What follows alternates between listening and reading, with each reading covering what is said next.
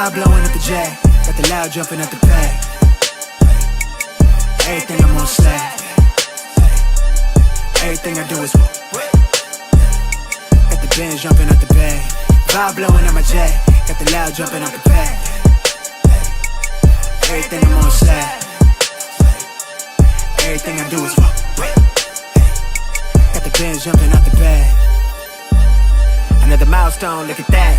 Paper boy, I'm a paper route till I'm 6 down on my back. I'm an old soul like my dad. My old girl still a fan. Yo girl at the live show, so don't act like I ain't the man. I'm kicking my feet up, get frank like Aretha. I'm calm but I'm teed up, just flip me a stack. The re-up just doubled up off of the muscle, I stuck to the task. They see me, I'm troubled, I'm bubbling up till it's stuck. And they want me to stay where I'm at. I'm good everywhere that I'm stepping, my presence is crucial. You know that this shit not no trend. On a big wave, I'm controlling the tide. Snake eyes when you rolling the dice. So with the stakes inside, I can never take another nigga advice. They can't reach the sky, I'm aiming up high. Just wanna know what it's like. Y'all know what it's like, I come from outside of this. Out the quicksand, I'm the big man, doing big things. Cop a big change, up a state lines, doing stage dives on cam. Get my good side. It ain't no limit to my vision. Check the temp, I'm on fire with it. Got the bands jumping out the bag, Prosecco on ice. I'm nobody nice. Gonna run up a check, demand my respect. I'm doing the most, I never quit. They want me to quit. I'm good as it come, I'm good as it gets. Vibe blowing at the J, got the loud jumping out the bag. Everything I'm on slack. Everything I do is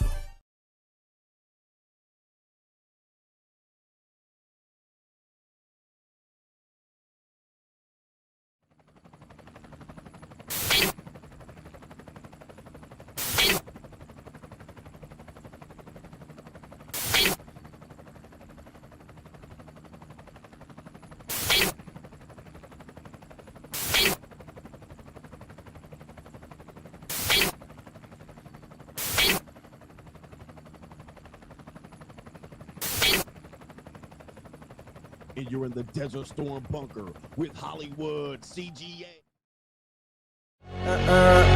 Yeah.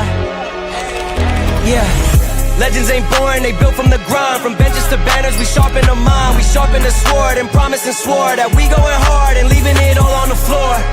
Ayy, yeah, we going hard and leaving it all on the floor. Ayy, yeah, we going hard and leaving it all on the floor. Legends ain't born, they built from the grind. From benches to banners, we sharpen the mind. We sharpen the sword and promise and swore that we going hard and leaving it all on the floor.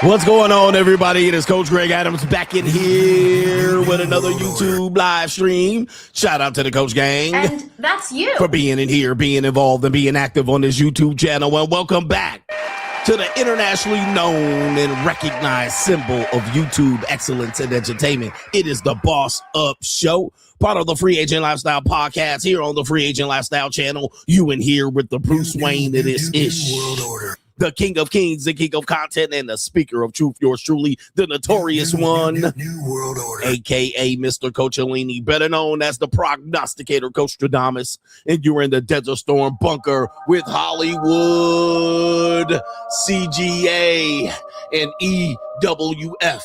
That is every woman's fantasy in the whole fucking show. I'm the CEO, Niggero, of Fixes Binds LLC, the unbinder, the undebatable, the undisputed best entertainment here on YouTube. You can call me Senor Gregorio Graybeard. The ladies love to call me Mr. Third. Your third leg was just phenomenal. Also, the man with one trabajo, that is the ecclesiastical Mitch Slapper. You're looking at the anointed one. Acknowledge me.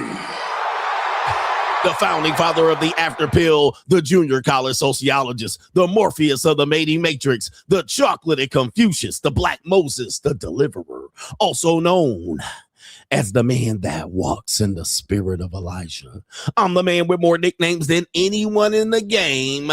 But in case you forget those names, just call me the benevolent monarch, James Bond, Hentai CGA, Poppy Malo. You're looking at the Lord of the Lings, Ginga CGA, or you can just call me CGA, see God Allah, and you're looking at the reigning and defending 14-time demonetized champion of YouTube, Hollywood, is back.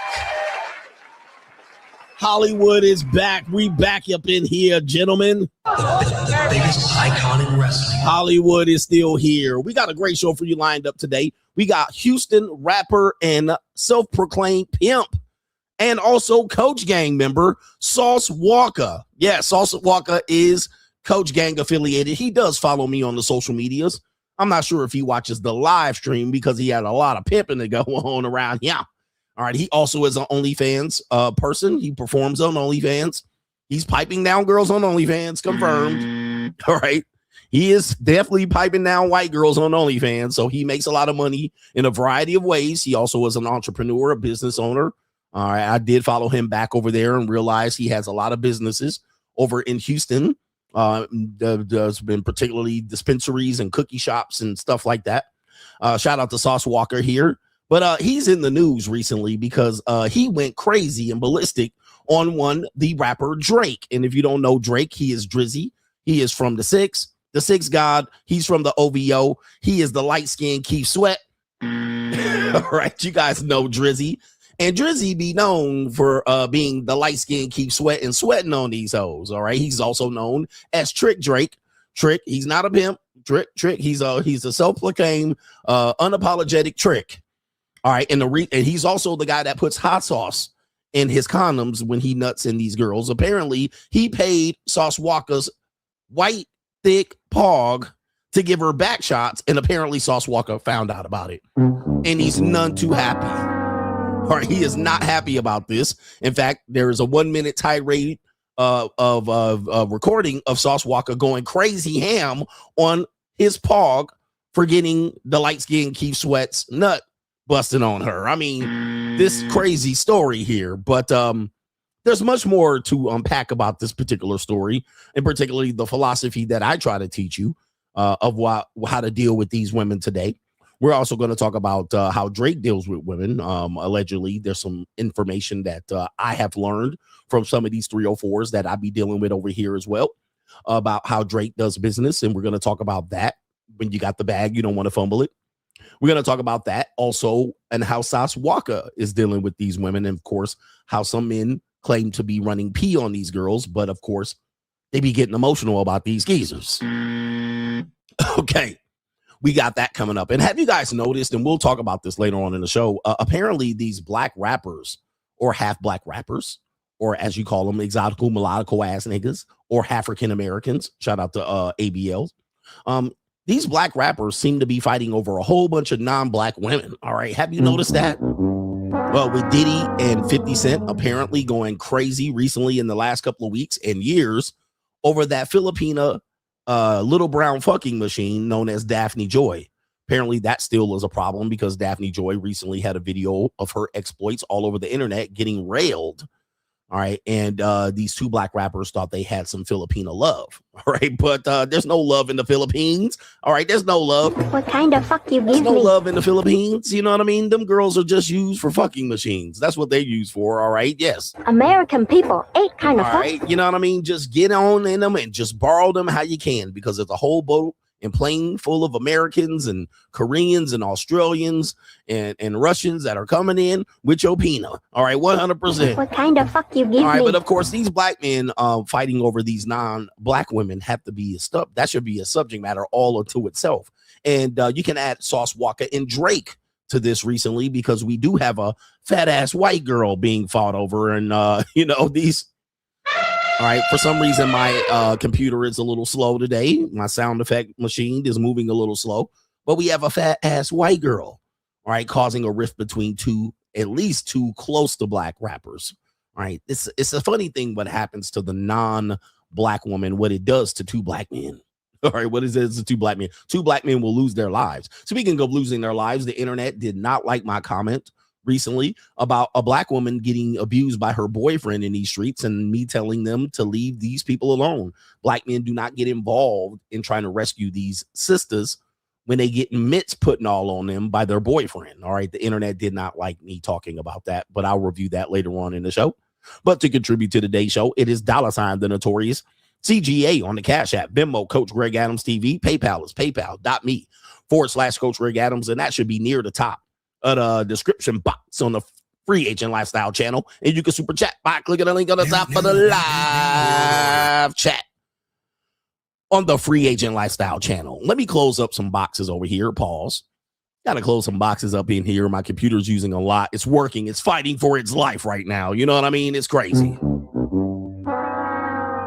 All right, but I got a big mega computer over here. Shout out to the mega computer that I have over here. Spent thousands and thousands and thousands of dollars on it. All right, and it's still overworked and overheated. All right, I'll be working out here. All right, look. All right, new thing here. No long ass messages over on the super chats. All right, get that shit in. Y'all be out here just finessing a nigga. You guys know if I was monetized over here, you know how it works. The more you type, the more you gotta pay.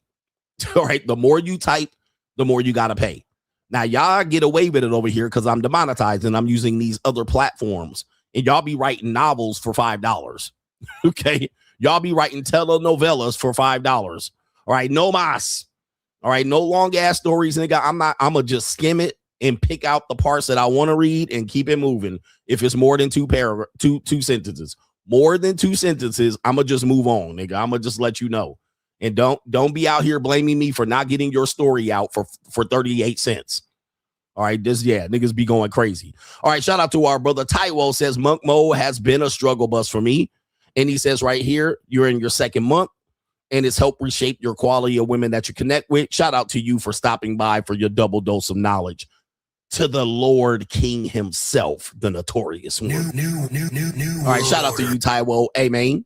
One thing, we'll talk about this later, but yo, continue on your purpose and path. Just like anything, once you start, all right, the starting part is the hard part. Shout out to Brayon says, Coach, you were right once again. Last night, I was reading on the news that one American got killed in Cabo due to a shootout between their military and cartello members. All right, that was our brother Brayon asking where he should go for his first vacation. Yes, man. You could be in the wrong place at the wrong time, Cabo San Lucas. What do I tell you? Stay on the resort. Stay on the resort when you go to Cabo. So people, and I went off the resort in Cabo. All right, you can go off the resort, but you taking your life into your own hands. And they can tiptoe off that mug. All right, make sure you go with a group, a van, your resort van, and tell them to pick your ass up. Don't go over there willy-nilly. Stay your ass on the resort.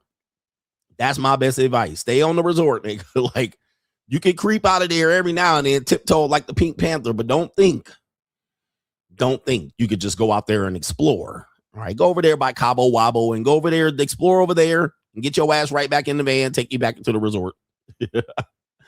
All right, shout out to our brother Jeff, the producer in the building. Shout out to Jazzy Jeff, the producer. All right, appreciate you for being here. Shout out to Preston says, you think John Delaney let guys post cheat? Hold on for a second. I don't know what you're talking about. Laugh post cheat, I meant. I don't know. Like she did. Not sure what that meant. All right, let me hit you with the what that means. Shout out to you. What that mean? Shout out to Ian Williams, says salute to Hollywood CGA. Everybody boss the fuck up. Boss up. Boss up. All right, we got to get you with the boss up sound effect. Yes, indeed. It's early. Let's get the sound effects going on. Boss up. Shout out to Jeremy Wade. Says, I love a pog, but I'm not getting shot over no pog. All right, not over no shot. Not over a Room pog. service. No. I need y'all niggas to bring me some chicken wings, 2 hoes, a red bone and a white girl. A red bone and a white girl, perhaps I'll get shot. All right, shout out to you. And Jeff, the producer, says, Coach. Shout out to Jeff, the producer in the building. Appreciate y'all for being here. Shout out to Twin A, not B. All right, for getting roasted temporarily by me. But he came in and he was like, yeah, Coach, you right. You right, Coach. This isn't therapy. I'll book a coaching call. Just book a coaching call, my G's. All right, it ain't nothing here. It ain't here or there. Y'all be asking me for life advice on the live stream. It's very tough for me to give life advice without all of the information. Okay, we do have people here on the first of the month. Wake up, wake up, wake up, wake up, wake up. Get up, get up, get up, get up, get up. Shout out to Gary. He says black men don't smile with black women because it shows weakness. Just look at old photos from the 1900s. The black men didn't smile either. It's still some type of slavery mindset, and you're absolutely right. I'm going to do another stream breaking that down, but yes, a black smiling in the black community, especially in the lower thirds of the black community, is considered weakness. You know what I mean? You know what's another sign of weakness? It's in the lower thirds that if you walk past a black person and you say, hey, what's up first? They automatically gonna think you a bitch. All right, bitch ass nigga. And then the one thing he's gonna do is not say what's up back. All right, so he's not gonna say what's up back. He was like, yeah, I got that nigga scared. All right, and you was like trying to be polite, like what's up? All right, and if you guys don't know, I made it to 50 years old. All right, if you're making to 50 years old as a black man, you literally beat the statistics, especially as a Gen X man. You beat the statistics of the survival rate of the African American male, and I did that by not doing goofy shit with niggas. You know what I mean? I'm not trying to play that game, right? I'm not trying to play that game with these niggas fighting in the street. Man, I say, what's up with you? And you don't say, what's up back. I'm not playing that game with you, but it is similar with the women because I think there's a sentiment. We actually did a poll where a lot of people in the poll or the chat, whether black or not, said that black men are supposed to, or there's a sentiment of feeling that black men are supposed to be hyper masculine when they're around their black woman. And I'm going to actually prove that later on in the comment section of a video that I commented on, that you're supposed to prove your hypermasculinity at a drop of a hat with black women. Unfortunately, it's the case, right? And they're just going to say, put your life on the line for some goofy situation to prove your love. By the way, Latinas have this as well. You need to fight over my love. You need to actually know. Okay, I'm not going to do all that. No, thank you. Shout out to our brother here. It is Trev. We're going to call you Trev. He says, paying my tuition.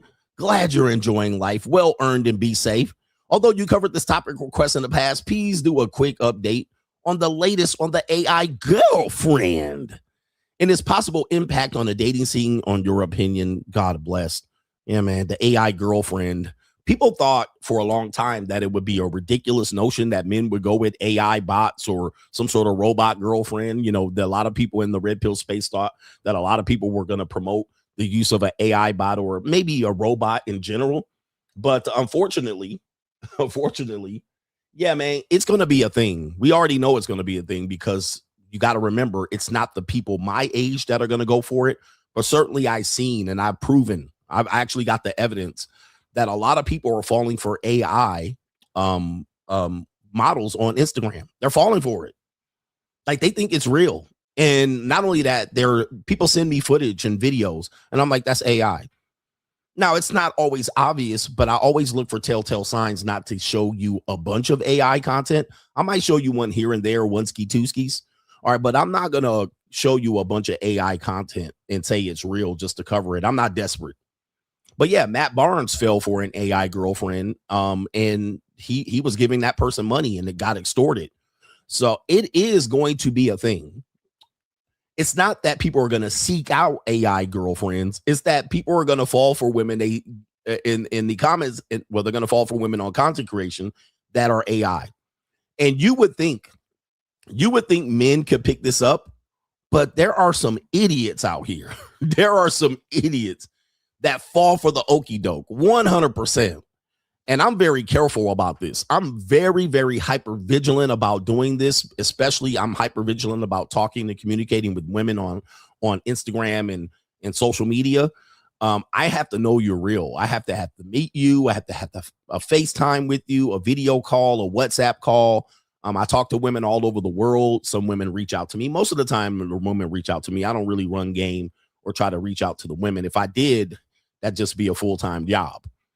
But I use references. I try to get women who know other women. This is the game of what they call tricking that you don't realize, that I don't want to waste time, nor do I want to waste money or emotional investment in something that's not real or is just going to be a waste of time. So I even use references of women that know other women and say, does this woman do good business? Let's do good business. That's just to protect the bag.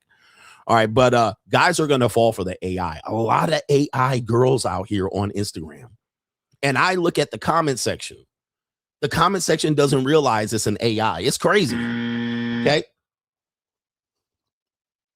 The comment section has no clue that that's an AI. All right. It's pretty sad. It's pretty sad. It looks like I'm glitching a little bit, like I'm AI. Okay, anyway. All right, but anyway, that happened like right before the stream started. My computer was working fine. I came in to set up, the last bit of the stream, and then my computer started acting up. I'm like, what the hell? And I didn't get a chance to reset the computer. So there's that. We're going to have to shuffle through it.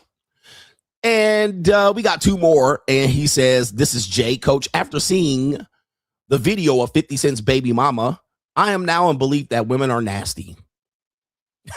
And I should always request for whatever I want in the bedroom because she will most likely has done it already with other men. Basically, don't sell yourself short to women thoughts. Okay. I done told you.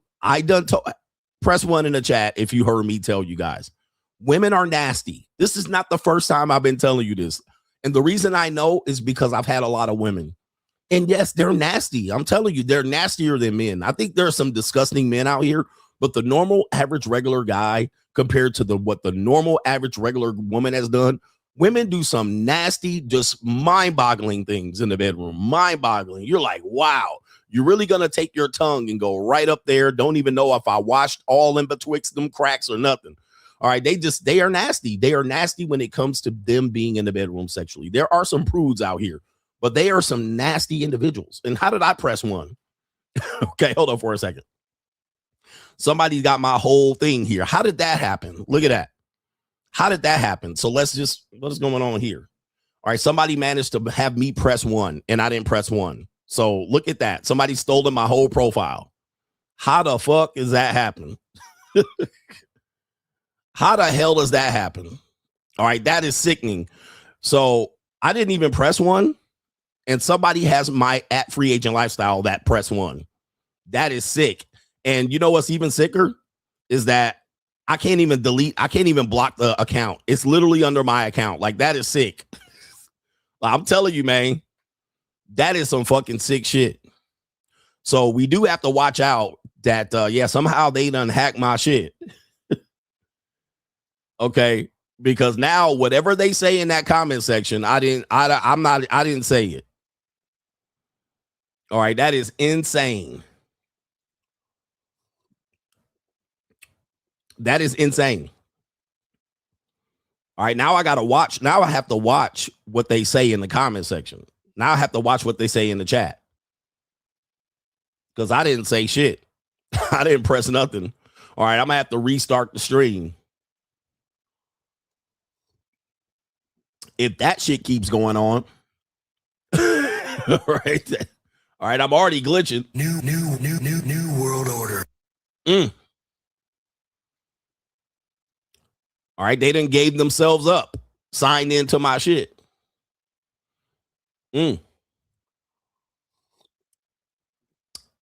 I'm curious as to what that was. Okay. All right. We're going to have to change all the passwords. Okay.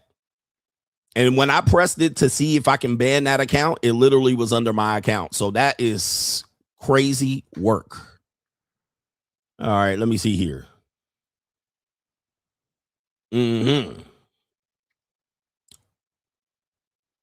Jesus. Okay, anyway. Let me continue. Yeah, it's always something that I got to deal with. It's always some bullshit. It's always some bullshit that I got to deal with. Oh, I see what happened. Okay. All right. Okay, now I got the answer. All right, I do have the answer. Now that, wow. Damn. I know what happened now because I just got a message. Anyway, shout out to you. Oh my God. All right, anyway. New world order. I'm not going to tell you what happened. All right, but sheesh. Okay, let's continue. Now that, because I was nervous and shit. Like, what the fuck is going on here? Now I know what could happen. All right, now that I can shake that off, I was a little concerned. All right, so let me continue here. let me continue. Let me go back. I'm going to go back because I'm a little bit, I got distracted. Let's go back. What Jay was talking about is the nasty things that women do in the bedroom. And what a lot of men won't understand that because they never got women to that point. But once you get women under that, at that point, you realize that they will do some incredibly nasty things. I've had some nasty things done to me, and I love it. Ladies, just so you guys know, I judge not the nasty things you do to me. But what a lot of guys don't realize is that these women are doing some nasty things to a lot of other men that they may not do to you for a variety of reasons. Number one, you ain't got it like that. Number two, you a 5-stroke specialist. Number three, you actually fall in love with the woman. Number four, she knows that if she shows you that side, that you're going to fall out of love with that woman. And this is the truth. Now, that doesn't mean she won't regret doing those things to you, to the nasty guy, right? She doesn't regret it. She actually is excited about it. These are the things that they call kinks. They're kinks, and you shouldn't shame a woman's kinks. You should just invite it, but you can just figure out how you can deal with her in terms of relationships. So that's what the thing is that people don't realize. But there are some incredibly, and women love to get dominated. The submissive, dominant nature that we normally naturally have, that a lot of people have been talked out of doing because of toxic masculinity. Women are naturally submissive to the right guy. And when she finds that guy, there's no stopping her. No, there's no stopping her. There's no limits to what she'll do.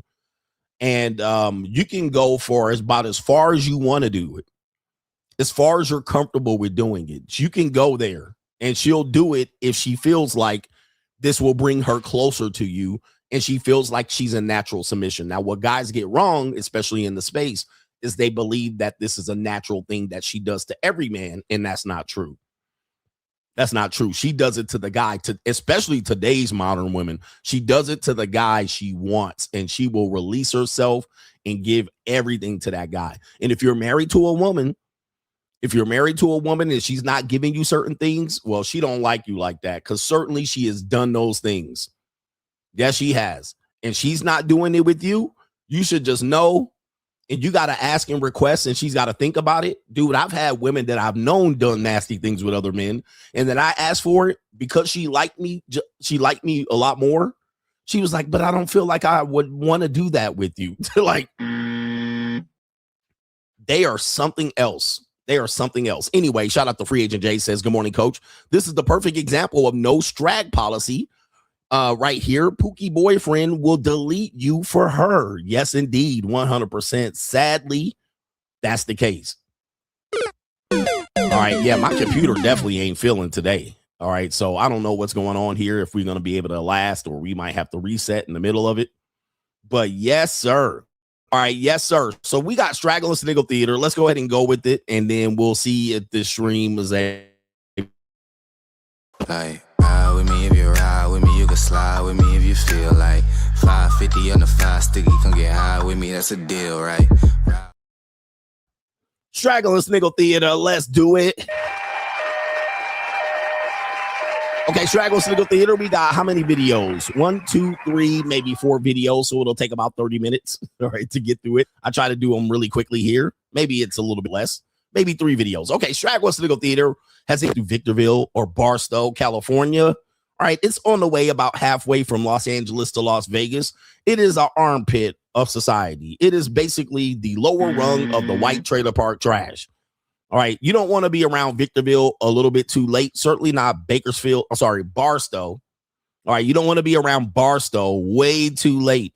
You want to go ahead and get your gas and your snacks and get the fuck up out of there. Preferably, you don't want to even stop at any of these places. But if you get broken down or something like that, you might have to start off in Victorville or Barstow. Well, if you've ever stopped around there, you realize the depths of the lowest level of white trailer park trash. All right, this is where I don't realize people be scared of white people and be like, oh, white people this and white people that. Actually, go over there to Victorville and Bakersfield and you realize some white, and they got a lot of Mexicans out there too, just so you guys know. But let's take you over here to Victorville. And this man stopped at a gas station, and there's an old white woman that wants to do something to him. They ripped me open and bled like crazy. I couldn't walk for weeks. So when I'm with a guy and they're cocked wide, I can't have sex with them, I said, I'll just give you head. And when I give them head, I lick and rub their balls. I get the best head they've ever had in their entire life. Has anyone ever licked and rubbed your balls when they gave you head? What they said. I said, has anyone ever done that with you? Oh, looked me in the eyes and gave me head? Licked and rubbed your balls when they gave you head. Has anyone ever done that? I don't think I never had that. Oh, my guys told me I get the best head they've ever had in their entire life. The best head you ever had? I've heard that a million times, yeah. Let me see them teeth. I have no teeth. You don't got no teeth? Let me show you something. Hold on a second. All right, so Nana trying to drop that neck on this niggy out there. It's barbecue in there. And she trying to do it, put her head behind her neck. What she tried to do it? She said she trying to give him the gummy, the best. She said, this the best you ever had. This the best gummy you ever had. And look at her looking all weather beaten and shit. She tracking them down too. Trust me, this the best you ever had. I'm really tight. The first time I had sex, his cock was big. He ripped me open and bled like. All right, so she said, oh my goodness. And check out that mouth right there. All right, who going? Press 1 if you going.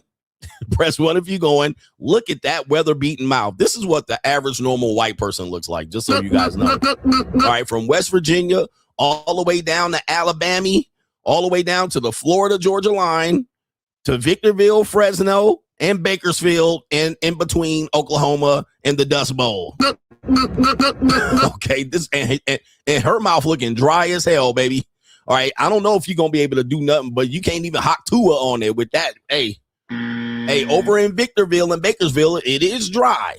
It is dry. So that mouth looking a little too dry for you to be dropping the neck. All right, but Nana, she said, I'm in a bind. All right, I'm tight on money, but she also said her punani is tight.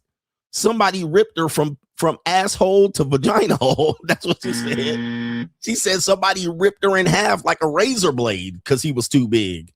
All right, yes, that happens from time to time. I actually heard that from a Ling recently in Las Vegas. She was like, I didn't realize you was going. That's why I don't mess with the BBC.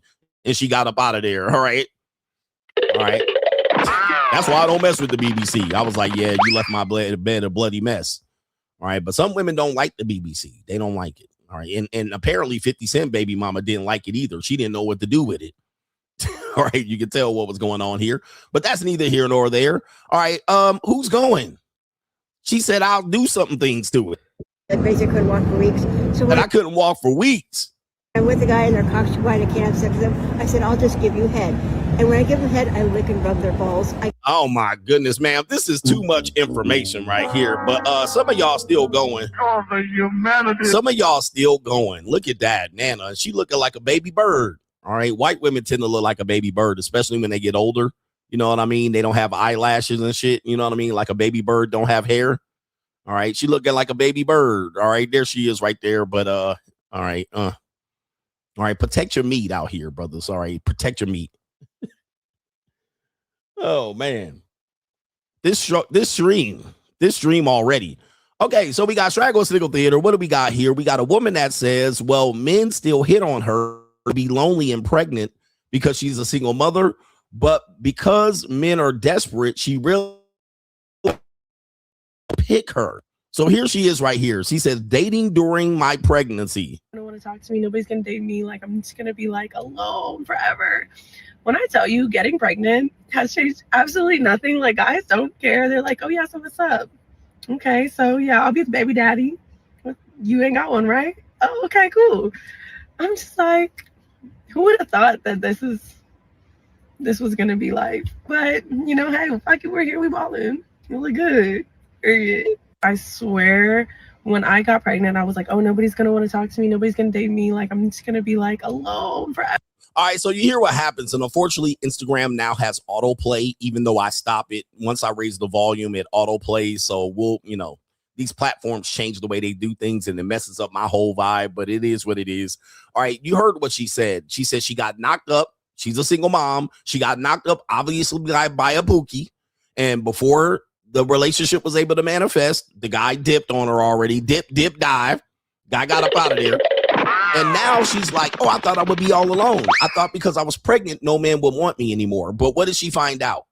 She found out that black man starving, bruh. Yeah, that brother's starving. She found out that people have a pregnancy kink. That dudes like to bust nuts on little babies' heads. All right, that's what she found out. She was like, oh, really? People still want them? Oh, pregnant? Oh, you know what? I'll be the baby daddy. Ma'am, they're lying to you. They just want to have sex with a pregnant woman, just so you know. And it's very rare that a man gets to have sex with a pregnant woman. I remember when before I got married, all right, I actually had a little pregnancy kink. I got it. I was like, you know what? I would like to have sex with a pregnant woman. All right, and then I got married, and then I had sex with a pregnant woman because, well, when you're married, you will have sex with a pregnant woman, okay? If your wife is pregnant, you're going to have sex with her, all right? And then I was over that kink really quickly here. I was like, all right, well, I got that out of my system, did that a few too many, 50, 11 times, all right? It's not that big of a deal, especially when it's her own child in there, but that's neither here or there. That's too much information. But yes, a lot of guys do have a pregnancy kink. They do. And so she thinks, oh, they really like me. No, they don't. They don't really like you. They just want to knock up. They know you can't get pregnant. So they're going to roar up in your guts. All right. They know that there's a low risk proposition. Okay. She can't get pregnant with my baby as long as she's pregnant with someone else's baby. But she's too dumb to know it. Right? She's too dumb. Oh, men really like me. They want to be the stepfather that stepped up. Nope. No. Ever. When I tell you getting pregnant has changed absolutely nothing. Like, guys don't care. They're like, oh yeah, so what's up? Oh yeah, so what's up? So you know these are black guys. All right, these are black guys. And again, black guys are the catfish of the dating marketplace. They'll fuck anything. All right, they'll fuck anything. Just like Jamaicans, they'll fuck anything. They'll fuck a goat. If no woman is there, they'll fuck a goat. If a fat woman is there, they'll fuck the fat woman and the goat. If a highly attractive woman is there, they'll fuck the fat woman, then a highly attractive woman, then the goat. All right, they don't care. There's no discrimination over there. Black guys don't care as long as this is a moist hole. All right. And the manosphere niggas will fuck other guys. You know what I mean? These manosphere niggas will fuck other guys. They don't care as long as it's a hole. All right. These manosphere niggas running around with more dudes than they got hoes. All right. It's crazy. Boys only. So anyway, there it is right there. She's like right here. So what's up? These are black guys. These are holla monsters. Okay, so yeah, I'll be the baby daddy. She's so dumb. I'll be the baby daddy. After he busts a nut, she'll never hear from him again. You ain't got one, right? Of course not. All right, because you're pregnant by a black man. You obviously don't have a baby daddy. Oh, okay, cool. Okay, cool. These are niggas. All right, hey, it's confirmed she's talking about black guys. So don't at me and say, Coach, man, you tripping. Why you always going in on black guys? Well, we're going to see this later. But it's confirmed she's talking about niggas. All right, everything she just said confirms black guys. Okay, not Mexicans or white guys. She's talking about the way niggas move around here. We already know what time it is. I'm just like, who would have thought that this was gonna be like? But who would have thought that could be like? You know, hey, fuck it, we're here, we balling. We balling, yeah. Until you have 50 black guys roar up into the head of your baby. Now your baby has 50 other men's DNA on top of its head, right? Oh, boy. These women, sometimes they goofy, huh? Sometimes they's goofy. All right, then we got Straggle Sniggle Theater. We have one more. We have a one. Remember what she said, all right, to be honest with you. But we'll go ahead and put her on the screen because, all right, I thought she was doing better, but it's not. It's still glitchy, but we'll get through it. All right, so there it is. It auto-played again. Instagram, why you doing that to me? Why you do me that? Instagram auto-playing my shit again. Here we go right here. What is she saying? Said that these 18 and 19-year-olds are walking. Someone said that these 18 and 19-year-olds are walking around depressed and sad. When I was 18 and 19, I was a hoe. Yep, I was. Riding around with the drug dealers, playing with guns, dying in fields from alcohol poisoning, telling my mother I was at Becky's house, but I was really in the state of New York hanging out with the gangbangers. I was in the club. I was in VIP with bottles. I was literally on top of the world, not paying for a motherfucking thing. And I still survived, you know? And back in the day, there was literally nothing that a handle of Dubra, a pack of Newport 100s, and a McChicken couldn't fix. Wow. Dang, I didn't hear what she said first, but she said a pack of Newports, 100, and a McChicken. These are your future wives, ladies and gentlemen. These are the women telling you to step up. And I have to explain what I'm teaching you here, but this is what you guys are investing in. Now, I say lease, rent, but these are the women that you're trying to say there's some good women out here. And you can see that she doesn't carry herself like a complete strag. But what did she say first? All right, she said, bruh, a pack of Newports and a McChicken. That's it. Goodness. And she said, when I was 19, I was a hoe. Not a surprise. But look, this should be par for the course. And statistics tell us by the time they touch 19, they've been touched on. All right, they've been fondled on and fixed on. And she said, I was running with the gangbangers. She pulling the knee along out in these ecclesiastical streets out here. But it is In these streets. golly. Okay. And she proud about it too, which we're going to talk about later on in the show. Do you feel me? It seems like this generation's a little soft. Or maybe I just grew up too fast. Or maybe, no, I am not the only one. Yep. I am not the only one. Millennials, check in. Yep, millennials, check in. Come in the comments and tell me the wild, crazy shit you used to do back. Oh, man, I can't wait. Is this a safe space? Okay, let's take a look at your future wives, ladies and gentlemen. Let's take a look. So you can go against CGA. So it says right here, my parents, this is Autumn, a white girl dressed like a corporate. She got her LinkedIn photo right here. My parents still have no idea who I am or who I've been. Do you have the stomach, ladies and gentlemen? Do you have the stomach, gentlemen? Okay. Where's my stomach? Do you have the stomach? Do you have the stomach? What did I tell you guys? You guys don't know your daughters. You don't know what your niece is doing. Trust me, I have your daughters and your nieces in my house from time to time, from here and there. Not just American women, all around the world. They out here. That's what women do. They gonna suck a dick. That's what they do. That's what they're born to do. They're bred to do this. You know, he says, my parents still have no idea. Your parents are last to know. What did Rachel say? Another ecclesiastical white girl. We don't do much these days because our entire adulthood was lived out between 15 and 21. Now I'm 36. Another CGA-ism, right? That's the ism that I try to tell you about. CGA was right. 15 to 21. I thought I done told you. What did I tell you? After 13, it's a wrap. You just gonna have to have them live their lives. They'll come back. Put a flower in there, brother, for CGA. Put your ones up for CGA. Acknowledge CGA right now. Acknowledge me. Where's my acknowledge me at real quick? Acknowledge me. And look at the ratio. 5,100 likes. I done told you. Y'all don't want to listen. Not all women, coach. I told you after 13, you have from 8 to 12 to give women the game. Once they turn 13, set the clock. They might start at 13. It might be 16, but they're going to start. I've worked on too many high school and college campuses. I've worked with too many women in this age group. I'm just telling you, once they get from, it could start at freshman year of high school or 8th grade in junior high school, or it could start at freshman year in college. It's undefeated. That's what women are doing. That is their prime selection. That's not their sexual prime, but that's where they're going to do the most damage. And then they're going to become all ecclesiastical between 28 and 35, 28 and 40. But it is what it is. Boy, I mean, what more confirmation than you need to know that I've been right this entire time? Golly. Anyway, good luck out there, gentlemen, and I'll explain my philosophy further later. Like, ride with me if you ride with me, you can slide with me if you feel like 550 on the 5 sticky, come get high with me, that's a deal, right?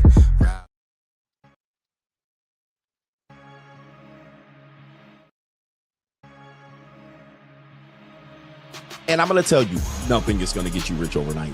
Okay, you're going to have to build this particular wealth. So with that being said, I'm going to put this up here. Non-disclosure agreement. First, he says that has to be at least $5,000 in equipment, allegedly. Yes. If you don't invest in your show will suffer. When I hit 300,000, of course, I was listening to you. If you train your mind and you apply and you actually study and level yourself up, oh yeah, you're going to get the money. But you have to be dedicated.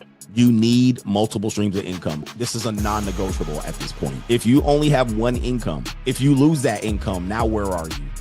Never had an emergency fund. Never. Because if you have the ability to save money in excess of your needs, then that money should be multiplying for you. What we do is we help with unified systems, your brand system, your web system, your data, and your operations. If you get into a situation where you were going to take a shortcut, this is when you're going to get scammed. Like you apply to a job and a day later you got a rejection letter. Nobody read your resume. The AI rejected your resume. I have my cameras down here so that it's always behind everything else. One of the things that we definitely want to practice in picking these stocks, you definitely want to exercise patience. So if you're doing diligence on a stock and you don't have to buy it at that particular point in price.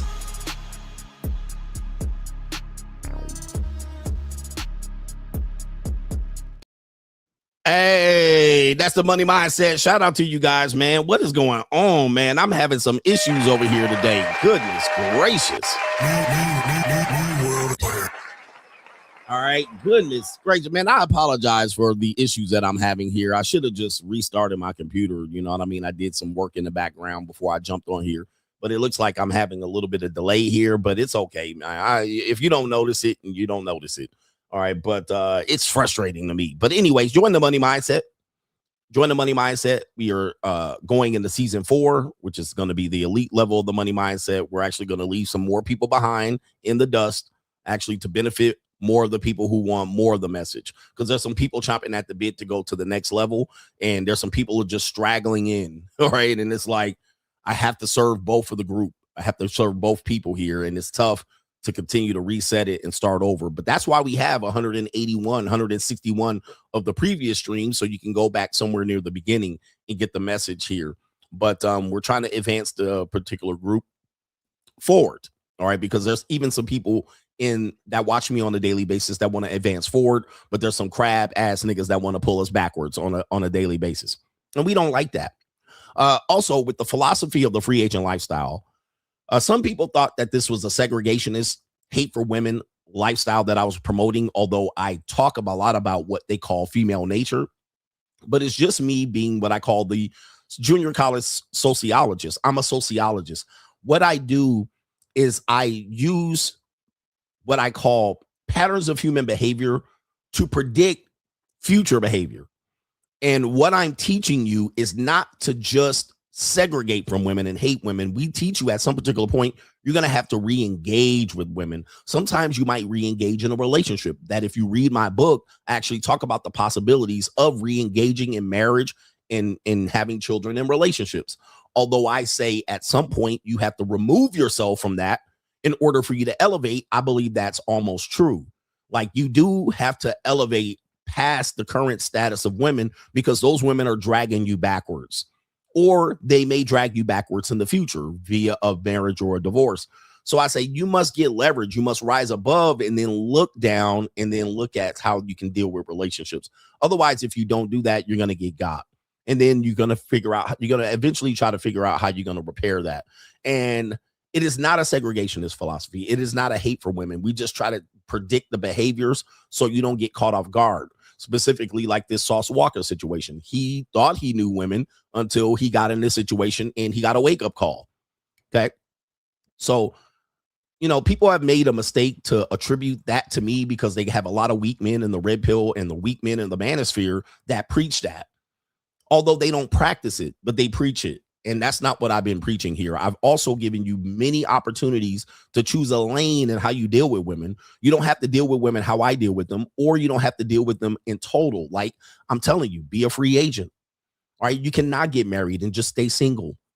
You can go overseas. You can have children overseas. You can trick. You can go to the JUCO. You can support women and rent them for a short period of time. Right. So you get the benefits of them before they start giving you the negative return of investment. That's why I teach you the law of diminishing returns. All relationships will have the law of diminishing returns. These are things that I'm not saying that women are evil and bad. I'm telling you that this is just the nature. This is just nature. This is just human behavior. That's all we're teaching you here. So we're teaching you these things so you can make a choice and what to do. Now, if you just want to get ecclesiastically married, go for it. Now, when you get ecclesiastically dumped on your ass and divorced and dunked in the family court, we tell you how that's going to happen as well. And more than likely, you're going to experience everything that I teach you at some particular point. It's not a matter of if, it's a matter of when. That's why when I'm giving you options, you have to look at it and explore what's the best option for you.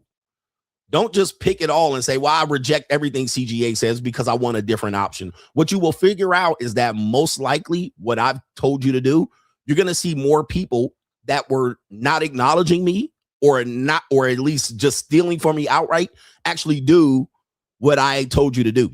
Like there's a guy going on a whole lean tour right now. All right. But there's guys before me that went on a lean tour, but I recently went on a lean tour, and guess what? He's going on a lean tour. Eventually you're going to see that people going to do what I've been doing and present the options the way I present them. So, yeah, they may say CGA don't know what he's talking about, but at the end of the day, well, yeah. All right. It'll prove otherwise. It'll prove otherwise. Just choose wisely, but don't throw away and say, I didn't give you an option. Let me see what we got here. See if I can pull this up. Live and in living color. Yeah, okay, I wasn't able to do it, but don't worry about that. Okay.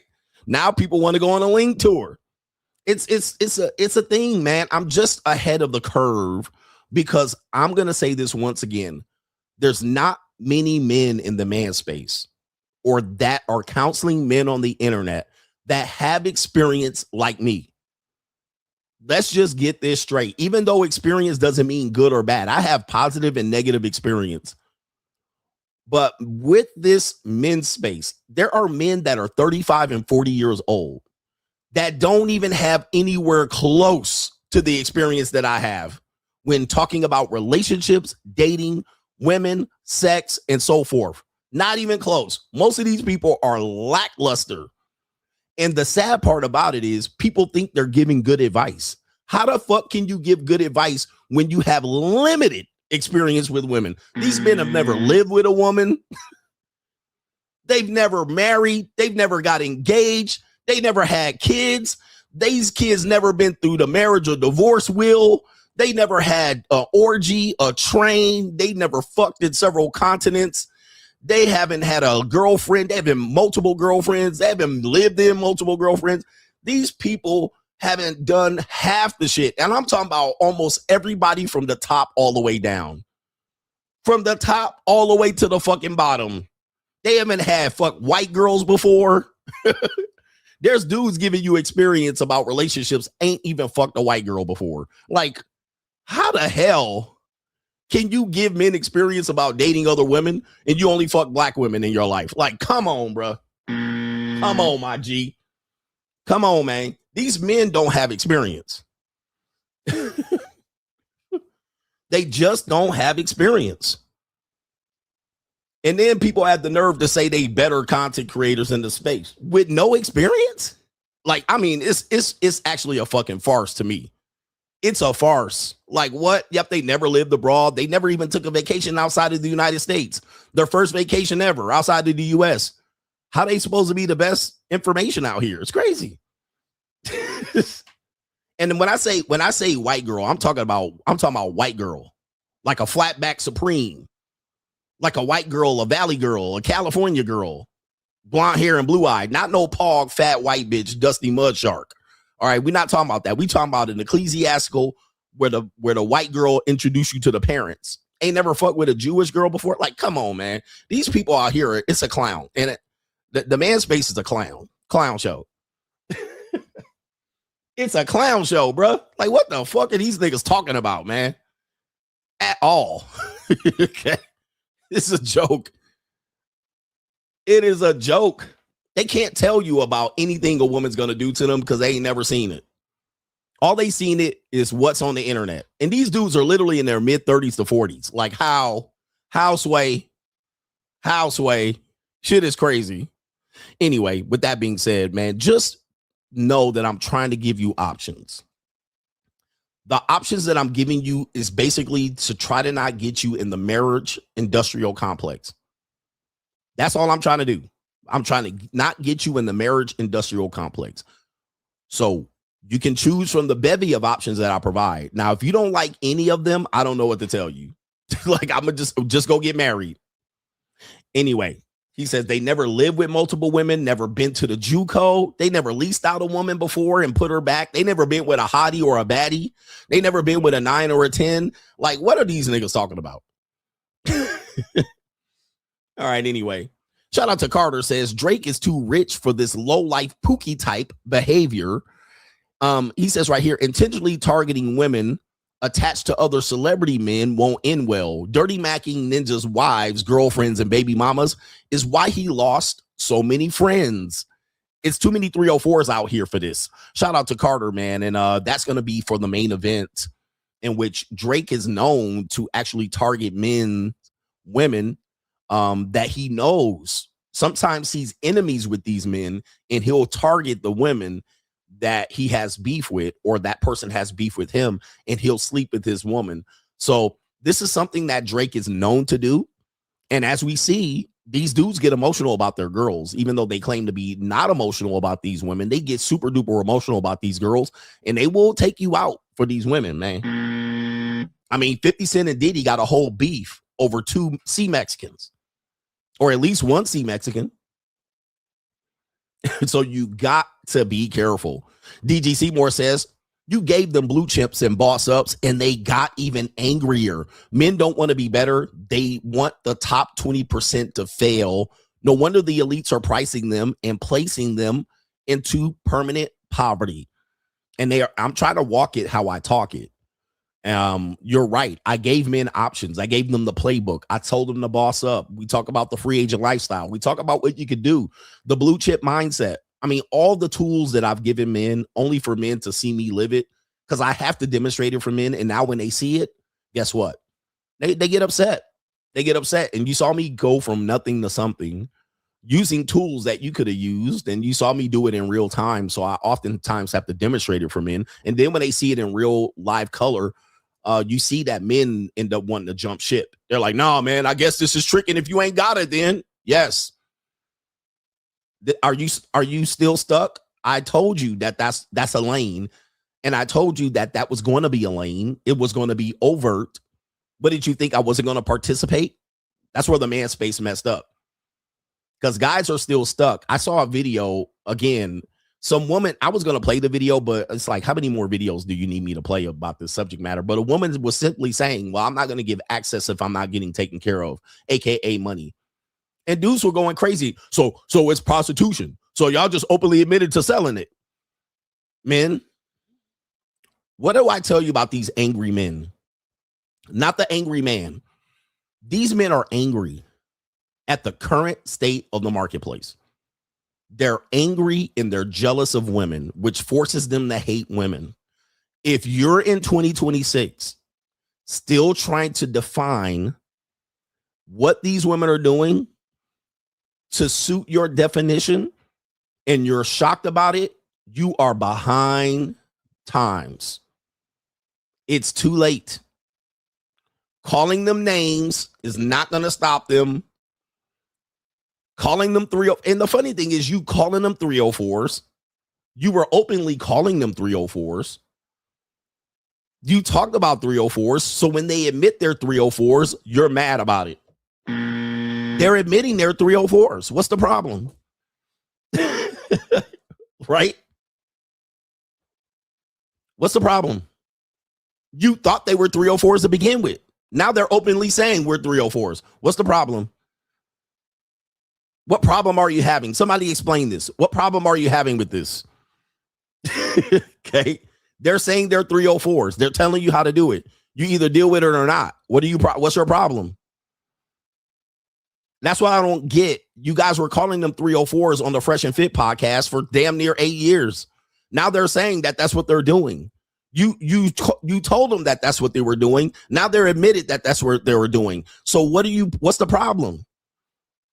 Somebody help me out. One of you incels help me out. One of you bitter, angry men help me out. He said they are broke. That's the problem. We told you that we're broke. Okay.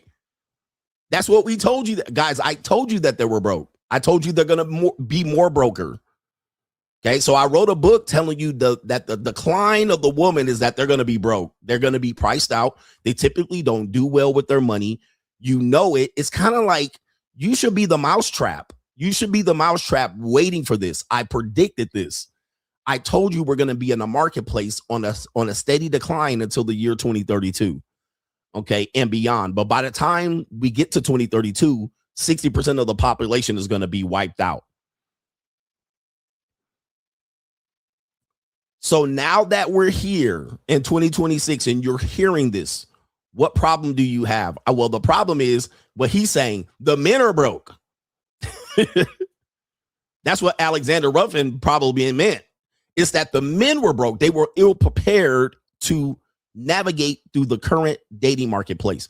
Now, whose fault is that? When I told you that that's what was going to happen, I told you. Somebody said, because they're disgusting. But we knew that already. We knew that they were disgusting. We were just waiting. Shout out to Alexander Ruffin. He said, that's what I meant, because the men are broke. They were still looking for what men's problem is. And I'm going to say this again. Men are in love. Men are in love. Women are in business. Men are in love. Who said that? I was one of the first people to ever utter that. Men are in love. Women are in business. You either accept this or not. To try to find women who are like this, otherwise, you're gonna have a problem. And let me just say this again: for the women who are above 36 years old, telling me that this is not you, coach, but I'm not like that. I'm a good woman. I don't care about those things. Let me just say this: you do not matter in this conversation. So all of my sisters in the building, meow, we're not talking about you. You guys are already older and washed up in my definition, meaning that you're basically like going to the fucking thrift shop. You already had your turn. What we're talking about is 18 to 30. Find me women 18 to 30 that are not like this. Because those are the one who matter, because these are the women who men are going to deal with, who young men are going to deal with. They're not dealing with you old skeezers. Okay. We're talking about what between 18 and 30, what men are going to find, especially men that are in the age group of 18 to 35. What are they most likely going to find in that age group? The women that I'm talking about. It's going to be an 80% chance that that's what they're doing. For women that are older than 36, you are out of this conversation. You're dating and looking for a different scenario altogether. If you're trying to have a dating in a relationship, you're looking for a partnership. You're way off over here. We could just separate you from the pack in terms of dating strategy and so forth and so on. But even half of the women that are 36 and above are like what I'm saying. But you can't disprove this if you're 36 and above as a woman to say, I'm not like that, coach. I'm different. We're talking about 18 to 30. What are men going to find out here in the dating marketplace? It's exactly what I'm describing. So more than likely, it's an 8 out of 10 chance that you're going to come across this. Okay. So it is what you're dealing with.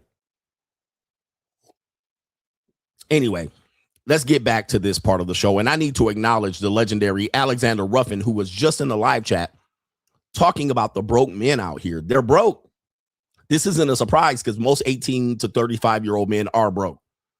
But the problem is they're still trying to find this good woman under a rock. Statistically, numerically, there's not enough good women to go around for the enough good men out here. There's not enough.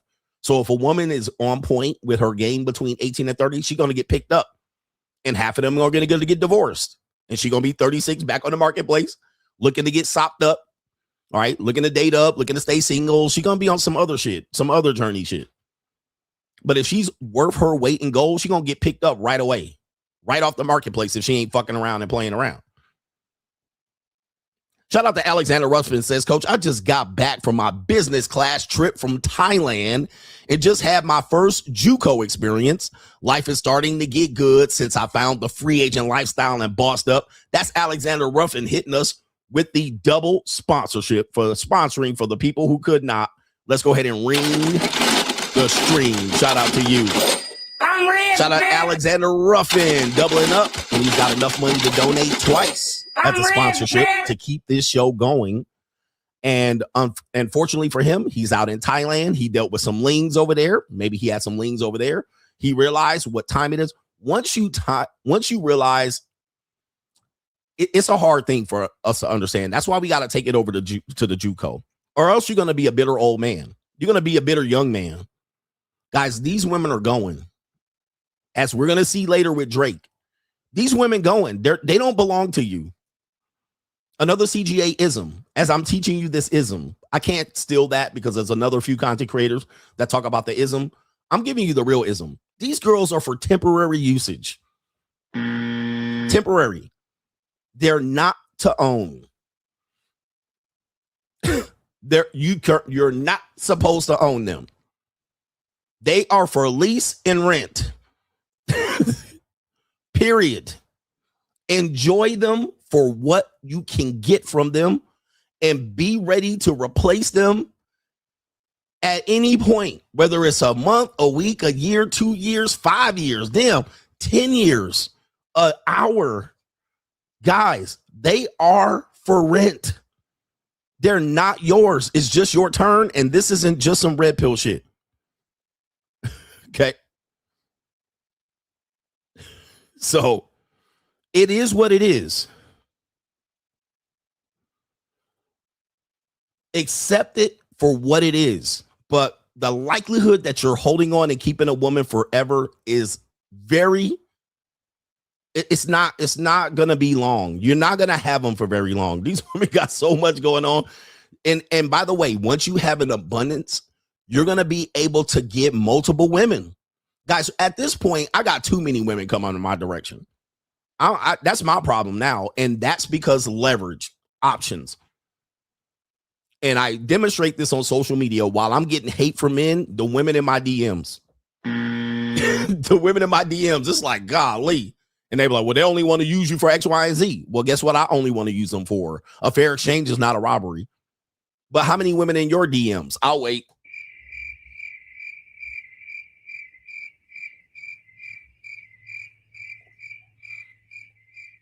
How many attractive women are in there?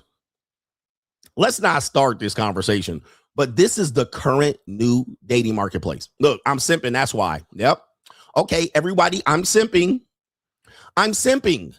All right. So, yes, I'm simping, and that's why I'm winning, and that's why you're watching me. Yes. Everybody, let's press a 1 in the chat for CGA simping. All right. Today, we're simping. All right. I'm simping. I'm simping. I'm simping. Shout out to me. I'm one big simp. I'm simping. Look at these men, mad and jealous. Mad at these angry men. Just mad because they can't get their dick wet and can't get a beautiful girl. Oh, poor guy. We feel sorry for you. We'll feel sorry for you. You can't be CGA. You don't have enough money to simp. Oh, poor buddy. Poor buddy. All right, I can't get girls. All right, my dick ain't, I can't get the type of girls you get because you simping. Oh, poor guy. We feel sorry for you. Right? We feel sorry for you. Perhaps I'll give you another red pill live stream calling these girls hoes. Hey, man, brother, just say you broke. Just say I'm broke. All right, give me Stormy Meyer right here. Just say you broke. Here's the thing, if you're broke, just say that. Don't be mad at me for charging people for my time, materials, and effort. God. Coach, you got my girlfriend because you simping. All right. Oh, poor guy. Oh, my goodness. And these girls are hoes. They're 304s. And you simping on them, and you tricking on them, and you spend the money. Yeah. Oh, my goodness, coach. And you're just cheating the system, and you're messing it up for all of us. Yeah. I told you, man, these men ain't going to win, bro. Hey, look, We don't feel sorry for you guys. I don't feel sorry for you, nigga. I don't feel sorry about taking your girl or your daughter or niece, nigga. It is what it is. Anyway, let's get on with this part of the stream right here. All right, let me see here. What we got here? Okay, we got a guy here says he went on 50 dates.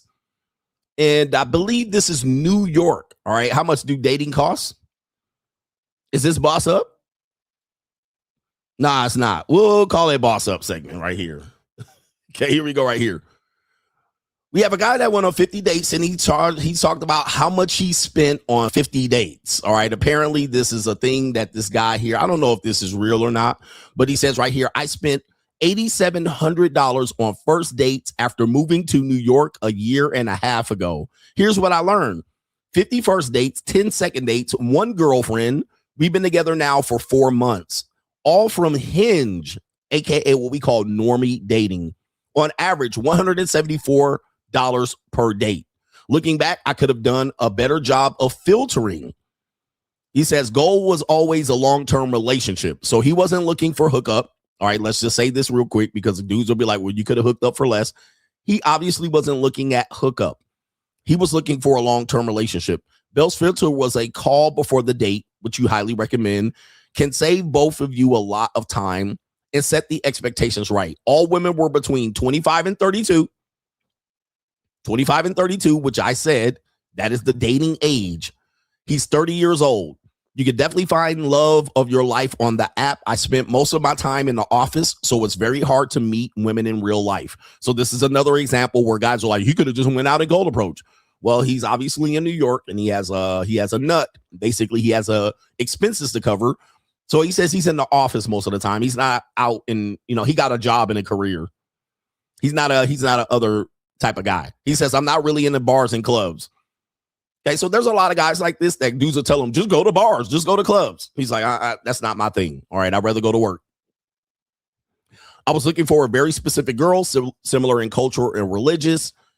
He says, just get Hinge Pro or whatever it's called. Makes it easier to filter and give you a boost. He's got a lot to say here. He says dating is expensive, especially in New York. Maybe just do drinks or something.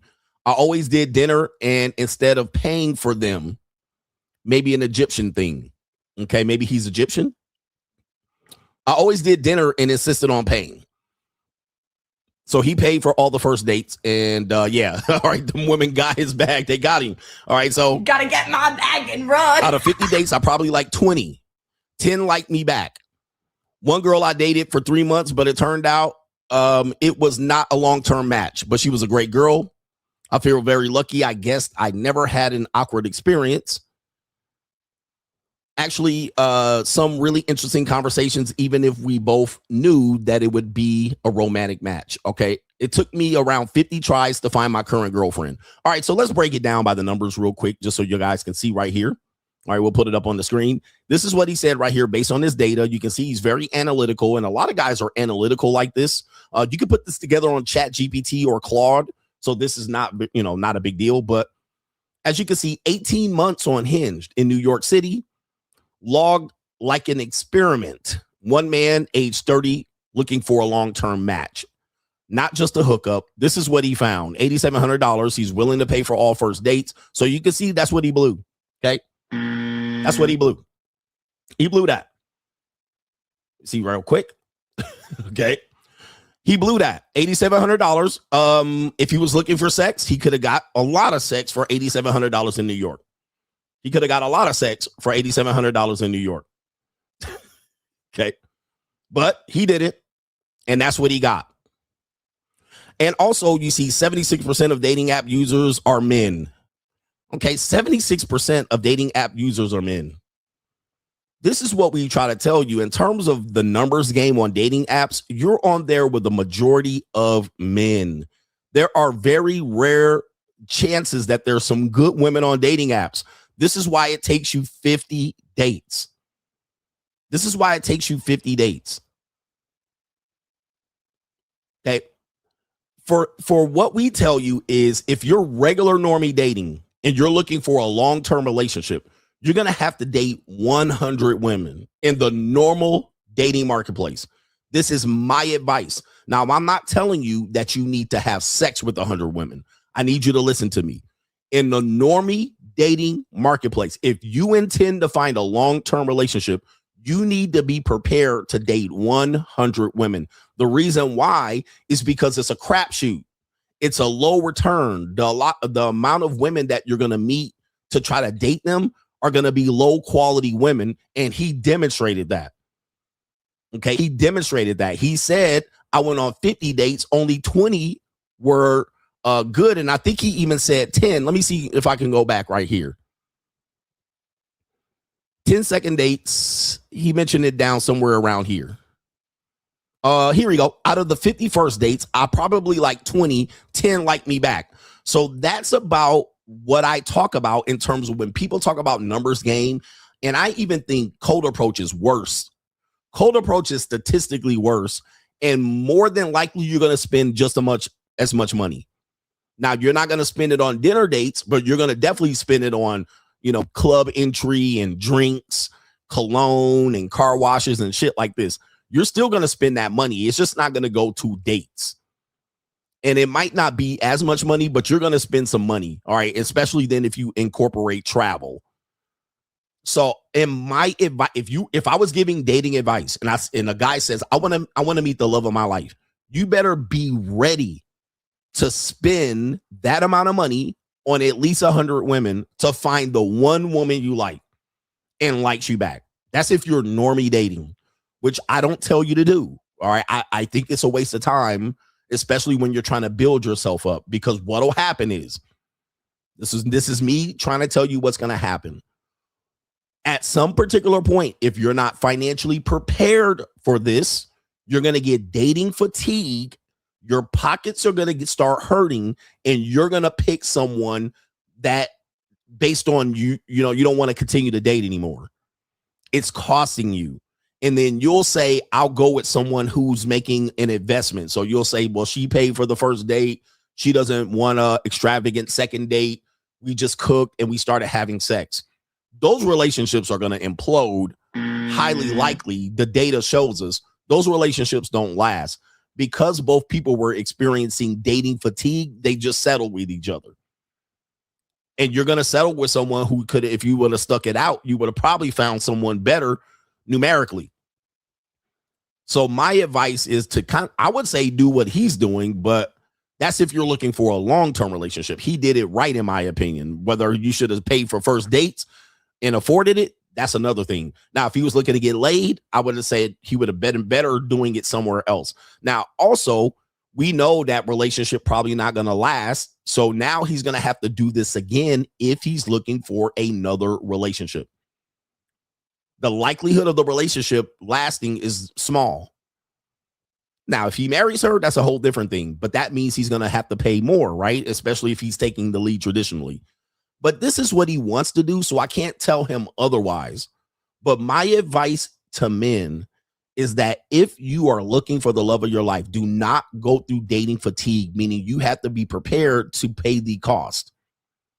If you go through this and you say, well, after 10 women, it started to cost me a little bit more, or these women are tripping, they're requiring me to pay, and you just go with the woman that pays in, which is a deceptive tactic that older women will use to invest in a relationship, and you'll fall for it, then you're going to realize that woman is probably going to be lower quality, perhaps probably a single mother, perhaps she's figured out how to manipulate the system, tickle your balls, love bomb you, and you settle for it. You settle for it. So this is an interesting take on this one. But the big thing that jumps out on Hinge, 76% of dating app users are men. This is, man. By the way, on the other side, most of the on the sugar daddy apps, it's the opposite. 70% of the users are women. So you're walking in the door, especially if you're younger, meaning that you look in good shape, you dress well, you present yourself well, you have access to resources and shit like this, and you're ready to simp, according to these broke niggas. You're going to clean house. You're going to clean house. It's going to be like taking candy from a baby. That's why when you go over the JUCO, we're telling men, well, if you put together, you're actually going to beat 80-90% of the men over there because there's a lot of slobs over there. So it's the best time to go over to the marketplace over there. It's the best time because you're going to clean up. Now, in 5 or 10 years, it's going to be different because a lot of guys are going to figure it out. They're going to go over there and it's going to muck up the system. So the best time to go over there now is now. Don't go when it's too late. But like most men, they're going to go when it's too late. And they're going to be like, by the way, if you're just starting the JUCO today, press 1 in the chat. It's not the same JUCO as it was even 3 years ago. It certainly ain't the same JUCO as it was 4 or 5 years ago. And the reason why is because they have now figured out how to market to normie women. So now more normie women are coming over to the marketplace, and it's completely changed how you engage with the JUCO. So they're coming over, messing it up. So the same JUCO, what I taught you 3 years ago, it almost doesn't apply to today's marketplace because it literally, women move fast. Women change the dating marketplace up like this. Okay, 1 minute they want to go wait 90 days to get pussy. Then the next minute they're on Tinder and Bumble having sex. Then the next minute they're looking for a relationship on Tinder and Bumble. Then the next minute, now they selling pussy on Instagram and getting flown out. So they move the marketplace very quickly. By the time I'm finding that by the time men adjust, they're always behind the 8 ball. They almost don't want to adjust and they always waiting for it to, it's going to improve, which I'm going to tell you, it's never going to improve. They're just going to move the needle to another lane. And then guys end up then having to pay the price for it. All right. They're going to have to pay the price. So this is an interesting thing. Sometimes you do have to boss up, but guys sitting back waiting for it to get better and women lose access to the internet. They lose access to the dating apps. Women just move the marketplace to benefit them. Briefholz law. And they find guys that are going to play the role. If you don't fit in, you left out, you lose. By the time the calendar moves down another 10 years, you're really out of the marketplace. So you never got no abs. You never put no muscle on your back. You never improve your wallet. You never improve your conversational game. You didn't lose weight. It's not going back to where Andrew Wilson can dominate the marketplace. Even Andrew Wilson ended up with a 2-time single mother.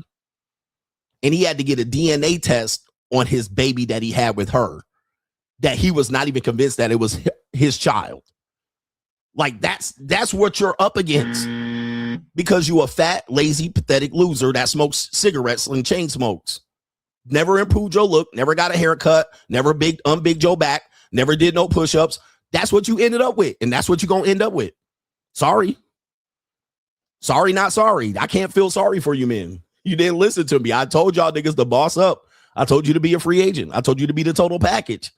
I told you to be every woman's fantasy. Not just for them, for you. But you can't play this game today, be out here being a loser, nigga. Right? You cannot play this game out here being a loser, nigga. Nobody gonna give a fuck that you losing and priced out. Right? Didn't want to get a haircut, didn't want to boss up, didn't want to, I'm gonna just stay out here just being me. Somebody gonna like me. Okay, nigga. Keep thinking that. Here's another one here. Fuck you, boss up. We got this video. This is an interesting video. This appears to be an adult entertainer woman. Her name is, well, I can't tell you her name because I'm not here to market her. Okay, I'm not here to market her.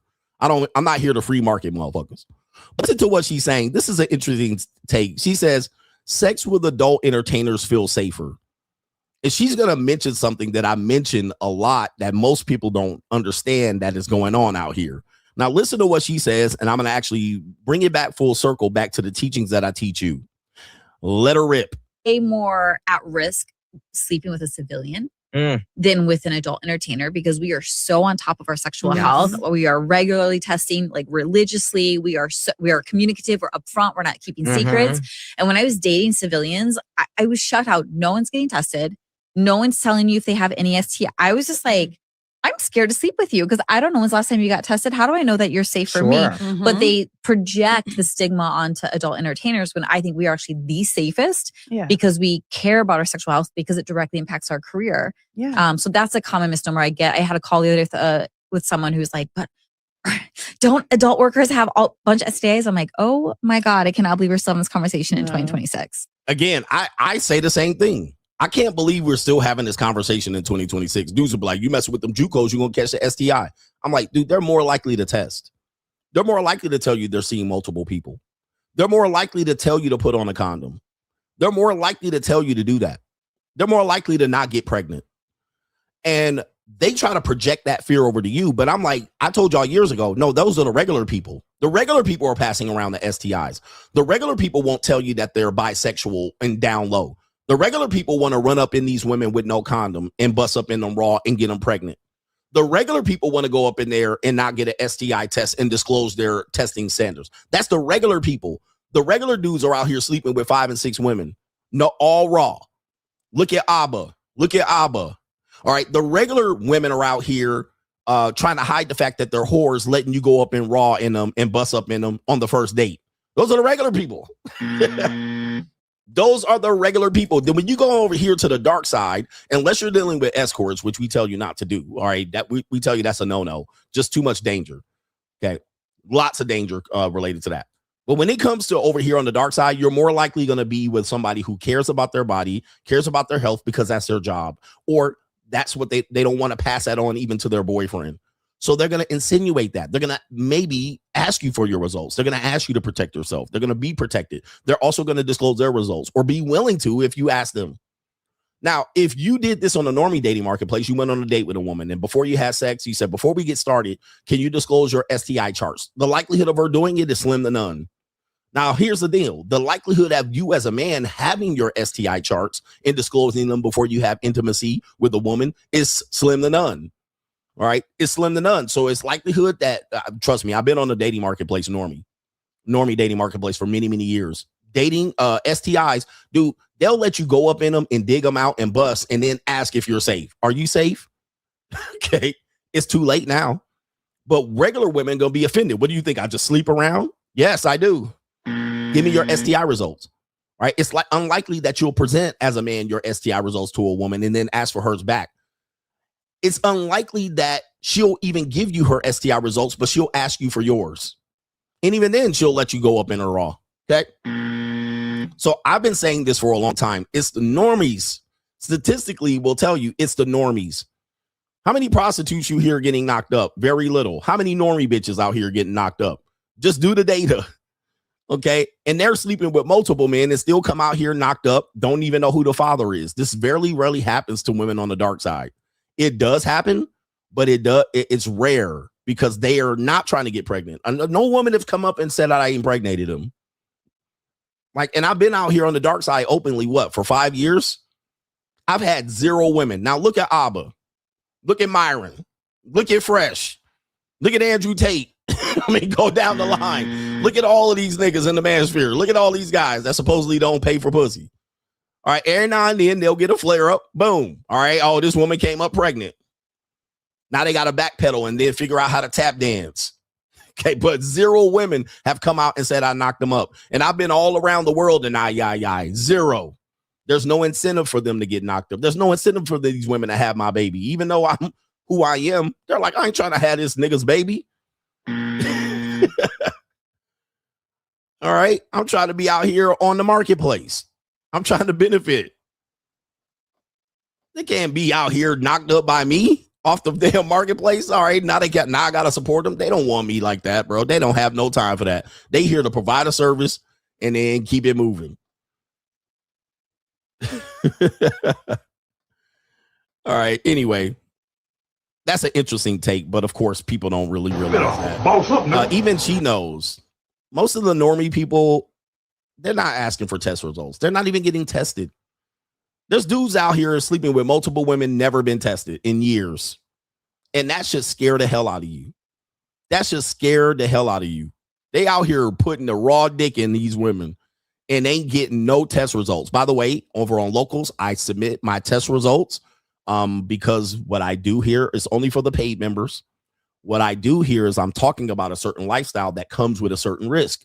And as a result of that, I feel that it's my duty to be open about what I do out here. And I encourage men to test and I encourage men to stay healthy. Even if you come up with something, take care of your shit. So you're not out here passing it around. But I post my test results every 3 months or so because I get tested every 3 months. And I also get tested when I come in and out of the country. So if I'm out of the country and I go to Cambodia and Vietnam and I run through all them women in Thailand and Philippines, I come back and I get tested as soon as I touch down. And sometimes the affection doesn't happen until later. So that means after at a couple months later, when I get my regular test, I'll go get tested again. So go get your test. Somebody said, what's the difference between a JUCO and escort? Okay, broke niggas, I'm going to say this again. You niggas, I tell you this over on Locals. How many times do I have to invite you broke ass niggas over here? All right. I'm not giving this information for free because I don't want to entertain broke niggas. I do my job over here, but you niggas don't want to invest. So go fuck yourself.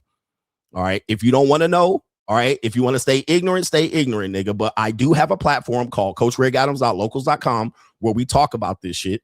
But you dumb ass niggas be sitting here for 3 years, don't want to click the fucking link. So at that point, I'm going to say, go fuck yourself. All right. And you didn't even donate to even ask the question, you broke ass nigga. So go fuck yourself. And you can leave my stream if you mad about it. Go fuck yourself, nigga, with a rubber hose and a lion and a Zion. All right, bitch niggas, you have the opportunity to get the information, but you don't want to invest. Go fuck yourself. That's my answer. Go fuck yourself. All right. All right. I don't give a fuck about you motherfuckers. For real. I only give a fuck about the coach gang that contributes, and everybody else can go fuck themselves. Go jump off of a bridge. How many times you got to have the information told to you? It's the links are in the description box. Tired of these broke niggas. So much information I give to you and so many opportunities. I market it. I tell you every fucking stream. And then you come over here asking for free information. Go fuck yourself, nigga. Pay me or get the fuck out of here, nigga. Don't ask me shit. All right. You pay to get information from me from now on. Otherwise, sit back and be entertained, nigga, or click links. Go fuck yourself. That's my answer. God damn, niggas. Don't ask me shit in the live chat.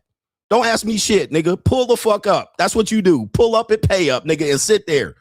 Fuck out of here, niggas. Like, god damn, I can't stand motherfuckers, dude. Look, Coach Gang, Coach Tribe, The Shield, nigga, put one in the chat so we can celebrate and tap dance on these niggas' heads out here. Fuck free information for these bitch niggas. My god damn, nigga, boss the fuck up. Boss up, nigga, or shut the fuck up. That's what I'm telling you, bitch niggas in the manosphere today. Jesus Christ. Can't stand these freeloading cocksuckers.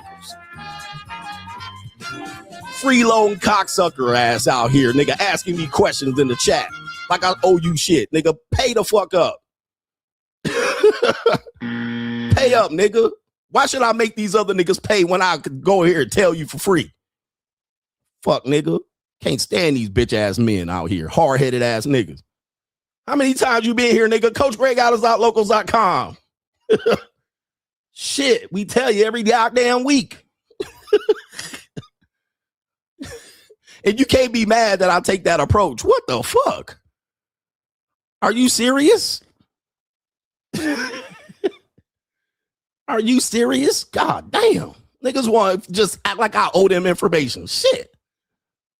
Bothersome ass niggas. Hey, ladies, I get it, bro. I get it. There's some niggas out here that don't want to be better at all. They just waking up, turning in life. All right. Just mailing it in and shit. Ladies, I get it. I get it. I get it. These some freeloader ass niggas. They think the world should be handed to them on a silver platter. God damn, begging ass niggas. And then want to call me a simp on the other side of it. What the fuck? Then a grifter. Like, golly.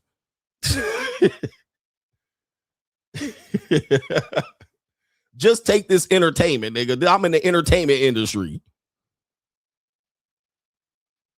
Okay, good God almighty.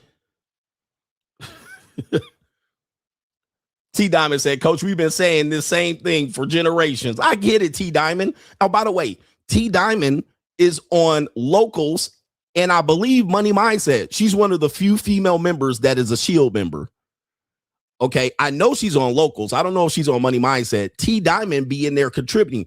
She donate in the local stream. So she's paying for Locals. She paid the price up, and she donates during the stream. I get it, man. You these men are a bitch ass. I mean, I'm telling you, men are the new women. Men are the new women. And T Diamond doesn't always agree when she's even on locals. So she puts her shit in there, but she at least is a contributor. Shout out to T Diamond. God damn, but these men. Oh, she's on the money mindset too. So T Diamond, a rare member of the Coach Gang Shield. So she's on, and shout out to Delta Fox. We have Delta Fox. I know Delta Fox is over on locals. We have T Diamond on locals. I know Delta Fox was on Money Mindset. She used to contribute a lot. She used to super chat a lot. So we'll call her a Shield member too. There are some female Shield members. Okay. But there's some dudes out here, punk freeloaders, for real, bro. And it just makes me go crazy, like, nigga. Shout out to Kaylin. You're going to have to shorten up your chats, bro. But Kaylin says, pregnancy sex should be normal among couples. Okay, it's weird to fuck a pregnant woman who has another man's baby. And he wonders if Daphne Joy got F'd by another man while she was pregnant with 50 Cent's baby. All right, highly likely because she did not live with 50 Cent. Let me tell you, man, if a woman does not live with you, the likelihood that she's cheating on you is extraordinarily high. If she doesn't live with you. So if she's in another country, she lives in another area code, she's a long distance relationship, she lives in another apartment outside of your house, you can forget her being faithful. 99% chance she's having sex or intimacy with another man. She could be like, well, I don't leave the house. That don't mean dudes ain't coming through your front door. That doesn't mean dudes ain't coming through her front door. The likelihood of infidelity is extremely high. And it's even high if you live with the woman, because they'll find a way to suck a dick in the parking lot. So, or in the backseat of a minivan. Okay. Somebody said, what's the difference between Patreon and locals? Again, watch this. I'm trying to help y'all, man, because you're doing a disservice. Why don't you click the fucking link and find out? Why don't you click the link and find out? Why don't you do a little bit of fingers and let your fingers do the walking? You can simply click the link and find the fuck out instead of asking me. All right, but let's continue. Shout out to our brother here. Mark Darden says, I just finished celebrating my 36th birthday yesterday at Cedar Point, living the free agent lifestyle, riding roller coasters and parasailing over Lake Erie. Now it's back to the grind and stacking paper. Boss Up 2026. Let's go. And watch this, guys. Watch this. He sponsored 3 times. 1. He sponsored 2 times. Let's go. And he sponsored a 3rd time. Let's go. That's 3 times. I'm rich, bitch. So we got 2 multi-level sponsors today. Take notes. Who am I going to pay attention to? These guys or you? We got Mark and we got Alexander. That's 5-time sponsors for today's show. These men are invested. They've lived the message. They found the benefit and picked the lane, and now they're winning. That's what we're going to go ahead and talk about over here. We want winners. We want men that take the information and make best use out of it. We're not trying to convince nobody over here anymore. We're not trying to convince you that this is the best course of action. I want you to sit back and listen as these men testify. These men are invested. They're invested. They actually said, CGA, we found a way to make it work for me, what we've been listening to you. We've been listening to you. We found a way to win. It wins for us. If you don't want to do it, don't do it. But we got men in here that have figured this out. They got it. We don't have to convince them. These men are telling you on a daily basis. It works for them. If you apply the message and do some investment, invest in yourself. I'm not begging you to, but do not come over here and freeload. These men are figuring it out. It's a better situation for them. And we must say happy birthday to Mark. 36th birthday. He's able to drop the bag over on CGA, so that means he got enough money to drop the bag at the JUCO. He got enough money to drop the bag on some airline tickets. He got enough money to actually adjust to that. The first thing you have to do is separate yourself from the regular dating marketplace and the anger of these red pill rager, incel, gay, fugazi, manosphere content creators, and then take your life to another level. Live the free agent lifestyle from chapter 1 all the way through. Figure out your lane or where you want to go with it afterwards, whether you want to get married, a relationship, have a living girlfriend, or lease these women by the hour. Whatever you want to do, figure out how to way to win. Figure out how to win. Enjoy yourself. Enjoy this life. Lots of pressure on men out here, but it makes life worse if you're out here trying to do it the opposite way. We got this coming up here. We got pimping coming up here. But let me see here. What do we got here? How much time we got? We got It's an Evil World We Live In coming up right here. It's an evil world we live in. It's an evil world we live in. It's an evil world we live in. We got rappers.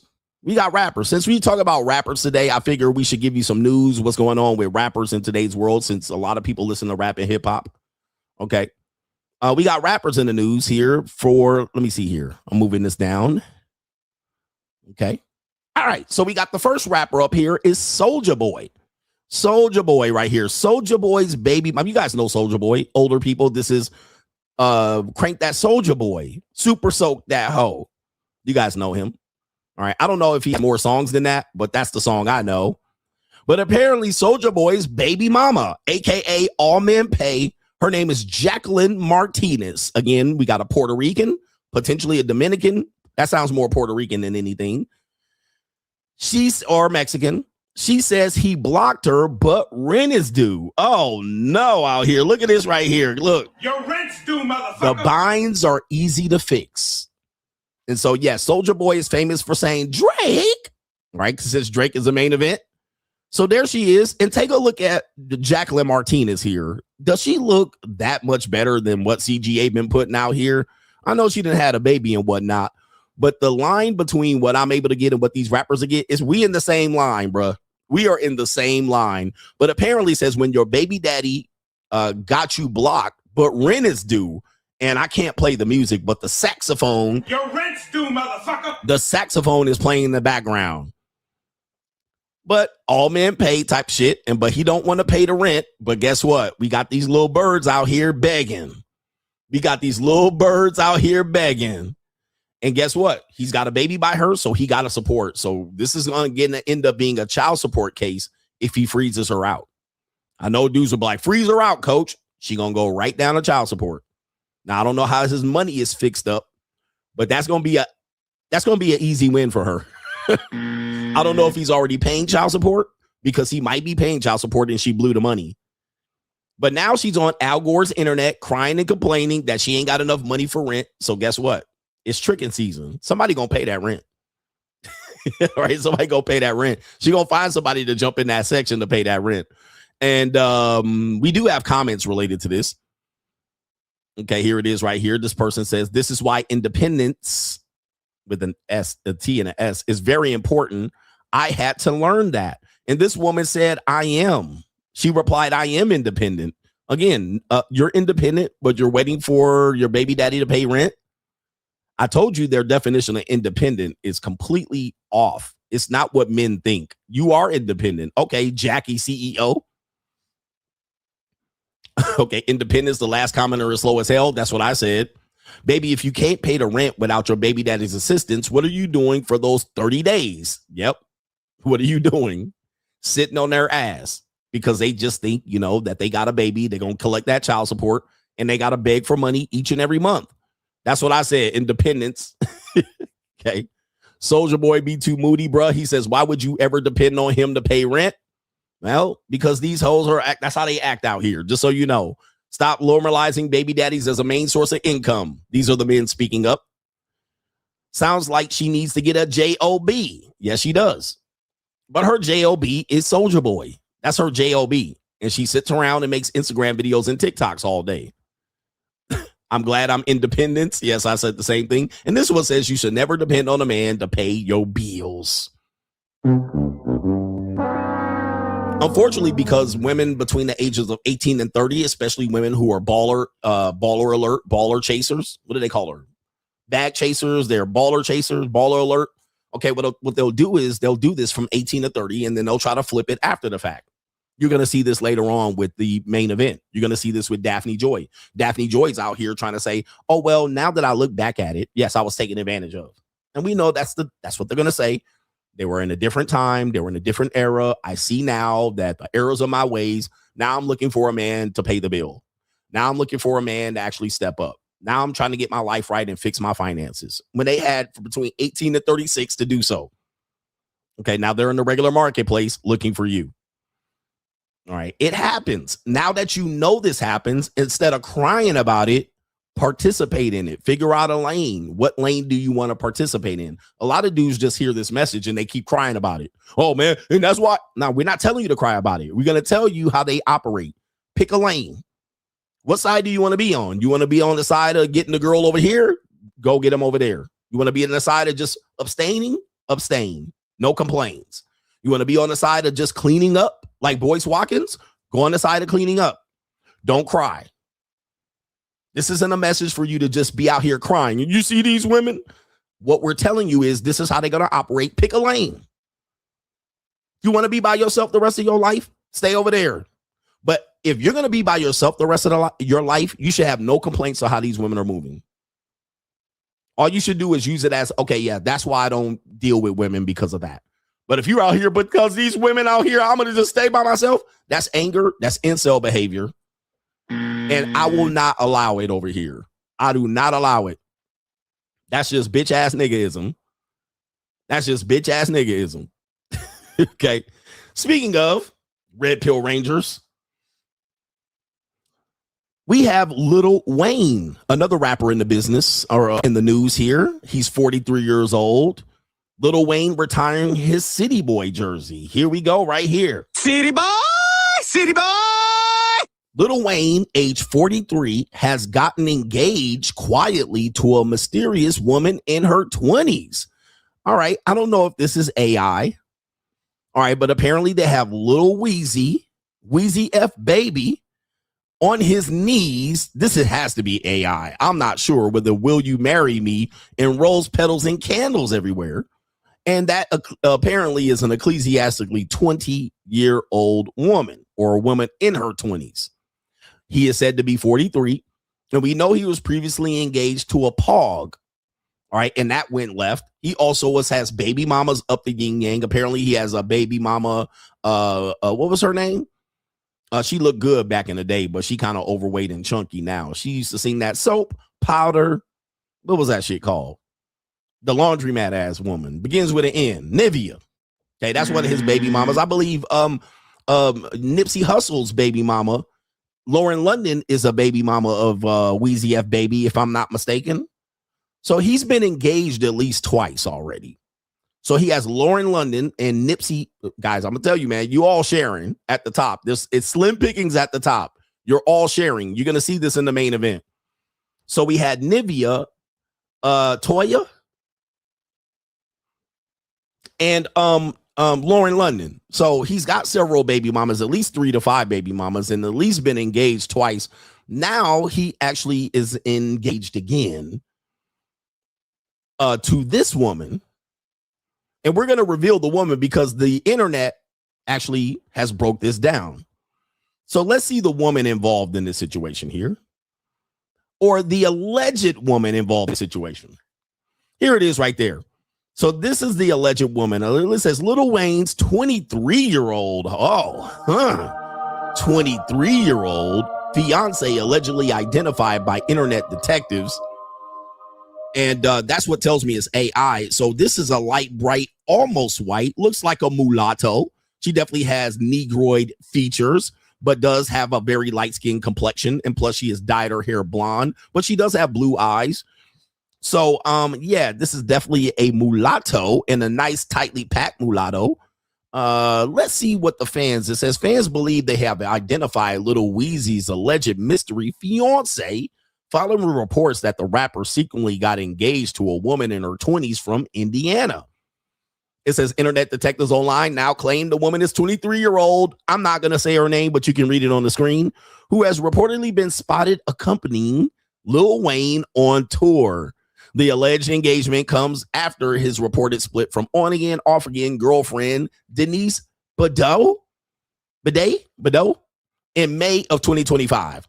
Now, people are saying his daughter's older than her. That doesn't mean anything. But here's the case right here. And let's just say she is a good-looking young woman, definitely tightly packed. She packed in there with her aloe outfit. She a little chunky for me, but that don't mean nothing, I mean, I'm hitting. I still will rent. Got tattoos all over herself. This is not AI. All right, good-looking piece of calico right there. She definitely is dressed down, makeup here, so she could probably make herself up to be a little bit better in the face. But nice piece of calico from Indiana.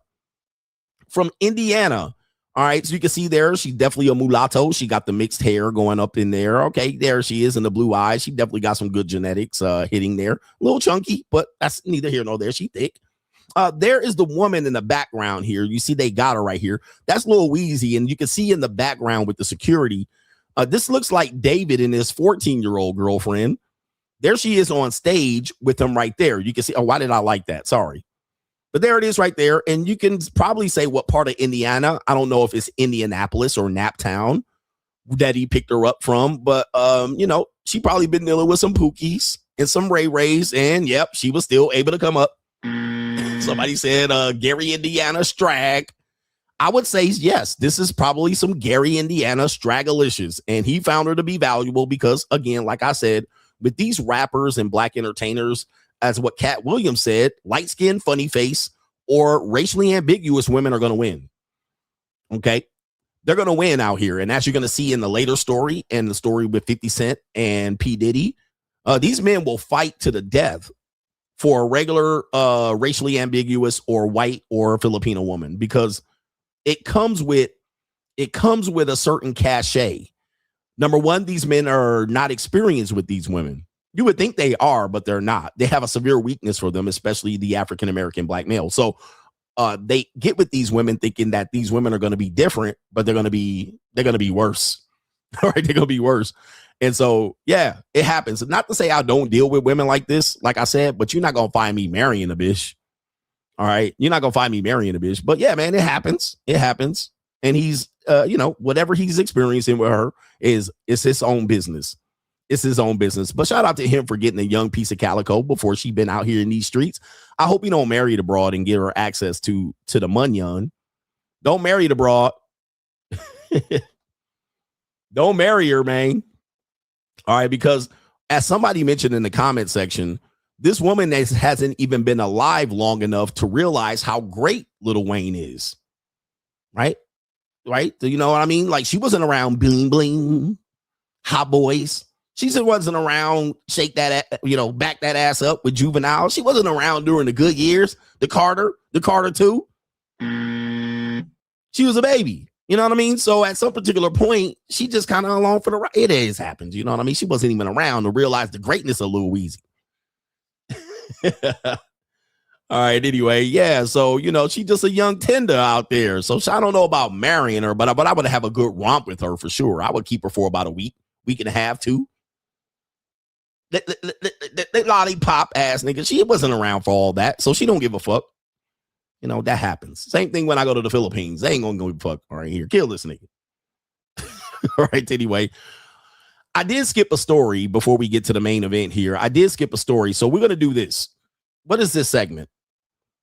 We'll go back to Inside the Mind of Modern Women here. Sorry about this. I skipped the story, but I have to play these two stories because they kind of coincide what I was talking about here. Men, I teach you not just things that will save you money, but I also teach you things that will save you time. I also teach you things that will save you energy and attention. I also teach you things that will save your life. You understand what I'm trying to do. I'm trying to save a life. One thing I tell you is that when you get involved in domestic disputes, you're actually risking your life for a woman who probably is going to go back with the man going oops upside her head. Shout out to the old heads. You're probably going to try to save a life of a woman that's probably going to go back to a man that goes oops upside your head. And if he's willing to go oops upside your head, he's certainly willing to stab you or shoot you or take revenge. We're going to see this in the main event.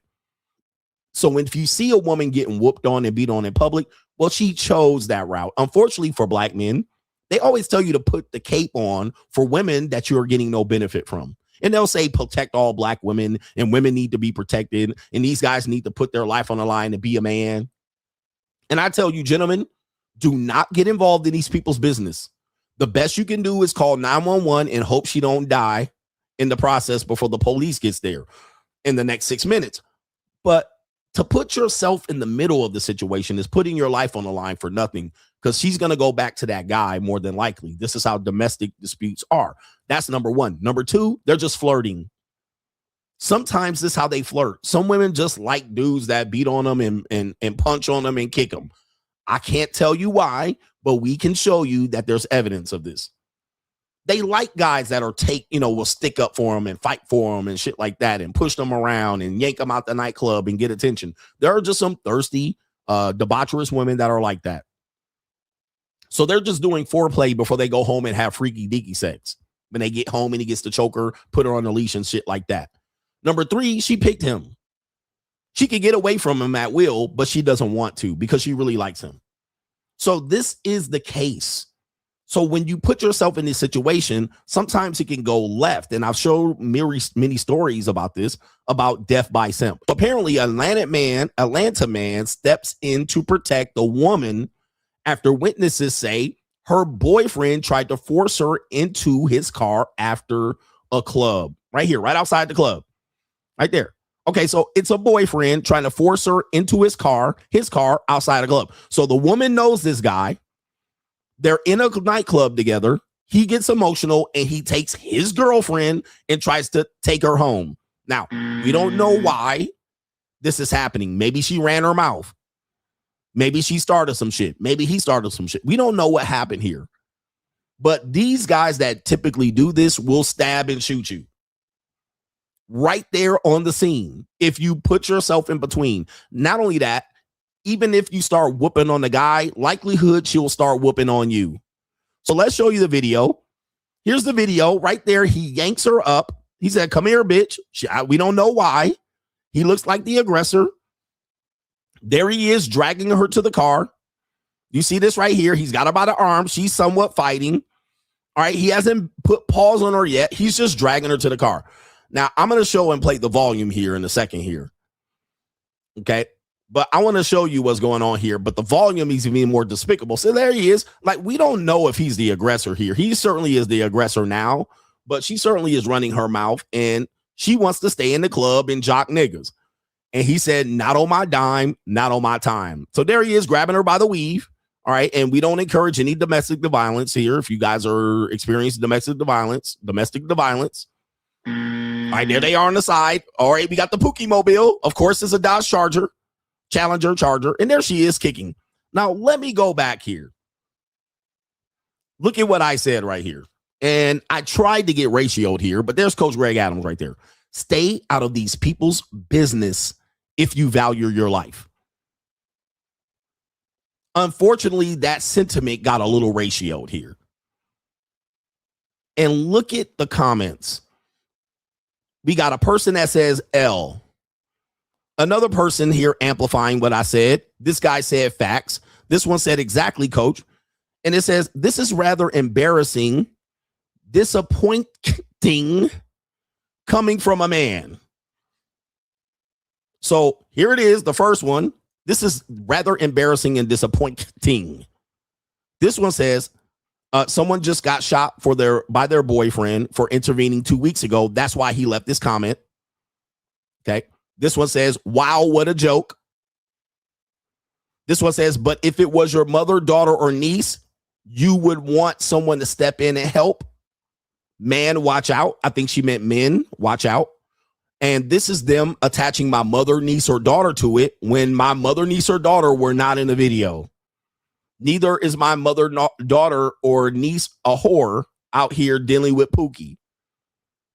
She shouldn't be in the club with Pookie to begin with. Now, she out there with Pookie to begin with, then she deserves what she gets with Pookie. All right. I'm not out here to try to save that bit. This one says, people like you would have watched them do Jesus wrong throw you away, please. Well, you're right. I would have watched people do Jesus wrong. That's actually true. So I don't even know what the sentiment here. I definitely would have watched them do Jesus wrong. If you know me, you know. I would have had no problem. I would have been a spectator watching them drag his ass on the cross. Like, matter of fact, it was how they used, it's what the Romans used as a death penalty. So I would have been sitting over there like, yeah, nigga, get him. It was a common use of death. All right, there were 2 other thieves on the cross with that nigga. So I'd have been like, yeah, all right, he just another nigga getting killed. All right, and what was I supposed to do? Jump? As a matter of fact, nobody jumped in to stop them from hanging Jesus. Just so you know, nobody stopped Jesus from getting hung. Somebody said, just like everybody else did. Facts. Everybody else watched them get hung. Why am I supposed to jump in the shit? It ain't my problem. All right. Matter of fact, didn't God send them here to die? Why intervene? God sent them there to die. This is God's will. It's God's plan. God's plan. God's plan. All right. Nobody stopped it. Like, I'm supposed to be the one. You see these ignorant, well, I can't say it over here, but on locals, I'll say it. These MBs will get you fucking killed out here, bruh. You better probably watch Jesus get done wrong. Like everybody else? Like what? Like his whole 12 apostles just mysteriously disappeared. Didn't somebody stab the nigga in the back and make him get on the cross? Like what? Yep. He says 2 of Jesus' apostles watched and Peter denied knowing him, but I'm supposed to jump in. Hey man, you know what? Don't hang the guy today. He's God's son. And he so ever ruled the world and forgave his only forgotten son, that whoever shall believe in him shall not perish and have everlasting life. But I'm going to stop all that because we don't want a hanging. Judas the betrayer. What the fuck? What kind of comment is that? These NBs, they ain't shit. They won't let you get killed trying to stop Jesus from getting hung when it was God's will and God's plan. God's plan. This one says, that's the mindset of a weak person, a black man right here. That's the mindset of a weak person. Why not be ready to send someone to the upper room for inhumane behavior unless the fake hero can't fight? Then that's the mindset of a weak person, just how life works. You see this, bruh? So I'm a weak person for not trying to kill a person that is committing a domestic dispute against someone that I know nothing about. I don't know what happened. I'm supposed to kill. I'm supposed to go to prison for intervening. I'm weak because I don't want to go to prison for intervening in a dispute that I know nothing about. I don't know the woman or the man. And he's not harming her. He's not threatening physical. I mean, he's all he's doing is pushing her and grabbing her. I'm supposed to kill him? These people will get you thrown in prison and killed over some goofy ass loudmouth black woman. Meanwhile, this is the guy, y'all, just so you can see. No, actually, I can't do it because y'all keep gonna claim internet bullying. Do you have children? Any girls to be exact? Well, that's not my daughter, y'all. You see this? This is not my daughter. What are you talking about? Was my daughter in the video? Nope. My daughter was not in the video. What are you talking about? Here's another one. Protect black women. So get killed by Pookie because they said black woman. If his daughter is his business. Facts. So now it's my business since it's my daughter, but it's not my daughter. Stay out of their business. And we got another one here. Chocolate hippie. A black woman says, wow, disappointment. All right, somebody back me up. 2 completely different people. He says, you want a random man to be Hercules. Okay. This one says, he a trick. Don't waste your breath. Look at these people, man. He a trick. Don't waste your breath. This guy supports me, not putting a cape on for nobody. If it's my daughter, it's my business. Exactly. Okay, this guy I think is try looking at it from a different perspective. Men have a responsibility to people they love that depend on him. Would you really want your husband, children's father, brother, or someone to die trying to save a random woman? No. And this one says, because 8 out of 10, she'll be right back So you went and risked your life for your, I mean, there's a lot of ebonics in here, but I see what he's saying. Why risk your life when 8 out of 10 chance she's going to be back with him? This woman says, my first thought, call the police and record the tags, but don't get involved because it could sure cost you your life. Exactly. So even this black woman right here. Yeah, that's what I said I would do. I would call the police. It's none of my business to get in there and physically intervene. Okay. Let me show you this real quick, just so you can see in the video. A guy did end up intervening. There he is right there. All right, so I don't know if you can see it on the screen. So this is the guy that intervened. He pulled the woman away. Guys, do not do this. You're turning your back on the guy and you're stepping between the woman and the man, and now he's calling the police. Guys, this is when you get killed. This is my advice. Call the police. If it's your mother, your daughter, or a female relative, especially if you did put her up on game, the best you can do is counsel her to not be involved with this guy. If she keeps going back to this guy, then it's none of your business.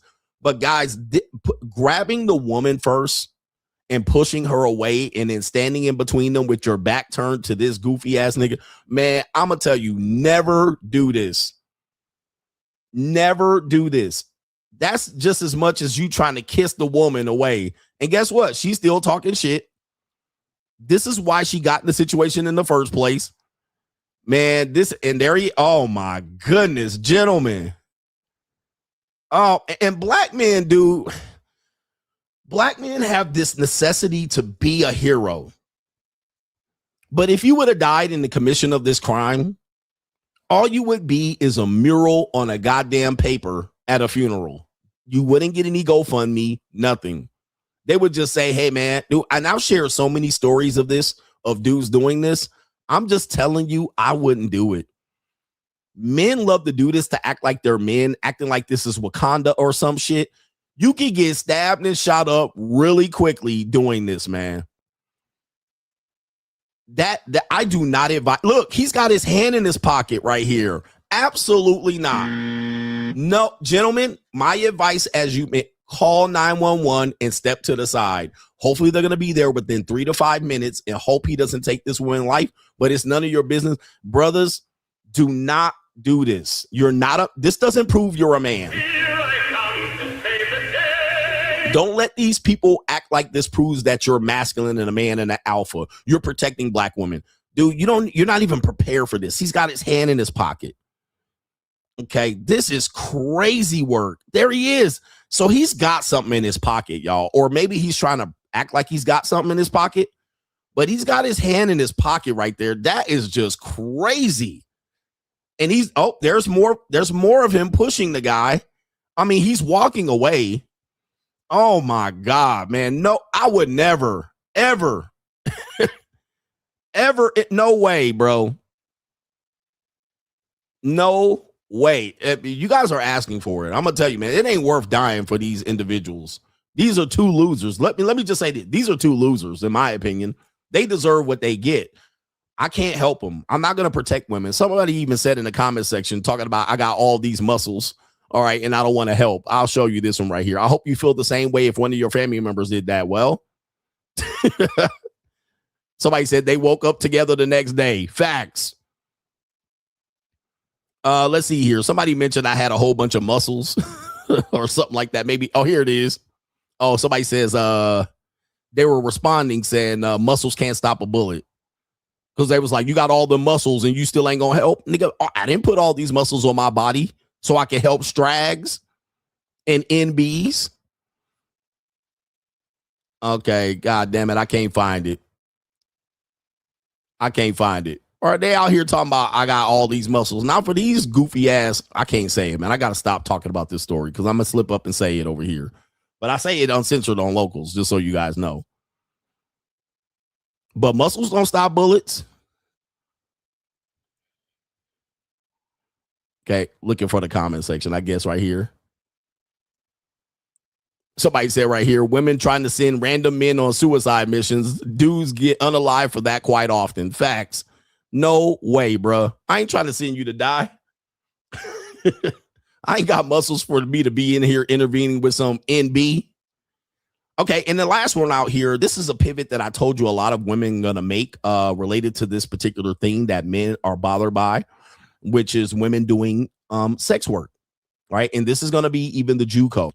So women are gonna do this, and then eventually they're gonna find a way to pivot and make it so it wasn't their fault. You see this woman here, her name is, well, I'm not gonna say her name, but she has a story, and she's gonna say, I made an OnlyFans account at my lowest and it got leaked. I've actually known OnlyFans women to try to pivot out of OnlyFans, and they have the same sentiment. Oh, I was in a dark place. I was lonely. I got kicked out of my house. I was at my lowest point. It was my only avenue out, so forth and so on. And they'll act like they didn't want to be out here doing the work. They act like they don't want to be out here doing the work. So now they're going to pivot. They'll either turn over to their life over to Christ, or they'll come out here and talk about they were in a dark place, addicted to drugs, out here hanging out with gangbangers, getting fucked and tossed, getting slutted out, and putting their pussy on the internet. And then when it doesn't work for them, or they're tired and putting it out, they're going to make it a sob story. So be prepared for this. You're going to hear a lot of this in the next 5 to 10 years. But let's hear this woman's story right here. Ended up making an OnlyFans account, and I knew it was wrong. Around this point in my life, I was so broken. And I thought that my only way, not my only way, I thought the only way I'm going to present myself is how other people see me. They see me as the cute, innocent girl, but behind closed doors, I'm not. Okay, maybe that's who I should be then. But again, seeds were planted. The Atlanta lifestyle. Yeah. And on the OnlyFans account, did you see any success with it? What type of content did you post on it? What did you do on OnlyFans? I will say that the women who say I made this much are not lying. I had an OnlyFans for maybe 3 to 5 months. Okay. I ended up paying a whole semester's worth of my tuition. On OnlyFans? How did you end up paying? Did you have to pay to be on that? No, I got OnlyFans. Between 3 to 5 months, I had enough money from OnlyFans. Oh, okay. To pay for a whole semester. Gotcha. Okay. You see that? Look. I felt like I didn't care anymore. Yeah. Friends, they couldn't really care less. Like, yeah, girl, get your bag. Guys taking advantage of you. My family life not really being that good. So that was my identity for about 8 months. People knew I did that. Okay. Some didn't. Some did. There was a point where I didn't really show my face. Then I couldn't hear God anymore. The voice just became distant. I ended up finding out from a bunch of my OnlyFans customers, someone made a fake account of me. I ended up looking from a separate account. They took all my content, all my pictures, all my videos, and started marketing it as their own. Now I'm back to where I was at 14. I ended Oh no. Brothers, this is correct, man. What that mean? I told you, gentlemen. Wait a minute. Who are you? When you're talking about this is sociology. Women are going to go where the best opportunity suits them. Then when that opportunity runs out, then they're going to go to the next level. They're going to go to the next thing, and they're going to talk about how they were victimized previously. So you see where her story is. She ended up getting victimized. Somebody leaked her shit, or somebody copied her account, and now she can't benefit. Now the benefit is not there anymore. Now let me jump over here. And now I'm going to go back to church. I stopped listening to God. I got victimized and somebody stole my account, which is all messed up. But now she's looking at it like I knew what I was doing and people took advantage of me. They saw me as one thing. I tried to manipulate that. They saw her as the girl next door, the regular girl, the girl that's attainable and approachable, but busting it wide open. That is a genre that does well. Like, nobody wants to see the breast implant BBL girl all the time. They want to see a normal, regular girl they see at the library or in the grocery store busting it wide open. But now, guess what's happening, guys? You're going to see this with sugar babies. You're going to see this with women that work in sex work. You're going to see that women that work in strippers. We see this all the time. And you're going to see this in OnlyFans girls down the line. Okay, they're going to realize that, oh, well, maybe my brainstem wasn't developed, or I knew what I was doing, but I got victimized in the situation. I was in a dark place. I was depressed. I was on anxiety medication. My parents kicked me out of the house and I had no other choice. She even tried to say I had no other choice. But then I did have a choice, but this was the easiest way and it benefited me. I paid my college tuition. All right, but now the benefit isn't there. So victim. These are going to be remember when I told you, as a Gen Z men are going to marry a lot of women like this. If you want to get married, you have no choice. You're going to have to get married to a woman like this. And you're going to hear this story and be like, well, she is good after all, after she done bust her asshole open all on the Instagram. Okay. She done busted it open for $5.99.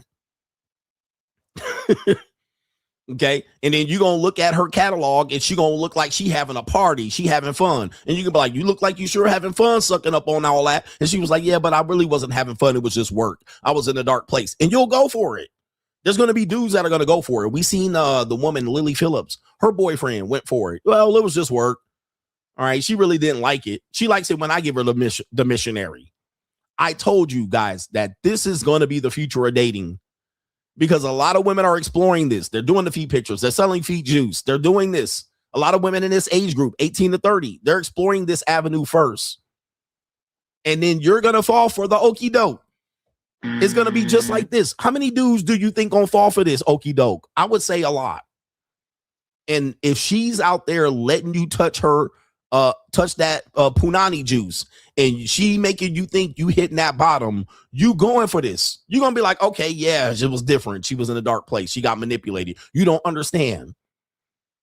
I said this. I said most Gen Z men are going to have to marry women that do this. And you thought I was wilding out.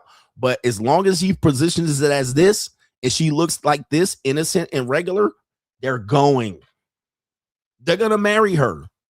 They're going to definitely go with her. They're going to make her girlfriend. And you're going to be walking around with an OnlyFans bra's hand. You're going to be holding her hand. All proud and shit. And people going to tell you, they're going to be like, man, why you doing this? And she'll be like, but it was different. You don't understand. I wish I could break this down and have time. But there's so much to break down in this one. It's insane. Making an OnlyFans account. And look how she's out here, talking all light. You know what she was doing. And I knew it was wrong. I knew it was wrong. Around this point. Look at the woman listening to her. Yeah, girl. Oh, yeah, man. These predators, these men buying your account. And shout out to these two chocolate sisters out here. You guys know I like me some dark chocolate. Sister, these African women. You know I like some dark-skinned women. I like them dark. I like them blacker than the trillion million night. But they got to not be ashy looking. As long as they ain't ashy looking and look like a strag with a tattoo on her neck, give me that chocolate bar. Sister, you been on my mind. Sister, she out there quenched by the sun out there. Come on, put some fucking baby oil and lotion on that shit, though. And them chocolate, I bet you them areolas looking. Look at that sister with that pushback hairline like Hulk Hogan. You been on my mind. That's a pretty chocolatey woman right there. That's a pretty chocolatey woman. All right. She even got the tan lines around the neck and shit. All right. She need to put some lotion on, though. Put a little bit more lotion on, baby. Sister, you been on my mind. Where they got these black ass women at? What part of Africa they got these black ass women at? All right, anyway, I'm going back to the black ass African women. I want my shit black like this. I want some black ass chocolate women like this. Where these chocolate bitches at? No, I don't want them from Atlanta. No, I do not want them from Atlanta. Okay. If they in Atlanta, I don't want them. I want me some bitches that skin match the lips. Sister. Anyway. No Atlanta bitches. All right. If they from Atlanta, hell no. I need them Nigerian bitches. Them tribal bitches, they want that polyamorous relationship. They gonna let me have 5 of these African bitches. I need 5 African bitches. All right. I need that polyamorous chocolate. No American women. Nah. If they been to America, I don't want them. I want them with the bone in their nose and the titties outside. All right. Where they bitches at? Eddie Murphy, where they at? All right. I want them out there. Eddie, half. I want them bitches like that with the bone in their nose and the areolas out. Feeding. They got a baby on this hip and a tub of water on their head. All right. That's what I want them on.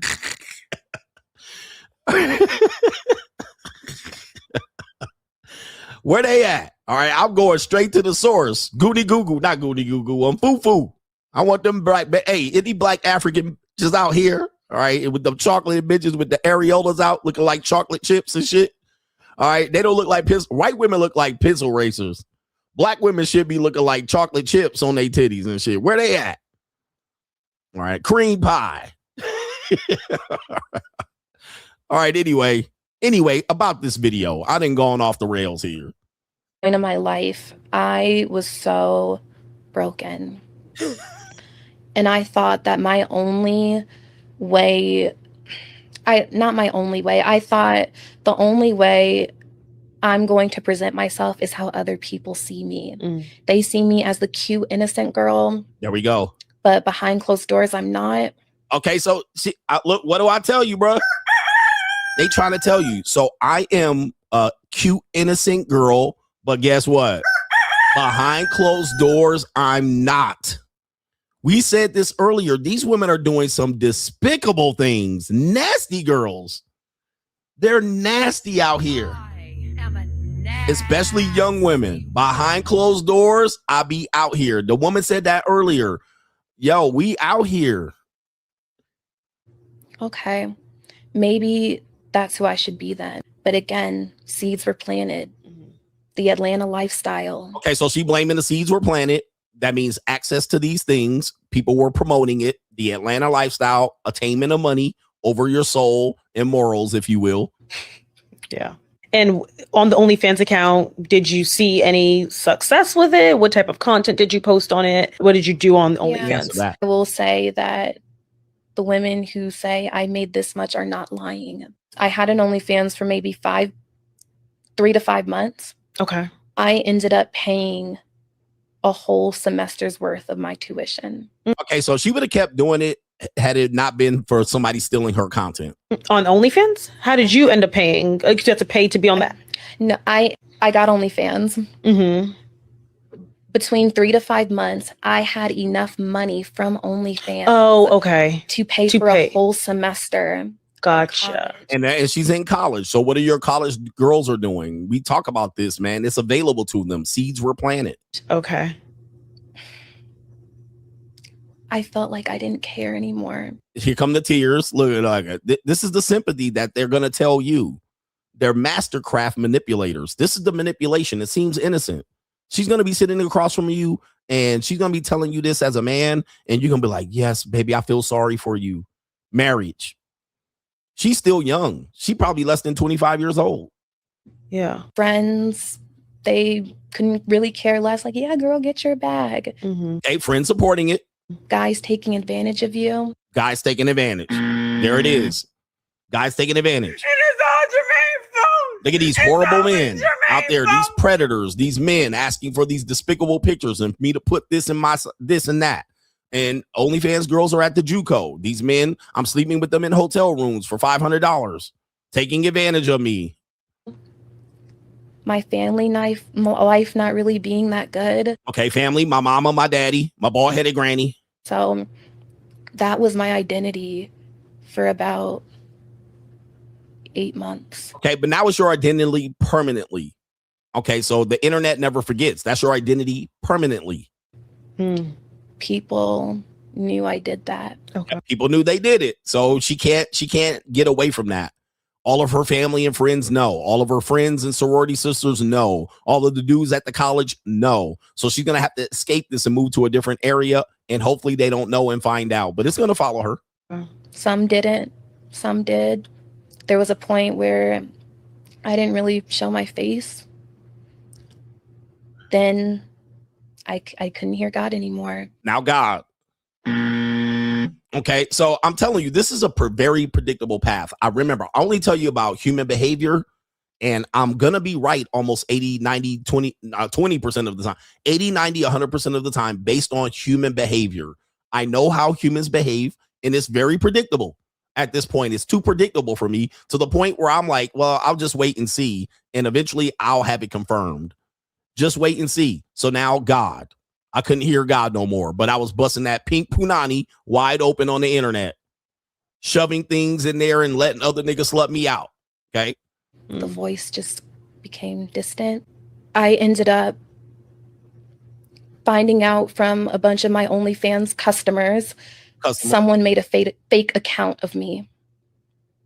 And look how she listened to them, because women are forgiving. They're sympathetic. They also understand. This is why when I try to educate men on this, is that not many women are going to hold women accountable on this, because they want the same sympathy given to them should they make the decision or make their daughter make the decision. So women aren't going to hold the line. They're not going to hold women accountable on this, because this can easily be them or something they want to turn to if they are in the same situation. So they want to let women come out of this and, oh yeah, I get it. But men want to punish women for this typically. All right, you want to punish them and say you can't marry them, they're used goods, they've embarrassed their family name. You know, men want to hold the women accountable, but as long as women are in charge of the school system, they lead in the political arena, as long as they are part of the lower and higher educational systems, as long as they're part of the, the variety of ways that women get involved in education, politics, religion, the head of the black church, if you will, the head of the matriarchy, as long as they are the head of these liberal bastions, there's no beating this. That's why I tell you it's too late. The cat's out of the bag. I told you this in De-Evolution. It's too late to correct this. As an independent person, as an individual, you can correct what you do, but there's no way you're going to get around this. Right? There's no way you're getting around this, because women will garner, they will allow this to be sympathetic. They'll be sympathetic to this no matter what. I ended up looking from a separate account. They took all my content, all my pictures, all my videos, and started marketing it as their own. Now I'm back to where I was at 14. 14? Like I said, you got between 8 and 12. Dude, my message keeps getting confirmed. I'm not even looking for confirmation half the time. But my message is undefeated. I'm not even looking for confirmation, because people will say I got confirmation bias. I mean, you could easily say that. I'm looking for content that fits into what I'm trying to teach you. So I get that. But I'm not even trying to get confirmation on my teachings half the time. And it'll just come back full circle. And there it is, 14. I said you have between 8 and 12. Once the woman turns 13, between 13 and 16, anything fucking goes. Anything goes. She can end up down this line. And then later on, when she gets 32, she's going to start testifying. She's going to start wanting sympathy. She's going to start saying every woman has a past. Everybody has a past. Only God can judge me. Don't judge me based on that. My frontal lobe wasn't developed. This is very predictable behavior that they have pretty much down pat, so that they can wriggle out of any decision making and accountability, and men will easily fall for it. We're going to fall for it, gentlemen. I mean, it's hard for us to not to fall for it, especially if she's wetting our whistle. If she's acting like she's busting nuts on our deals, Nick. If she's love bombing us, we're going to fall for it. Trust me, it doesn't matter how much knowledge you have. A woman sitting across from you with that sweet little young tender voice and them chocolated titties out, we going. All right. We are going. And you're in church trying to be the good guy right here. Shout out to our brother here. Andre says, just to clarify, the video of the prawn star claiming no STDs is misleading. As a matter of fact, she didn't say no STDs. Stats show 90% of adult film actresses have some form of herpes due to the industry only testing for HIV and AIDS. They do not test for herpes, but JUCOs are, as you say, can be safer since they do use condoms. Shout out to you for that one right there. You also, when you're getting your STI test, know that there's several things that they test and don't test for. So you want to make sure that you're getting the full test. All right, you're not just getting the test, because the basic test only tests for chlamydia, gonorrhea, and syphilis. Then the next test up will test for trichomonas, and these other things, and then they'll go up. If you want the herpes, it's an additional thing, and then if you want the HIV, it's going to be another fee. So I go ahead and pay the $300 to get everything. So I got to test blood, I got to test piss. All right, if you're just doing the piss test, it's not testing for certain diseases. So I get the whole full panel. HPV, yeah, you want the whole panel. You don't want the half panel, and don't go cheap, because this is your sexual health, and it's also the health of the other people that you're penetrating, and they might not test for like trichomonas or something like that. I think I got the name right. They might not test for it, and you have it. Shout out to Fazito says, working out at Planet Fitness, they got a special going on for 14 to 19-year-olds for the summer. It's a disaster waiting to happen. No other gym do this. This is the Spirit Airlines of gyms. Woo, wait, 14 to 19-year-olds. Well, school's out for summer. And you know them girls going to be running around there in the club looking for attention, because, yes, the pocket's hot. The pocket's hot. Yeah, somebody said hepatitis A, B, and C. You want the full panel. Go in there. What do you want to test for? Everything. Test for everything. All right. I want everything. But yeah, watch out for them young hot pat pieces of ass and calico. They're going to be out there with their outfit on, causing problems. It's trichomona. I can't say it. Just call it trick. And by the way, the way you catch trick, whatever they call it, it's normally if you playing with the booty. All right. So you manosphere bisexual niggas, you need to test for trick. That's how you get that one. More than likely, you can get it in a variety of ways. But if you playing with the booty hole and you going up in some woman's booty hole, and some of you manosphere niggas going up other men's booty holes, pause. Don't say pause in here. But if you playing with booty hole, you're going to probably catch that one. And you might not know it because it's asymptomatic. You could be asymptomatic. And a lot of you guys can be asymptomatic with a lot of STIs. Right? A lot of you guys are asymptomatic to a lot of STIs because the way our anatomy works, we typically can go without symptoms, but carry. And so it's important that you take your sexual health seriously. Just because you don't see any symptoms doesn't mean you're not carrying. But when you see a symptom, do not get, what do you call it? Do not get, what do they call it? They call it, like women get pregnant and they get denial. I think it's denial. All right. What happens is you get a symptom, you get a slight burning sensation, and you're like, is it burning? It's just a little burning. Maybe it's just the type of piss that I have. Maybe I need to drink more water. And then you drink more water and you take the next piss and you're like, it's kind of burning, but it's kind of not. You know what I mean? You kind of get that hope it doesn't come on. And then you get the ooze. Now your shit got a green ooze and you're like, maybe it'll go away, ass nigga. Maybe it's just a yeast infection. Niggas be getting out here be like, I hope. They be like in denial. Maybe it's the ooze. Maybe it'll go away. 2-3 days. You burning like a motherfucker. You pissing out razor blades. All right, you on fire. You got your black snake moan like, bah!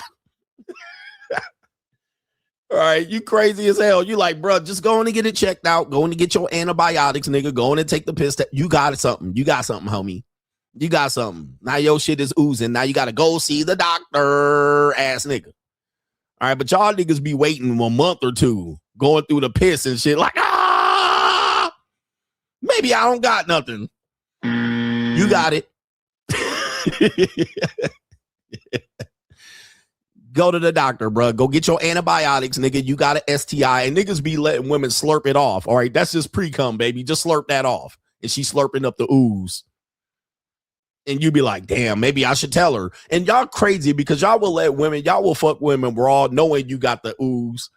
And they ain't got checked out yet. No antibiotics. The doctor done told y'all to wait 72 hours to fuck. And y'all letting women lick it off and shit. You like, y'all disgusting ass niggas, man. Y'all, yo, men are disgusting, bro. As they used to call them, Dirty Dills Nick Rodney. Out here just letting women. Y'all going in knowing your shit gonna burn. Hey, man, go take your antibiotics and go take a week off come back. It's all cleared up. Go retest. Make sure it's a negative, and then come out here. Man, spend some money, broke ass niggas. Spend some money. Caitlin says, since you're in Vegas, do you find Asia Wilson attractive? If not, who's the most attractive female baller to you? The answer is no. I don't want nothing to do with Asia Wilson. I don't follow women's basketball like that too much, so I can't really tell you. All right, tell me who. I really don't be following. I can tell you some old women. All right, but they long dong and gone. But by the way, I used to coach women's basketball. I'm not really into women's basketball players like that too much because I know they mess around and play around. They play around bisexually. They also Lily Lentlick or get Lily Lentlick. Like the way they move and shake, I just can't get around to it. I can't unsee it. So dudes be out here talking about fine ass women's basketball players, and I'm like, they Lily Lentlickers. Like they be getting Lily Lentlick. Like I don't mind women getting Lily Lentlick, but I'm not gonna be out here jocking a Lily Lentlicker or a stud or a lipstick lesbian. All right, it is what it is. But I coach women's basketball. Yeah, it's a 60% chance that at some particular point they was gay for the stay at the university. It is what it is. So, but I ain't jocking no women's basketball players. I might think some of them look attractive and shit. But like Daniel Tosh says, women athletes being attractive is not the same as attractive women. Okay. Right. A woman athlete being attractive is not the same as an attractive woman. Now, a woman athlete can be she can be attractive for a woman athlete. Like they could be an attractive women's basketball player, but you pair her up against attractive women and it ain't even close. It's not even close. There's few and far between women that are athletes that can compete with highly level attractive women. So I prefer to just leave the women athletes over there. I'm not going to jock them and sweat them because if you think about it, she's standing against at least 6 to 8 bull daggers. Okay, so highly likely she going to stick out like a sore thumb if she halfway attractive. I've been coaching women's athletes for a long time. Trust me, I know this. All right, I've been on college campuses and high school campuses. I've been around women athletes for a long time. A halfway decent looking female basketball player going to stick out like a sore thumb compared to the rest of them bull daggers. So I don't. All right. Anyway, and dudes are naming girls that are obviously lint lickers. They Lily lint lickers. Y'all be like, she bad. I'm like, well, she a Lily lint licker then. I hope you don't know. I hope you know she don't like dudes. So why would I don't jock studs. I don't be out here jocking studs. Well, she don't look like she gay, but she is. She's a scissor sister and a Lily lint licker. It is what it is. I don't care. Well, she got married to a guy. So did Candace Parker. Got married to a whole NBA player. Who she married to now? I'll wait. She married to a whole Jewish woman. Okay, so I know women basketball players that were with dudes and they was Lily lint lickers. I know women that were whole Lily lint lickers in college and married a dude. So I don't care. I don't have no interest in trying to jock women's athletes. I just know too much. I know too much. It's kind of like when you behind the scenes and you know too much, you're like, I don't even look at it the way you look at it. All right, anyway, shout out to our brother here. Hustle Every Day says, ain't seen a chat in a while, stacking some onion, but he says, to the club, fight love. He says, those girls be setting these dudes up from the house to act like that. The if you love me Abby, he says, weak men will fall for mediocre punani too. And he says, those comments on your post prove the rest of these people are sheep. Same old talking points, get killed, get beat up, get shot. But if someone scratches your car, they will laugh and tell you nothing and clown you as you drive off. Give up your life for nothing. No government aim. Thank you for the knowledge, respect, free agent lifestyle. As a former athlete, a lot of the NFL guys watch you. Shout out to the NFL brothers out here and the rappers, the entertainers. They watching in this audience. Shout out to you. A lot of the NFL guys watch me. Shout out to the NFL guys. Don't say your name. You don't want to give up the ghost, but I know I'm out here counseling the NFL. No government ABH says, I understand your point why places like Vegas are trying to price people out, but the rising inflation, debt, and job loss making it hard for the working class to prosper. I don't understand the purpose of pricing people out of life. Who benefits from that, and what is the purpose? Shout out to you. That is a sponsorship from my brother BH. Shout out to you right there. I'm rich, bitch. Somebody says, I know Falcon players that watch. Shout out to the NFLers and everybody and the NBA players that watch me on the low. But here's the thing about pricing people out. Look, people will still need jobs. There are going to be people like, the culinary institution, the culinary people who work here. Yeah, they're getting priced out. They have unions. They're going to negotiate their contract. If they don't want the job, trust me, there are going to be more people that come in and take the job. So those people will have to move. Those people will be here working. They're going to protest. The culinary people protest all the time. The people that work in hospitality here, they protest all the time. They want their livable wage. And we need the culinary people. We need the hospitality industry here. But ever since Vegas has been here, they've always had strikes. They've always tried to renegotiate their contract. And the people who can't survive, they're just going to leave and new people will come in. I actually messed with a girl who was, she's a chef. She's a sous chef. Well, she's a chef. I don't know what level chef, but she's a chef in one of the hotels. All right. And she works at one of the restaurants. She's from Turkey. She moved here for this job I would say 3 or 4 years ago. So let's say the people can't work here and are priced out. They can't work here anymore and survive, livable. There are going to be more people that come across over here and take them jobs for whatever the rate is. The rate is going to be better from where they are. So I know you were thinking down the line that these people are just going to leave and they're not going to be able to service the people here. But nah, they will. They'll come. There's going to be some people that'll come here for these jobs and opportunities. There's always Mexicans. Shout out to the Mexicans, by the way. All right. There's always Mexicans. There's always people from Bangladesh and India.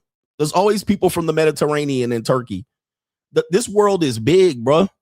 Mexicans will do anything. As long as we have Mexico, and you don't realize how many Mexicans there are. All right. The Mexicans be out here. Whatever the world tells you how many Mexicans are, triple it. All right, because Mexicans know how to hide. All right, they know how to hide and not be accounted for. However many Mexicans they tell you are in Los Angeles, triple it. There's more Mexicans. There's Mexicans you ain't even found yet. They know how to find their way to live. There's a house with 15 Mexicans in it. All right, if a car's driving and you see 2 Mexicans, there's 3 in the trunk. Like, okay.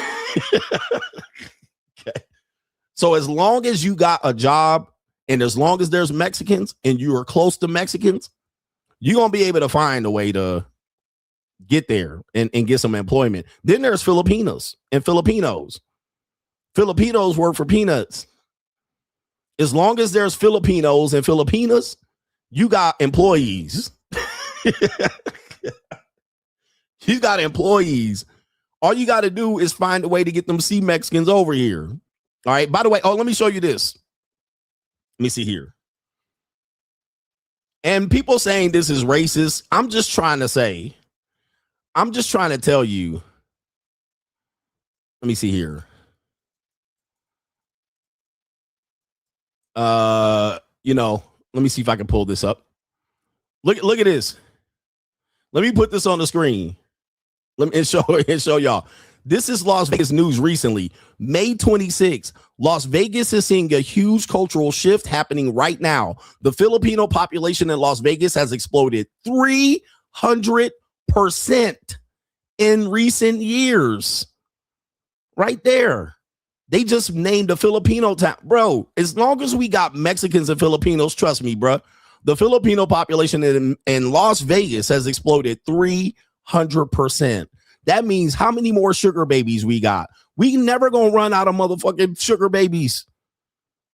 We don't even have to go to the Philippines no more. From bustling Filipino supermarkets and restaurants serving adobo and halo to lively weekend gatherings, the influence is now visible across the valley. This surge is bringing exciting new energy with Filipino festivals, businesses, and events becoming more popular. Many Filipino families are choosing Las Vegas for its job opportunities. So CGA was right. Job opportunities. Affordable housing and warm weather that feels familiar to the Philippines. Local officials confirmed the dramatic 300% increase in the Filipino community over the past decade. The kind of growth is reshaping Las Vegas in the best possible way. We ain't never running out of employees. We're never gonna run out. We got Mexicans and see Mexicans. We got double whammy. I don't even have to go to the Philippines. I could just listen, I got a lot of Filipinos here in Las Vegas. All right, the JUCO about to go crazy here in Las Vegas. All right, I got see Mexicans out here. Come on, man. She about here like I cook, I suck, I shut the fuck up. And the Filipinos are the workhorse of the Asian culture. All right, you can go to Hong Kong. The people working there be Filipinos. So there it is right there. There's your answer. Mexicans to see Mexicans, you'll never run out of employees. They always gonna work. They always gonna work out. They always gonna be here. We got an influx of them looking for a job. Yeah, man. All right. Anyway, shout out to you. I think that's a great question. 100%, man. We having fun. Don't be offended. The black people are loving it. Let's see here. And we got a lot of people over here over on the. Damn, we got a lot of people over there on the Ko-Fi. We'll get to the Ko-Fi in a minute. Shout out to you. Press 1 in the chat if you will see Mexican or a Mexican. Shout out to our people here. Viva la raza. And shout out to the people over there. Pura Vida from Costa Rica. And shout out to all my peanuts. Okay, we got the main event. Let's do it here. Let's do the main event. I gotta stretch my legs for a little bit. Hold on for a second. And I'm gonna tell you, nothing is gonna get you rich overnight. Okay, you're gonna have to build this particular wealth. So with that being said, I'm gonna put this up here. Non-disclosure agreement. First, he says that has to be at least 5K in equipment, allegedly. Yes. Don't invest in your show. Your show will suck. When I hit 300,000, of course, I was listening to you. If you train your mind and you apply and you actually study and level yourself up, oh yeah, you're going to get the money. But you have to be dedicated. You need multiple streams of income. This is a non-negotiable at this point. If you only have one income, if you lose that income, now where are you? Never had an emergency fund. Never.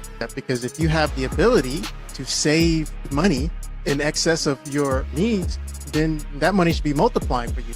What we do is we help with unified systems, your brand system, your web system, your data, and your operations. If you get into a situation where you were going to take a shortcut, this is when you're going to get scammed. Like you apply to a job and a day later you got a rejection letter. Nobody read your resume. The AI rejected your resume. I have my cameras down here so that it's always behind everything else. One of the things that we definitely want to practice in picking these stocks, you definitely want to exercise patience. So if you're doing diligence on a stock and you don't have to buy it at that particular point in price.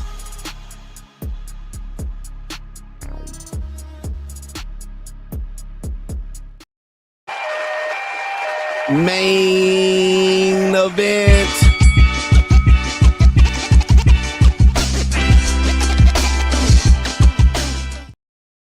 Okay, main event, gentlemen. We got Sauce WALKA and Drake. If you don't know, Sauce WALKA is Coach Gang affiliated. He is everybody's Coach Gang affiliated, man. You know what I mean? Whether they admit it or not. Sauce WALKA does follow me on the social media apps. He might be watching today's show, so shout out to Sauce WALKA. And Drake, Drizzy Drake might be Coach Gang affiliated as well from the OVO to Six God. But we do have to cover the story because it is a trending topic. And we're not going to take sides, but wow, this is an interesting story. Sauce WALKA is for the white people in the back. All right, you guys know Drake.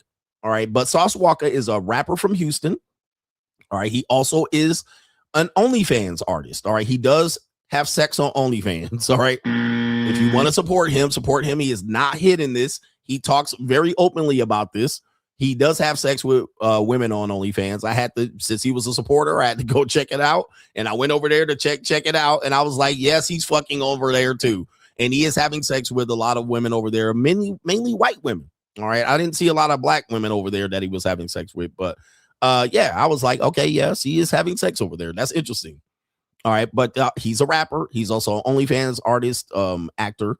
And he is also says he's a pimp. And we're going to show you this because a lot of guys say that they're a pimp and say they're about the ism, But I often tell you that they don't have the stomach at the end of the day. It's just mostly talk. Do you have the stomach? It's just mostly talk. And in this situation here, I didn't realize, I never listened to his music, but I do appreciate him supporting me in the way of listening to me and that type of thing. But I didn't know much about him, but I was just doing some research that he does promote pimping and player and talking about P and all of that stuff, which I tell you, man, it is a little misleading how these guys operate. And as a result, when they end up having their girl taken or knocked, they end up acting emotionally, okay, in this situation here. But then he tried to recover. So we're going to show you where he tried to recover here. But let's show you what happened the other day. I want to say yesterday. This was released. This was hot topic and gossip. The AI did not suggest this. And this is the guy on the left is Sauce WALKA. You can see him right there with the Cuban link chain or this type of thing right here. You know the guy on the right, that's Drizzy Drake. And the woman in the middle is known as, her name is, let's see what we got here. Okay, I don't remember her name, but I'm going to go to her Instagram real quick. Her name is Kylie. Her name is Kylie. She also does OnlyFans. She is considered an adult actress and possibly one of the actresses that he uses on OnlyFans. But if I'm not mistaken, she is also Sauce WALKA's baby mama. Yes, she is also Sauce WALKA's baby mama. So Sauce WALKA has impregnated her and had child. Now, if you know anything about Drake, Drake will dirty Mac your girl. He has no problem dirty Macking your girl, which is an evil business. But when you dive deeper into this particular beef here, pause. Drake and Sauce WALKA apparently have been beefing for the better part of 10 years. All right. I'm not going to unfold the drama, but there's a video related to this. They have had an on again, off again shots taken at each other. And they're saying Sauce WALKA started it. All right. Sauce WALKA started it, assuming, I guess, Drake came to Houston and he was hanging out with the Houston people, kind of taking the Houston culture, but not giving credit to the Houston hip hop artists. Now, people have accused Drake of doing this to Atlanta as well. So this is a common thing that people have said about Drake. He comes from Canada and he brings his Jewish money over in his connection to his pimp dad, or allegedly pimp dad. And he comes to certain cultures and culturally vultures that culture. And then the people that are from that culture claim that he does this and he got popular, right? So Sauce WALKA called him out about this in 2015. And even created another hit back, clapback song called Whack to Whack, back to back, whack to whack. And I'm not going to play the songs, but Sauce WALKA and Drake have been going back and forth. Sauce WALKA also believes that they have got the beef, right? So they had the beef, but they tightened it up. They tightened it up. Now, one thing that men will do, and you have to watch out for men, is that one way that they'll get you back is they'll get your girl. Now, we have to acknowledge that your girl is going, especially if she's in the entertainment industry, the JUCO, OnlyFans. Your girl is going. Now, the problem is, if Sauce WALKA is really a P, he wouldn't mind Drake coming in to get his girl because he would have the stomach. Do you have the stomach? Right? There's a lot going on here. So Drake gets Sauce WALKA's girl behind his back. Sauce WALKA finds out because it's his baby mama and his girl, but she's an adult film actress. Maybe she's one of Sauce WALKA's hoes, but he didn't know about it. He found out about it, and now he has threatened the life, allegedly threatened the life of Drizzy. Okay, so there's a lot to unpack here, but this goes back several years. And of course, there's a white woman in here. Now, one thing about African-American men, as we've become better positioned in life to get the money in the bag, and we've been able to get into a part of culture that 30 or 40 years was shut down from us, right? We couldn't get into these places and get and earn money and keep the money. Now that we gotten the money, it seems that a lot of black artists and athletes and hip hop artists and these type of people are fighting over non-black women. 50 Cent and Diddy fighting over a non-black woman, a Filipina to be exact. Like, and they created a whole long beef around this Filipino woman. Okay, 50 Cent put a whole documentary based on his baby mama, the Filipina, out here being a little sex worker for Diddy. Okay, So those are examples of two black men fighting over a non-black woman. In this situation, you have another set of African-American and a former P, two somewhat black people fighting over a non-black woman. Okay, so you see it right here. This is kind of what we find the common culture going on here. You don't see any black women involved in this one. So this is interesting, right? This is interesting. So let's even further break this down. First of all, we're going to hear from Sauce WALKA himself, because I've done a little bit of investigation. So you can hear about Sauce WALKA. Shout out to you if you're watching this. But this is from The Breakfast Club, so I can only play a little bit. So let's play this. This is who Sauce WALKA says he is. Oh, you talking about pimping?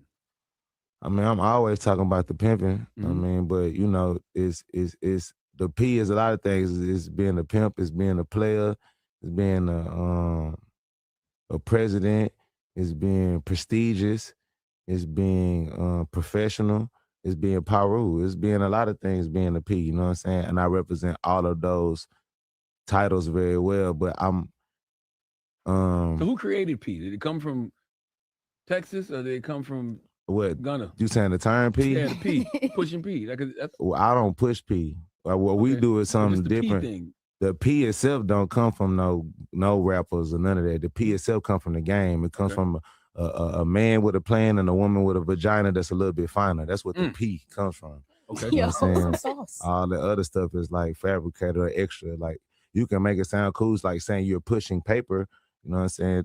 That was like about the most decent explanation that I feel that was given from that perspective. But you know, the P is to be the ultimate player. You know what I'm saying? And there's two sides of it. You can be a player, you can be a pimp. You know what I'm saying? A pimp is somebody who leads and tells people or gives a person a task or a strategy to go make money. However you make money. It's not just about a woman getting money from a man, and you know what I'm saying? It's not just about sex and prostitution. It's way bigger than that. You know, a woman or any person can go and make money doing somebody else's will or doing somebody else's strategy, but you can look at that person as they're too lazy to do the job, or they may not have the skills, not the skills, but they just can't do what you can do. That's like you have a lot of bosses that work on the field where it was a period of time where they did used to do what everybody does, but they just learned the business and now they just manage and tell everybody what else to do while they're just there on. That's all a pimp is a manager, is somebody that gives you instructions to do something that either they know how to do or they prefer to you to do it, and they just evaluate what you're doing like a coach. A life coach. A player, though, is somebody who fuck with people that already got the money. I just play my way into the situation. You see what I'm saying? So the woman, in a lot of those cases, the woman is the player. Exactly. So why would you not pimp when all women are playing on men? Respectfully, though. Respectfully. It's not a bad thing. To not say that it's a negative thing. That's on you talking about. Okay. Everybody got this. So this is his angle. I would assume this is what his music style is. And you can see he's got the gift of gab and he knows how to do the rhyming of the pimping culture. A lot of people can fake this, but not a lot of people have the stomach. Do you have the stomach? All right. Not a lot of people really have the stomach. All right. So a lot of these guys will get emotional when their girl actually gets knocked. All right, the girl gets knocked, they get emotional. Or when the girl acts up and maybe doesn't give him all the money. Or maybe that the girl goes behind his back and he wants her to make some money and then she gives it away for free. Right. So a lot of guys talk this, but I think a lot of guys really don't live this. And I've been trying to tell these men that people who preach pimping, they're faking, they're perpetrating pimps. They really don't live the pimp lifestyle because they don't got the stomach. Do you have the stomach? They kind of only want access to the women like the pimp has. When I say, well, you could just be in a arranged polyamorous relationship or a polygynous relationship. You don't have to go about all this pimping. All right, but a lot of guys don't want to take care of the woman. So they want the woman to make the money out of her ass and he just sits back in the Cadillac. Okay, they think it's easy, but do you have the stomach? A lot of y'all don't have the stomach. A lot of you really don't have the stomach. And we're going to show that in this case, Sauce WALKA was proven to not have the stomach in this situation. So there's a leaked audio by his girl. Baby mama has leaked an audio. Another CGA-ism. And I hope Sauce WALKA is listening because, you know, he will find out that these hoes ain't loyal. He knows this. And you got to control your emotions when you're dealing with skeezers and slags. Okay, so you thought you were getting free access, but then Drake came in with the tricking and got your girl, but apparently maybe the money wasn't coming to you. You didn't get your cut. I'm not sure. We'll talk about that later. But there's a leaked audio here. The girl leaked the audio. His so-called 304, his baby mama, his skeezer. Now, somebody was trying to say I didn't understand the Diddy and 50 Cent beef. Bro, there's layers to this shit. There's levels to this shit. If 50 Cent baby mama wasn't involved, you wouldn't have heard 50 Cent say much, but that Diddy was a weirdo. But 50 Cent baby mama was just getting bent over and railed. Yeah. His baby mama? Oh, yeah. All right. You don't think that has something to do with it? You're crazy.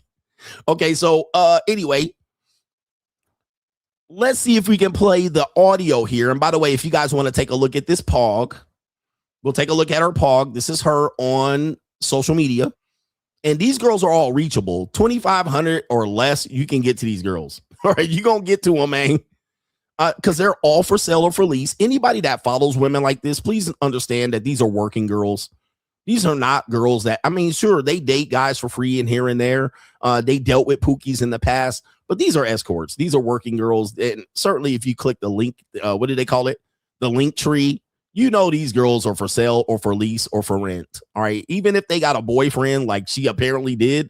All right. These girls are for lease or for rent. All right. These are just a catalog of hookers. Okay. Now, I'm not saying that as a pejorative to put down on them. I'm just telling you what it is. Trust me. All right, I'm on the other side of the industry. I know you think I'm a normal regular nigga.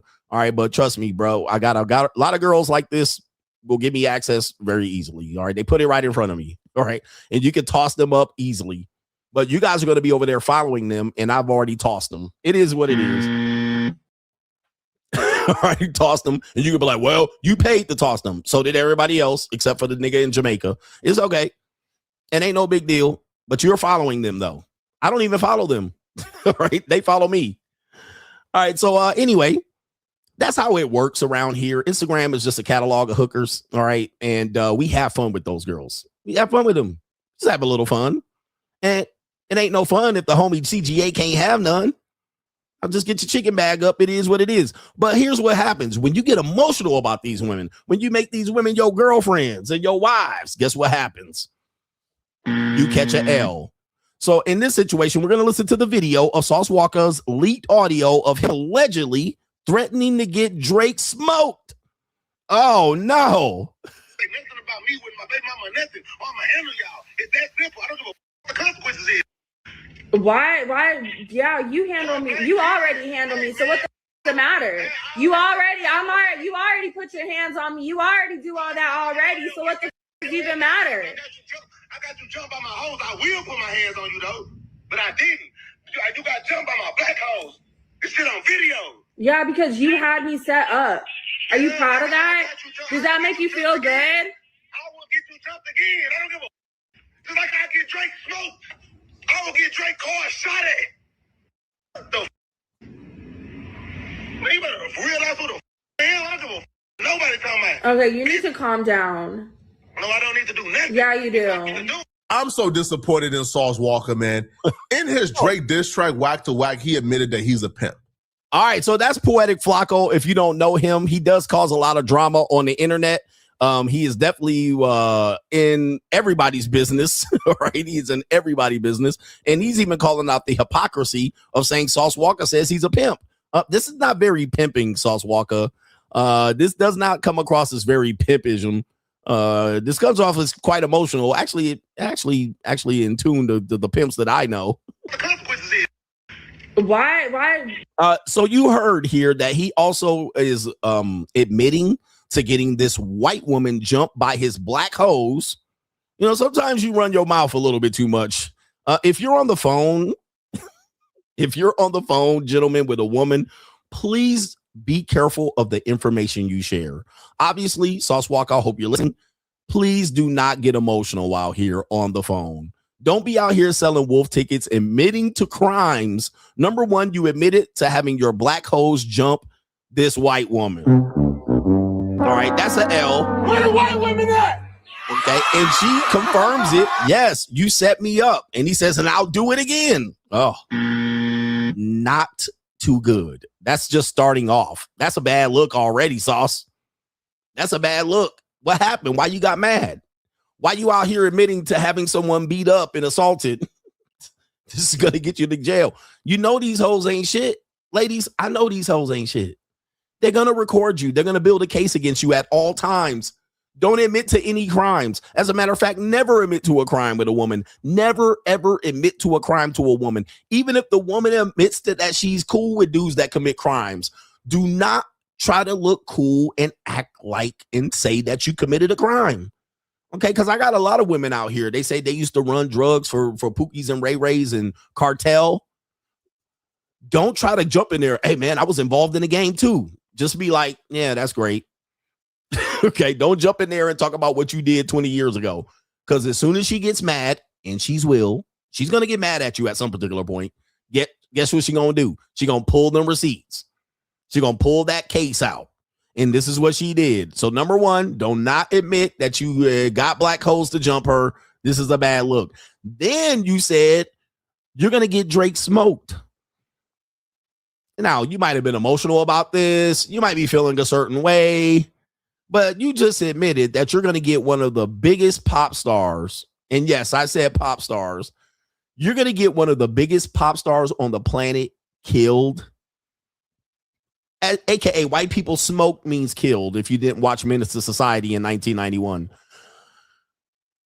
You just admitted you're going to get one of the biggest pop stars to get killed. Not only that, you're going to actually shoot at his car. Tupac Shakur style, right there in Las Vegas. You're going to get him to shoot at his cars. You admitted 3 crimes, okay, in one.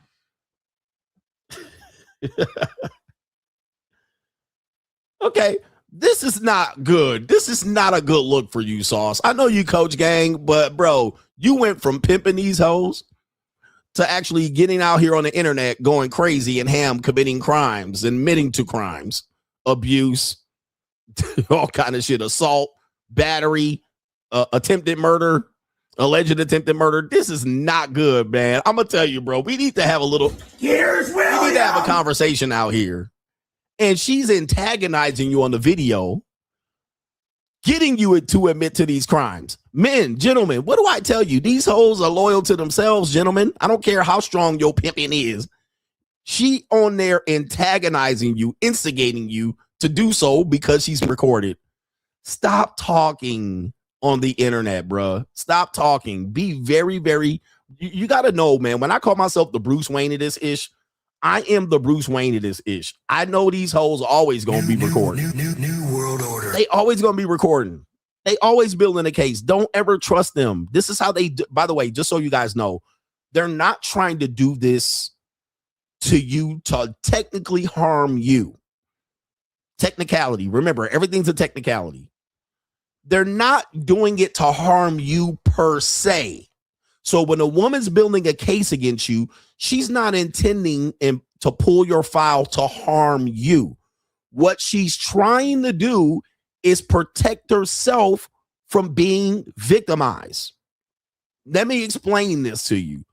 She knows that if she doesn't protect herself and something happens to her, she has no receipts. So if she gets beat up, assaulted, battered, abused, shot, killed, pushed under the stairs, all right, she come up stinking and rotten.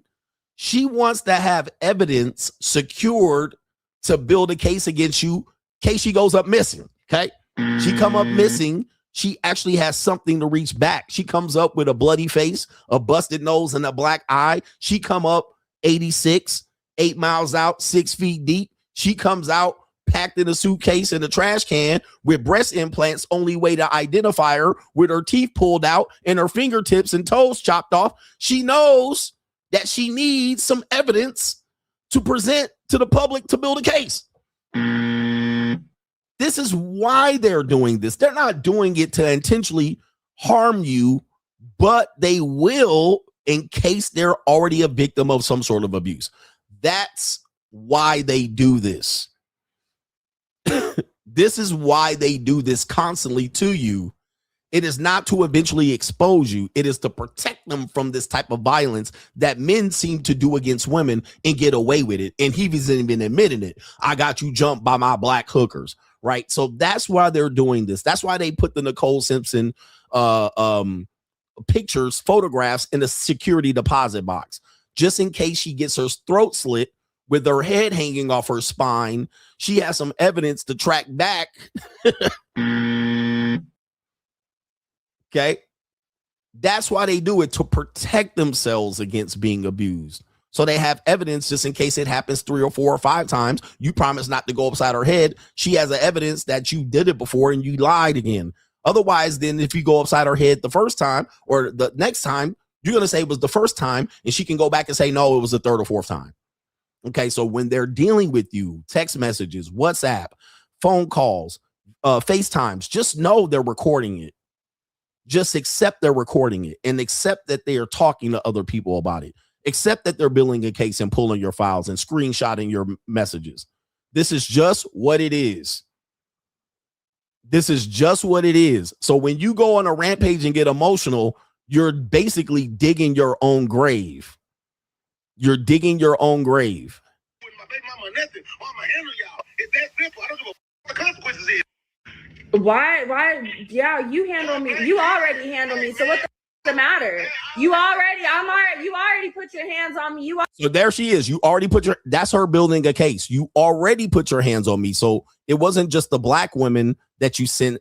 You already put your hands. So that's her confirming and building a case against you and getting him to admit it. Watch him admit it. I already do all that already. So what the even matter? I got you jumped by my hose. I will put my hands on you, though. There it is right there. So you already put your hands on me. He says, I will put my hands on you, and I got you jumped by my hose. So these are her leading him into making these statements, knowing she's recording. You got to know that this is going to happen. You can't be out here claiming that. This is why I say these dudes that be talking about the ism and all of that shit. Bro, if you're not putting your hands in your pocket and turning and walking away with these women, you're doing it wrong. Okay, because we got too much technology. We got too many things filming us. We got technology. We got locations. We got pins dropping. We got voice notes, screenshot, phones. We got too much that is going to protect women and build a case. Put your hands in your pocket, turn around and walk away. That's the best thing you can do. Don't say nothing. Zip your lip. Don't talk over the phone. Don't get emotional with these people. That's it. There's too much of these guys out here trying to act like they're going to hold masculine frame and keep women in check. There's just too much that can just get you got. Way too much. All this yapping and talking and I'll do this and I'll do that. Bitch, you better listen to me. I'll pull my pimp hand back. All of that yapping is going to get you in trouble. Not in 2026. Not in 2026 and beyond. That pimpism, that ism don't work like that no more. These women are very smart. But I didn't. You got jumped by my black hose. It's shit on video. Yeah, because you had me set up. Are you proud of that? Does that make you feel good? I will get you jumped again. There it is right there. So she said, are you proud of that? You got me set up. Yes, I will do it again. Woo! Come on, gentlemen. We got to be smarter than this. We got to be smarter than this. I'll do it again. Committing another crime. That's another crime. We got that definitely is an assault. That is certainly assault. Okay. And now we're just waiting for the battery. Okay. We can't do this. Okay, so now we're getting Drake smoked. This is all because Drake smashed and paid. Apparently, rumor has it that he's willing to pay up to $2,500 for him to poke pussy and her to sign a DNA. NDA. Let me say that again. Apparently, rumor has it allegedly that Drake pays these women at least $2,500 and has women sign an NDA. Now, that is not paying for vagina. That is paid for silence. All right. That is him managing these hoes in the new way of 2026 because Drake needs to fuck. All right. He gonna need to fuck someone. He's the most popular pop star in America and the world. All right. So he got to fuck somebody and he's got to pay and ensure that these hoes stay quiet. So sign the DNA. I'm paying for you to sign the NDA. right? And not keep my DNA. So Silence, you he's paying for them to not come up pregnant. He's paying for them to put hot sauce in the condom. He's paying for them to shut up. He's paying them for them to have fun. He's paying them for consideration to sign the NDA and not keep the DNA. That's what he's paying for. He's paying for her to stay quiet about it. Don't talk. Don't tell nobody. Don't expose me. Don't talk about my little. Okay. When people don't understand that that's what dudes are paying for, I'm paying for discretion. I can't have you talking about this. Here's some fun. And dudes will call this tricking. It's not tricking. It's making sure you ensure that you can have your fun and then, you know, tap your dick on her forehead and not her go to the media about it. That's worth $2,500. That's peanuts to Drake. Peanuts. And yes, Drake can get your girl for $2,500. He can get girls for free. He's just not in the position to do so. All right. So anyway. Get Drake car shot at. All right. There it is. That's another one. So, I mean, how many crimes has this guy committed on here, allegedly? Getting Drake car shot at and getting him smoked.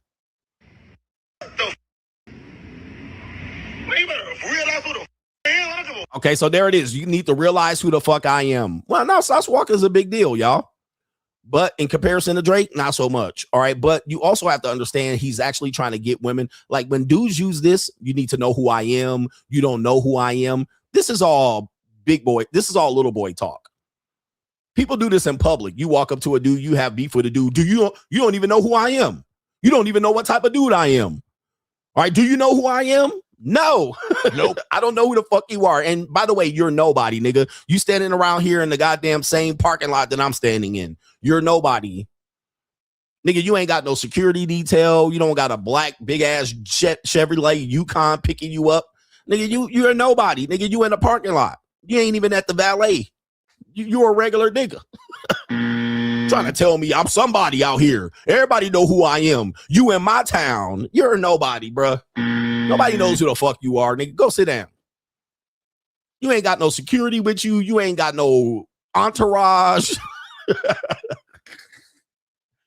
Right?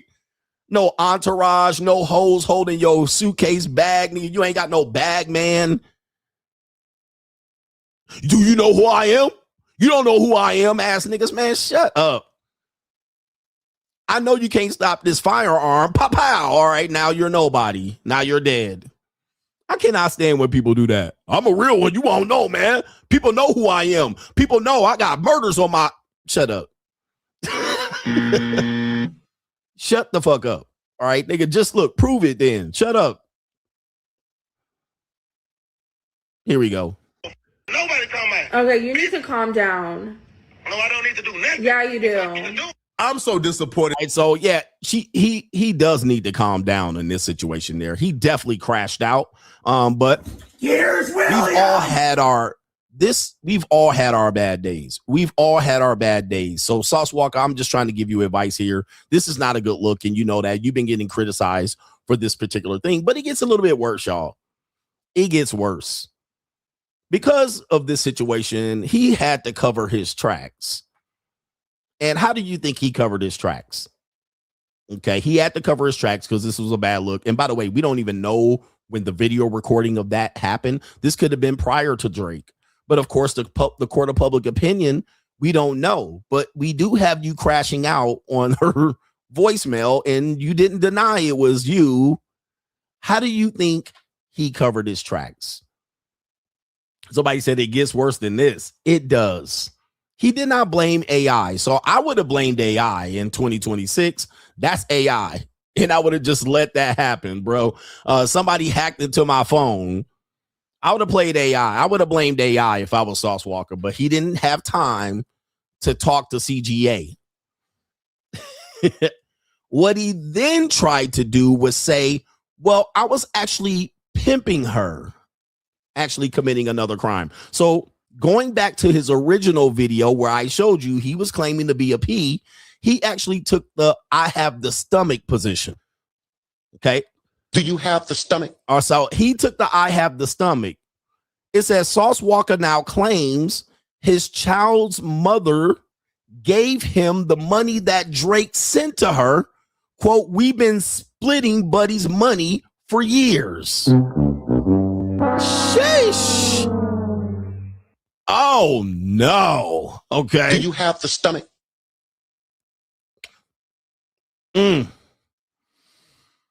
See, we can't now. It's a little too late.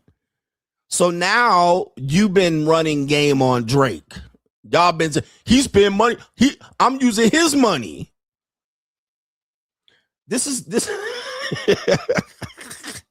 Look, when I hear dudes say this, Coach, man, we taking your money and we spending it and eating off you. So what? Go ahead. Remember I told you dudes will cope and they'll act like they're pimping their girlfriend out and they'll use that as a cover. Well, we actually spending your money. Nah, bro, we ain't listening to that. Enjoy that little funky ass $250. Go knock yourself out, homie. All right. We taking your money and we going to the roof's Chris. Eat up. All right. Have fun, bro. I hope you have fun and I hope you get a nice little filet mignon or better yet, a ribeye. I hope you was hungry enough, nigga. It don't offend me that you have to eat off your girl after I violate her and go upside her forehead and violate her throat. All right. I violated her throat and I hit all of her bottom and all that shit. She got pussy juice all over my mattress. Like, go ahead, bro. Have fun with that $98. But dudes will cope and use that as a cover to say, well, the money you spend tricking on them, I spend it on us. Okay. So this is what he's using here, which I say is a big old cope. Okay. And this is not a good look. So it says, look like Sauce WALKA isn't fazed about his child's mother revealing what he said about Drizzy Drake. And we do have the video evidence. We do have some text messages here. It says, can't be tender if I'm the one who sent her. We've been splitting Buddy's money for years. Next subject. And then he puts a P right there and a couple of laughing emojis. Okay, so we're going to read his receipts. He's got receipts right here. So we're going to read his receipts and see if this is true that he sent her. Now, does it sound like he sent her here? Originally, from the voicemail I heard, it doesn't sound like that he sent her. All right, I'm going to have to pause this. Hold on for a second. Let me go back. All right, so he has some evidence here related to this. All right, here we go right here. So, damn, what's going on? Can I pause it? She doesn't even like black guys. And somebody said, I could have F'd that bald head. How in SXXW she was on my deals, Nick. Hopping, I holler at her. All right, I guess that's hoping. Cold shoulder that hoe. He said, I don't give a F. I will send that B to you. The name of the person he sent this to is blocked out. I don't care what you talking about. I'm going for Lana. I'ma tell Drake, get at me. You already know. She already know. I hope you break her. Splash. I hope you break him. Splash. Need that money. All right, you see this right here. And then it says, I hope you break her. Break is spelled break like car brakes. Then it says, splash, need that money too. I have no problem using you for what you good at. All right, that's his evidence so far. We're going to go to the next slide here. Then Kylie sent a message here. Wow, let's go on a helicopter ride over Houston. It will be fun. If not, I'll go by myself since you want to be a loser. Never mind, dog. F ya. This is from the white girl. Then we also have someone saying, question, did you ever F Princess at the penthouse Drake got her? And there looks to be some attachment of some sort of, I guess, some lyrics. I'm not sure what that is. I can't see right there, but let's go ahead and go to the next piece of evidence that we see on the screen. And here it is right here. This is Kylie texting someone saying, can't wait to suck the soul out of your body when I get home. I'm not sure what's happening here, who she's talking to. I can't really say who she's talking to. Then she sends a picture of her BBL in her manufactured body. which to me is disgusting. I mean, this is not my type of woman at all. Not to say I haven't been with women like this, but this is not a flattering body type to me. I think this is a disgusting mud shark look to me, low budget. All right. I mean, I might penetrate her once or twice here and there, skis. Onesie, two skis. Then it says, after me and Lana take you down in the Virgin Islands. I'm assuming that these messages are to Drake. Can't wait to suck the soul out of your body. This also proves that even when women know that you're with multiple women, that doesn't stop them. Just so you guys know, it does not stop them. They will think that they're going to give you the best sexual performance. They all think they got the golden vajayjay and the best head skills, and really not. All right, guys just want to just get a nut. Okay, so hold on for a second. We got more potential screenshots here. And there are some more. Apparently, there looks to be some lyrics. And then it says, baby daddy, is you cool? You want your bag? I'm going to need some birthday sex immediately when I land back in Houston, please. So what it looks like is that she's sending messages back to Sauce WALKA after saying she's going to suck the soul out of Drake, and immediately coming back to Sauce saying, you want your bag. Do you have the stomach? All right. So do you want what I just got back from Drake, that 2,500 saying, she says, I need some birthday sex when I land back in Houston, leaking Drake. Okay. So that's what it looks like. I'm just trying to interpret this, even with the ebonics and the low budget talking here. And we have more of someone whose name is blanked out. Can't argue with that. Done. Just that easy. See you soon. Enjoy. And then apparently Sauce says, I'm about to tell Drake, thank you. All right. So this is his screenshot and evidence saying that he was fully aware that Drake was paying her and tricking on her and that he's getting the money back. That's very P of him. That is very P. So that's his point he's trying to make. And let me see if there's any more on this particular slide. There it is right there. There's more. And we don't know. By the way, this is committing another crime, but let's continue. I'm pimping dumb ass Kylie just gave me 16K yesterday on God. Yep. So here he is saying she just gave me 16K. Another person says, I gave you 40K and all you did was drop me off at home after. Never ever got me roses in my life. This also proves, I mean, what did I tell you about these P's? So Kylie thinks they're in a relationship. Sauce is treating her like she's in a relationship with each other behind her back, saying that I'm pimping her dumb ass. Okay. Do you have the stomach? Okay. But you never got me flowers and roses. So somebody sprung. Then it says, I gave them both roses on the same day. What's wrong with that? Then the other person responded, I've given you way more than 16K. Then this person, Sauce, apparently says, the fuck you stalking for? LOL.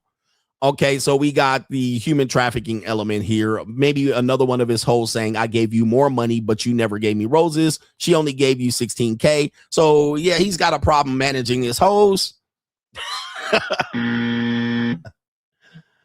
Oh. All right, do we have more related to this here? Okay, we got more. Oh, no, this is the same one. All right, so we're back at the beginning, as you can see right here. Okay, so there, oh my goodness. Okay, so there it is right there, the clip, life-threatening situation there. What a mess. This is a catastrophe, wouldn't you think? This is a major, major catastrophe. A lot going on there. A lot of things to interpret and even to understand. What do you think about this situation here? Who do you think is the better of the three here? Is it the trick, Drake? Is it the pimp, Sauce WALKA, or is it the hoe, Kylie? This is definitely what's going on here. Oh my Lordy Jesus, help me, man. All right, I think everybody needs help in this situation. Drake really wasn't in the situation to begin with. I think he got dragged into it. What do you think? Is Sauce Walka lying? Why is he so mad at Drake then, if that's the case? If he was putting $1,600 in his pocket from Kylie? What do you think there? There's Kylie, just so you guys can see here. And these are your future wives. Wowzers. Okay, this is a mess. All right, good looking girl right there. Yeah, not my type. I don't like this type of body right here. I had a girl like this in Vegas, a normie girl too. She wasn't even a pay for play. All right, but she was a normie woman. She was built kind of like this. This is not my cup of tea though. This is not stuff that I go after. I'm not into the BBL and the big wide hips, unnecessarily wide, big fake titties. This is more like a cartoon Jessica Rabbit look. I'm not too much into the white Jessica Rabbit. That's not my thing. All right. I can pass on that. I like them a little bit more. Well, you know how I like them. He says, I'm lying to save face. What am I lying about? But guys, I don't have to lie to you. I'm one of the only guys in the so-called male space that hasn't lied yet. All right. I don't got to lie to you, bro. I mean, I can show you. You want the evidence? I mean, I'll show you. Oh, by the way, if you want the evidence, go ahead and pull up on CoachGregAdams.locals.com.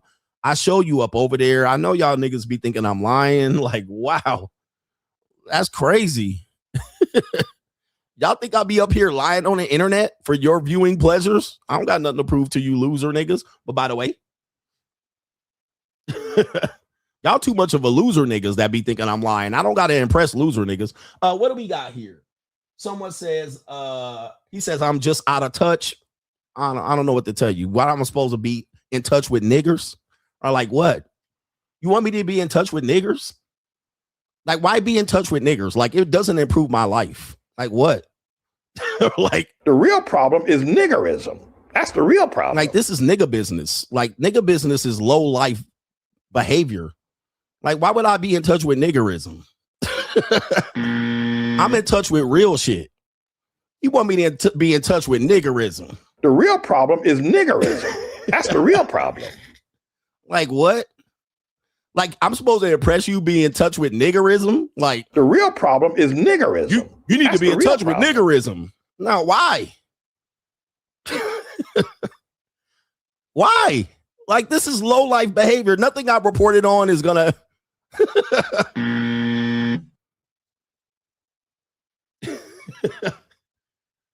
Like, dudes be acting like I'm supposed to follow around niggerism all my life and being around here in touch with niggerism. All right, just. The real problem is niggerism. That's the real problem. I could teach you how to not get involved in niggerism. Just let me know. I'm out of touch with what? Low lifes? Oh my Lord. Goodness gracious. The real problem is niggerism.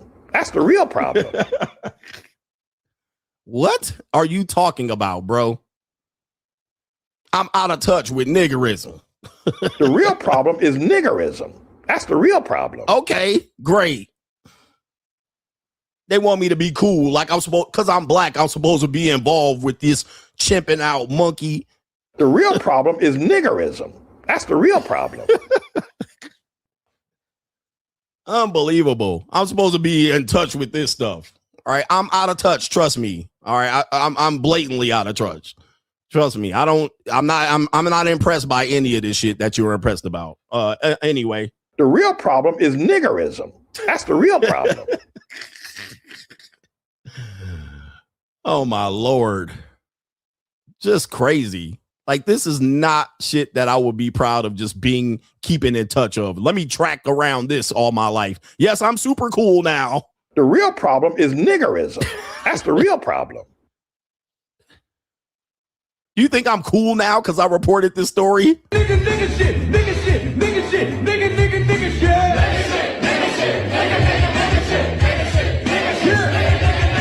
Nigga shit, nigga shit, nigga shit, nigga shit, nigga shit, nigga shit, nigga shit, nigga shit, nigga shit, nigga shit, nigga shit, nigga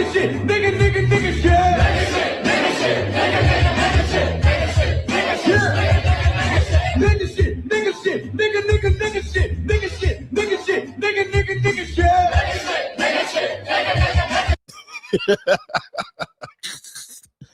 All right. The real problem is niggerism.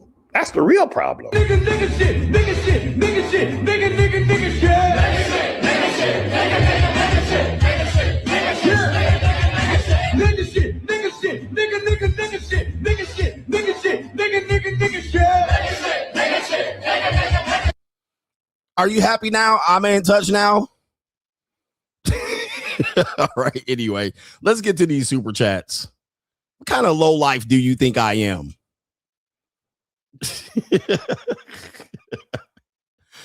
Where we at? I'm supposed to be in touch with this low life shit. All right. I'm supposed to impress you. Where we at? Shout out to our brother High Tolerance says, going back to before the main event, it's bad in these streets. He says, you got these broads scissor kicking with their roommates 1 week, then sucking meat off the next. You can't even get topped off with a peace of mind without worrying if her mouth is a petri dish. Yet, he says they wonder why, the text ends there. So you didn't complete the text message. So a shout out to you right there. All right, shout out to you. Blue Bag, it says Sauce WALKA always rapping about being a P in the ism. Turns out he don't have the stomach. Do you have the stomach? Damn, he didn't have the stomach. But then, do you believe his receipts? Somebody said the girl said that he lied about the text messages. All right, he lied about the text messages. Did he lie about the text messages or what?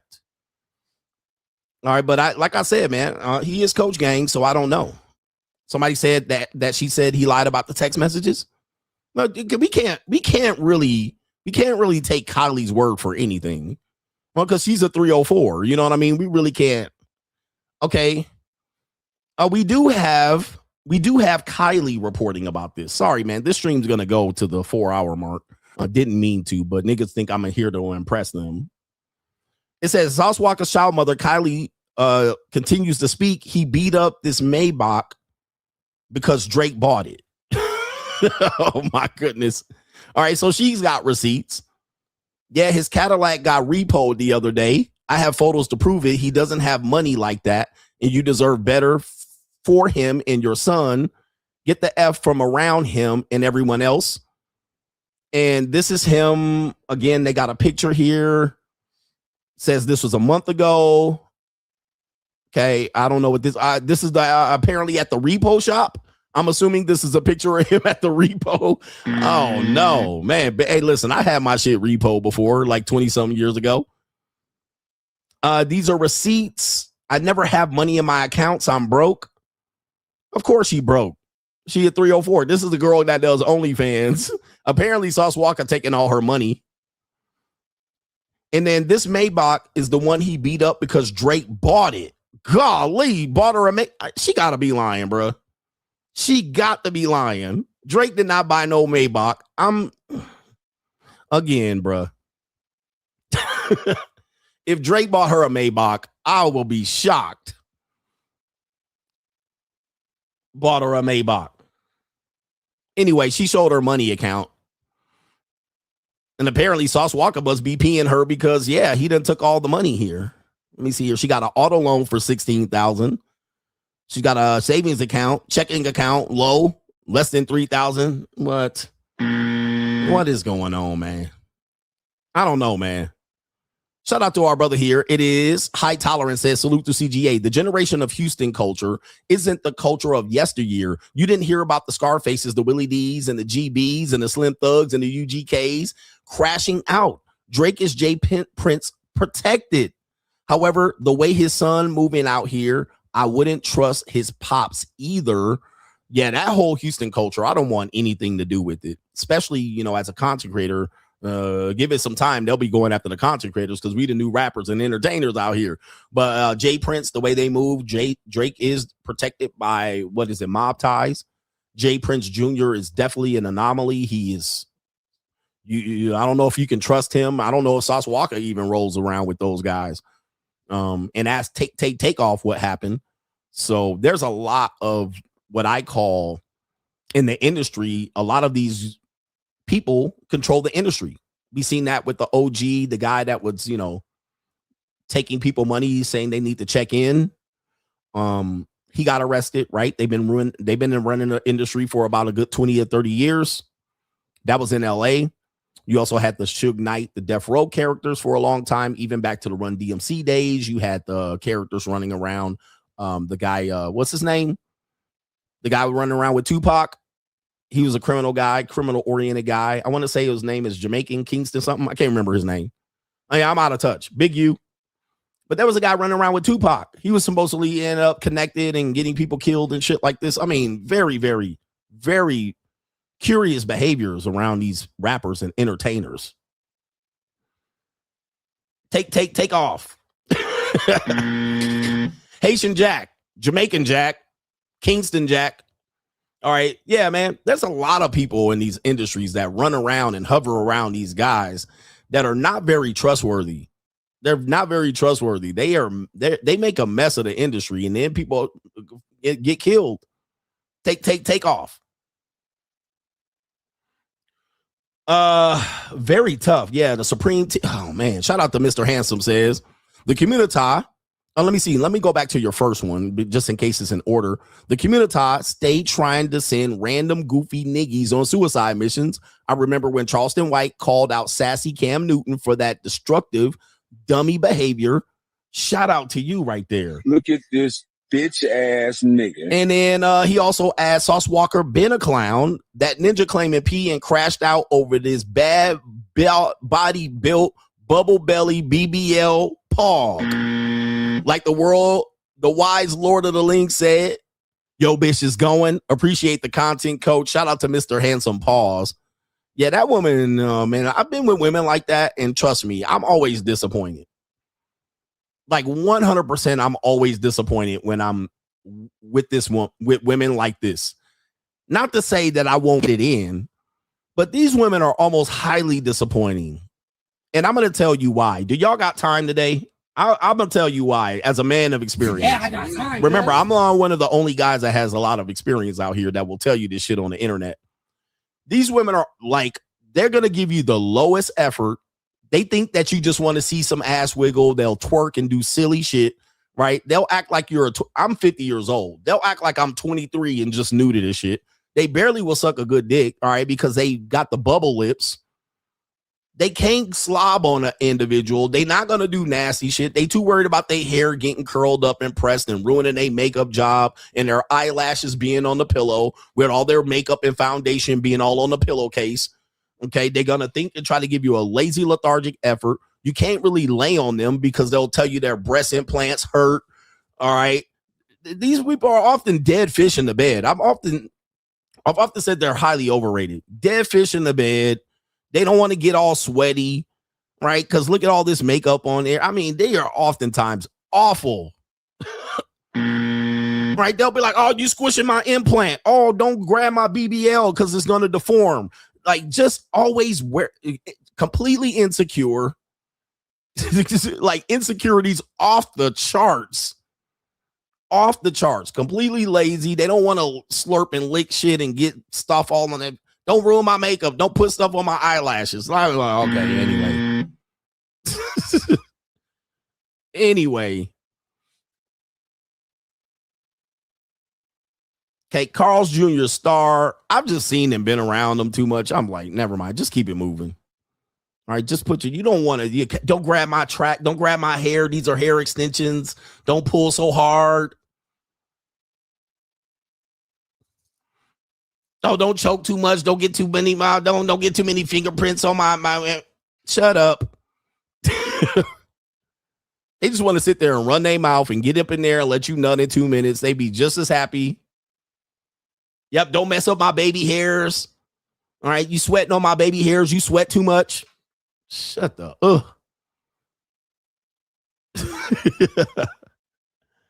Anyway. Larry C says, the culinary discussion reminded me of the time I pranked my wife and hid her kitchen and cooking utensils. The look on her face was not worth the whisk. Shout out to you and the coach gang. Shout out to Larry C. Black Boss, appreciate you for being here over on the Ko-Fi. Gary says, you're 100% correct, coach. The issue is women protect the debaucherous like OnlyFans, stripping and escorting because they want to have the option if they hit the low point. He says, but they always want to be the leaders to call it out if they disrespected by any of these women. Also, patriarchy is the only way. So yeah, I just think that you will hear less women call out women for this behavior openly because, well, number one, they either did it or they want to have access to do it if they get caught in the bind. And they want people to understand this is just what they call a female-owned group preference. All right, shout out to Tony O. KGO says, Tom, like you said, back in the 90s and 2000s, never spend more than $25 on a woman on the first date. In today's hyperinflation economy, you need to spend at least $50 to $100 or $200 on the first date. Most of the RP gang guys got their info from Tom Likas. So when people saying the dating $25, that definitely is in the 1990s number. I can't even spend, you can barely spend $25 on yourself going to eat. Okay. Going to eat by yourself for $25 is a stretch. Shout out to Dennis that says, I love them dark and chocolatey like the pudding pop as well, coach. He says, you singing at the top of your lungs, hit yourself with that brother starving. Yes, it was. I admit. Yeah, that brother's starving. Yes, a brother be starving. All right. I know what I like. I know what you like. Shout out to our brother Chris says, this is very true about Gen Z men, coach, but it was always that way since the beginning of time, especially internationally when dudes be having kids with escorts. It's free for all, and I'm comfortable with the reality now. Free agent lifestyle for life. Yeah, if you go over to Philippines or Thailand or Cambodia or Vietnam, you better do a deep, dark search on what your women were doing. Because trust me, I deal with women over there and they contact me and they got boyfriends that don't have a fucking clue that they are bar girls and that they out here on seeking arrangements, even overseas. They're out here. And they go over there. I met a good one and she ain't like that. She just been in a Providence raising chickens. She just been in Providence raising chickens. And I'm like, what did she do at 16, 17, 18? She done went out there and had a couple of drinks and having a couple of old ass white men. They still doing it a little bit too. I think it's worse over there. It's way worse than here. Here is bad, but when you go overseas in Colombia, I met a good one, coach. She a good one. She studied school. She's a DJ. She's a fitness trainer. She's not like that. Ooh wee. Ooh wee. You in for a shock. If you don't do an investigation on her, bro, you in for the shock of your life. Man, please. And she dating foreigners and she speak good English. If she speak good English, that's automatic. She already speak good English, ain't never went to school. Please. A lot of them are married already, especially in the Philippines because they can't get divorced. They marry up very early, especially in the old days. Not too much today, but they already married.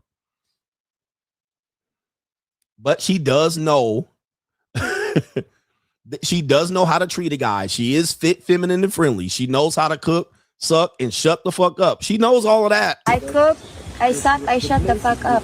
But man, you better do a deep dive on her past. And it's going to be hard because none of her relatives and friends are going to tell you. She ain't going to tell you either. She ain't going to tell you. She going to tell you I'm highly religious. You know, we believe in Catholicism and Christianity here. We're family oriented. Man, please, bro. You can believe that if you want. Believe that if you want, bro.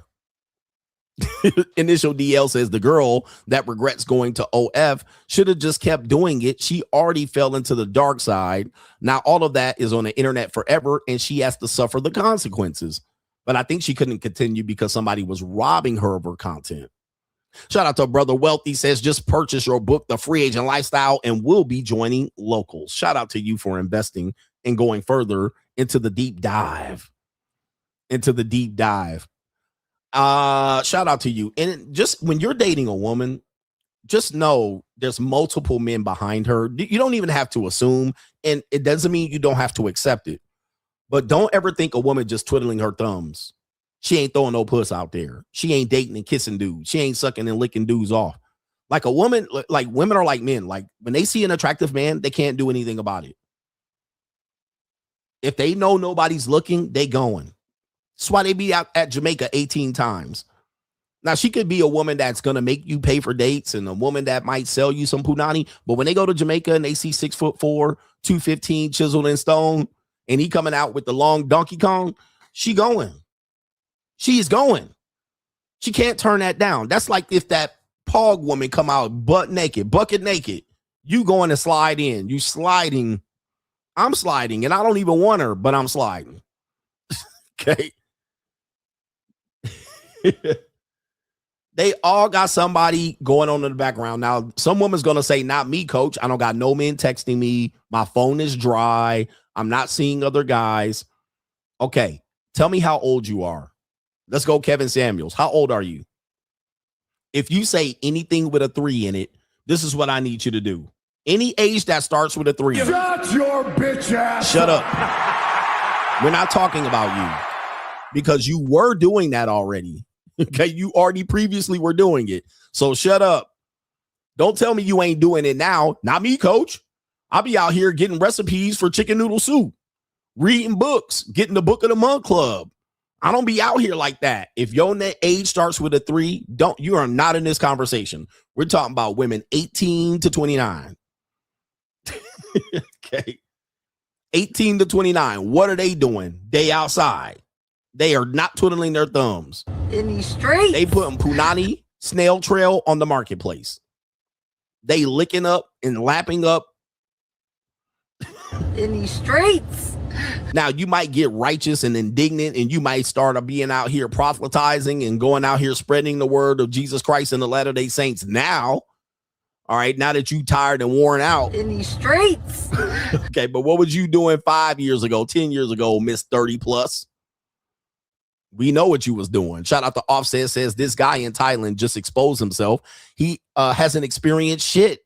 He says they need to give you credit, coach, just a little bit. He's a bit ass nigga for real giving advice. All right, I heard somebody say that he was the best advice giver in the male space. Look at this bitch all right, but ass he hadn't nigga. been outside. All right, he hadn't been outside, but now he got some coin in his pocket. He enjoying it outside, but there's no way he has experience to give you. He's just speaking all theoretically, and there's no theory over here. We have experience, practice, knowledge.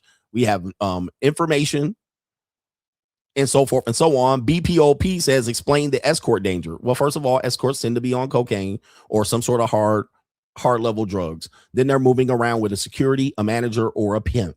All right. They typically are going to move around with one of those 3 or one of those 3 defined, which means in effect, most of them don't want to do flat backing. Most of them want to do robbing and stealing. Okay. An escort typically a girlfriend experience is going to do some flat backing, and flat backing means laying on your back. Okay. And that all the encounters you have, the guy's going to get intimacy. An escort typically doesn't want to do that all day. She already had 4 or 5 appointments. She doesn't want 6 or 7 men in her. So what are they going to do? They're going to kick in your front door while you're naked. They got the rob and scheme. There's a movie about this with Will Smith, by the way. Will Smith and that white girl. What's that white girl name? That white girl that was in Wolf of Wall Street. Go watch that movie. All right. That's what escorts typically engage in. They're coming off multiple appointments a day. They're coming off of some hard drugs to stay off. They typically are part-time escorts, part-time students, part-time strippers. The movie was Focus. Yeah, with Margot Robbie. That's typically what they're going to do. They're trying to steal from you. They're trying to gather information to blackmail you. That's what they're going to get into. They're not coming in here to get papped out and leave 8 times a day. All right. They're not going to do that 8 times a day. They're typically going to be probably some mental derangement, mental instability. They on coke and crank, meth. All right. They took a day off the club because it was slow to bring their boyfriend pimp sitting on the corner in the car, waiting for her to come out for him to kick in the door. They might rob and steal from you when you turn your back. They might barricade themselves into the bathroom and not want to leave unless you give them money. Like, that's just way too much stuff that you got to worry about with them. Do not engage with them, bro. They'll yell out on the street and wake up your neighbors in the middle of the night if they don't get enough money, because they're going to charge you more when they get in that fucking room. All right. Or the hotel. They're going to steal your shoes and your belt and have you outside in the motherfucking street without your Rolex and your chips. All right. They're going to look to do what? They looking to drug you, slip some Mickey. They looking to get your PIN number to your safe. Like, that's what they do. That's what they do. They're not going to fuck every day for 40, 30 days a month, 30 days in a month, eight niggas a day. They trying to get the money and steal. They trying to lift something from your apartment. Right? So don't engage with escorts. You're playing with fire. 40 days a month. They're going to take your shoes and your belt and out here trick rolling you. You're going to be downstairs in the lobby, no belt, shoestring holding up your pants, and no shoes. Okay, looking stupid down at the hotel talking about this whole rob me at 2:30 in the morning. Hey, bro, don't mess with them, bro. Leave them the fuck alone. I don't teach you how to deal with women like that. Those are low lives. With low life niggas hanging out with them. Bruh, don't do that, bruh. They gonna hear, them the bitches that tell you to roll over in your stomach and give you a massage and then just handcuff your ass to the bed and run off with your shit. All right, come on, bruh.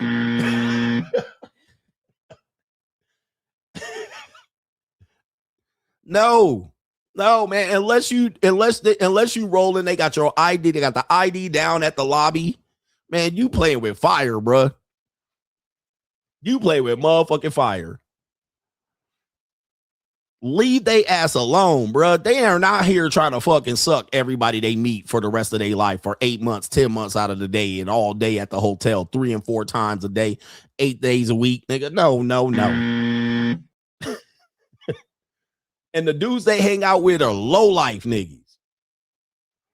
Come on, bro. Do I have to educate y'all? Do not deal with these women, bro. I don't care what you say, bro. Do not deal with them unless you at the cheap Momo. Shout out to our sister, Jessica says, shout out to my man, Esquilin, watching the show. We're going to call him Double E because I can't pronounce that, but shout out to Jessica in the building. Yo, Mr. M. Alvey says, thanks, coach. Money Mindset and JUCO is undefeated. All right, shout out to you, man. And shout out to EB's Gallery. Thank you, CGA, for the master class on the Pookie. You make it look easy. And I make sweeping generalizations, but I'm pretty much going to be right. So you can bet on that. Hustle Every Day says black men do not be unnecessarily the dead Superman. It's never going to work. You don't want to be dead over some dumb people. Shout out to Roderick Miller says, get the books CGA has written, talked, and it's living. 100% living proof. No theory. Shout out to Paul P. Says, you haven't been wrong yet. I'm 34, bossing up, free agent lifestyle for life over on the Cash app. Shout out to Paul P. Not Paul Pierce. Shout out to Paul Pierre in the building. Shout out to you with the sponsorship. Okay. Protect yourself at all times, gentlemen. We still got some more super chats and support, so bear with me. I got some appointments to make. Protect yourself. Remember, all I'm telling you is protect yourself, because we all can get got. Every single one of us can get got. I can get got. I'm not one of these guys say they ain't never gonna get me. Dude, we all can get caught slipping. That's all I want you to acknowledge. Dudes that think they not gonna get got are the dudes out here that's gonna get got. No government name. I'm about 40 minutes behind in today's stream. You are talking about getting ratio for telling people to mind their business in the presence of domestic dispute. Same people that critique you watch George Floyd get dragged by the police. Oh, man. Nigga shit. Okay. And didn't do a damn thing. All right. A lot of people talk that shit, but they ain't gonna bust a grape in the fruit fight. And they're gonna have you out here getting killed. All right, by the police. Shout out to Steel Bree. STL Bree says, going out of your way to get sloppy seconds from your friend and associates is low vibrational and potentially bad for a man's health and personal safety. Thanks for all that you do, coach. All right, going out of their way to get sloppy seconds. Yes, indeed. Okay. Dude, I can get God at any point.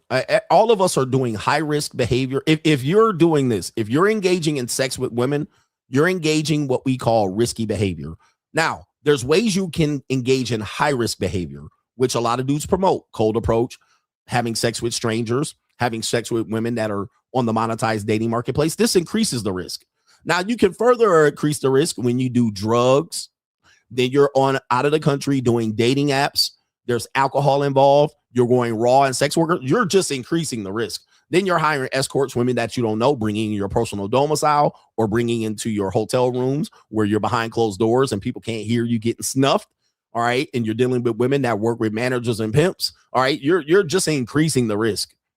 Okay. That's all you're doing. So we're all getting married is high risk behavior. You're dating, trying to marry women, and you're believing them. That's high risk behavior. You're taking risks.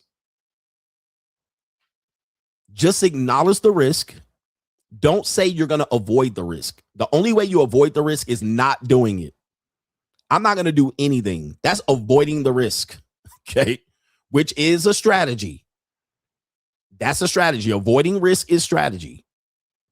Some people will just say, I'll assume the risk. But what you are not going to convince me is you're not going to be vulnerable to the risk. Oh, yes, you are. And if you're in a high level city, Las Vegas, Los Angeles, Houston, Dallas, Chicago, New York, Miami, if you're in any of these cities dating or having sex, your risk just went through the roof. That is high risk dating. You're dating people who have dated multiple hundreds of other people and been intimate with at least half of them or a third of them. And also when you include the spectrum behavior, women that are strippers are now regular moms, OnlyFans girls that are girlfriend. When you include all of this, you just increased the risk significantly. San Diego, Orange County, Fort Lauderdale, Orlando. These are all high risk cities. So don't think that I'm going to just avoid the risk, but be in a high risk city. If you're Obama and you go to any of these high risk cities, you just going to be a big old wide mouth bass at this particular point. You a big old fool in a gump coming in with your country come to town ass. You greener than a motherfucking grape. You don't know shit over shinola. Okay. You don't know shit. If you're a dude that ain't been out of the country and you let these Thai women milk your balls, you're going to fall ecclesiastically in love with one of these little broads that you got from a bar or a massage parlor. You're going to be green and get cleaned up. Okay. I'll even throw Cleveland. Don't come in and brand new out here. Don't think that you're so special and your ego is. Don't attach your ego to these women and how you deal with women. My ego is unattached. Okay, how I deal with women. I ain't here to brag. I was just here to show receipts. But these women can get me at any point if I get caught slipping. All right, I get caught slipping, they can get my ass. KP says, Guru, you are the guiding light. After the evolution book, the red pill rage turned to acceptance, but also apathy for me. Isn't men's apathy for women better than hate? Like that ninja Jaquarius is his name. I can't remember his name. Jaquarius? Yes. As I say, the best position you can deal with women is non-emotionally or indifference. But in order to do that, you got to lean heavier in something. So you take away emotion in it and give her indifference. Just because you're indifferent doesn't mean you're going to be successful. You oftentimes have to over leverage something else. Because the women ain't just going to go for an indifference ass nigga. All right. Unless she knows a bunch of women are after you. But you're oftentimes going to have to go somewhere else. You're going to have to leverage something else to entertain them. Because yes, you still got to, there's rules to nature. And especially if you want them to come back, sometimes you don't want them to come back. I get it. All right. I want to make sure I got everybody before we go. Did I see, I got Chris, initial DL. Okay. I got that one. Wealthy Offset. Shout out to BPOP. Bob says, I started in JUCO in 2021 and I could tell you it's not the same. Even before COVID, it was a different time than 2021. And yes, I got involved with the JUCO before COVID, like right before COVID. The JUCO today is completely different.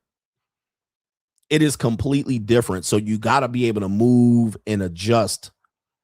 Deltrick Elroy says, keep preaching. Thank you for the consistent content.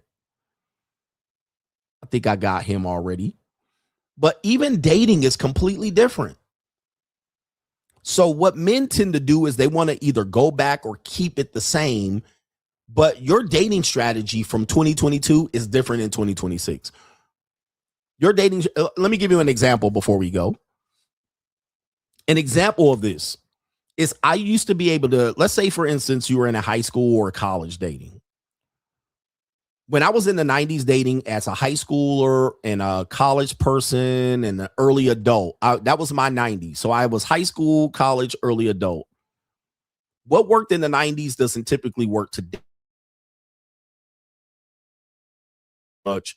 They've seen what other women are getting, whereas in the past, they didn't see that.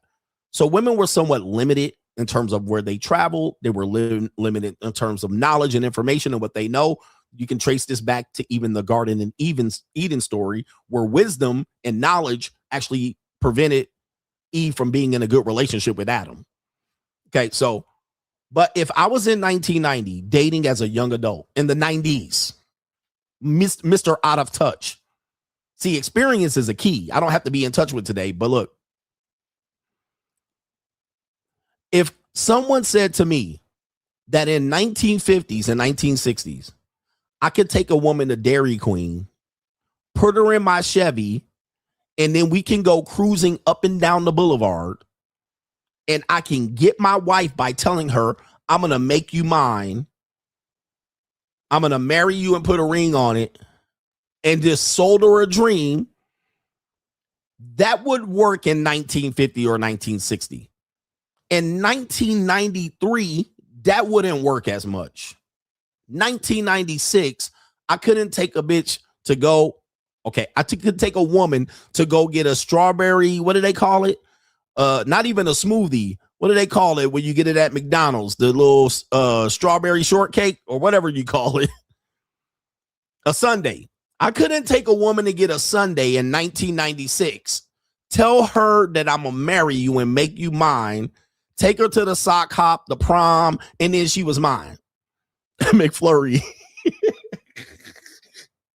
I couldn't take her to get a McFlurry and then impress her and knock her socks off at the Dairy Queen and get her a goddamn Neapolitan or a half chocolate and half vanilla ice cream scoop and then just claim her off the marketplace. You mine, all right? Don't go say nobody, because in 1950s, she didn't have the reach. She certainly didn't have what she needed from feminism to support herself. So she had to go with your ice cream Sunday ass nigga. She had to go with the banana split. She had to go with the nigga with the Chevy with the banana split. And if you didn't have a Chevy, you were shit out of luck. You had to go to Vietnam War, the Korean War, and then come back ecclesiastically with some benefits. So today in 2026, it has now been 30 years later from 1996. It is the same distance from 1996 to 1966. You see what I mean? Like, that's how different things are. So in 1996, I would have got away with it. We would have been sitting around looking at Martin Luther King fixing to get shot and looking at JFK getting shot and wondering we was hippie and smoking, dropping mushrooms and acid, having flower power and flower love and free love and sex. We would have been doing all that shit, and bitches be burning bras. And yeah, that would have been okay. Having apple pies. Like, you know what I mean? We'd have an apple pie and we meet our parents and we sit on the fucking, you know, you didn't have places to go like today. You didn't have all these high-end restaurants and you couldn't go to the amusement park and shit like that. You had to wait till the fair and the festival came to town. All right. All you had was motherfucking on the porch. You just on the porch. What should we do? Maybe we should make out. Maybe we should go back into the back of the Chevy and make out. You didn't have shit to do. Let's cruise the boulevard. All right. You had to go fuck back in the back of the barn and shit. You couldn't be in the house clapping cheeks. You could even go in a girlfriend's house and just chill in her room. All right. That was a no-no. All right. You come downstairs. We're serving hot dogs and Franks and shit.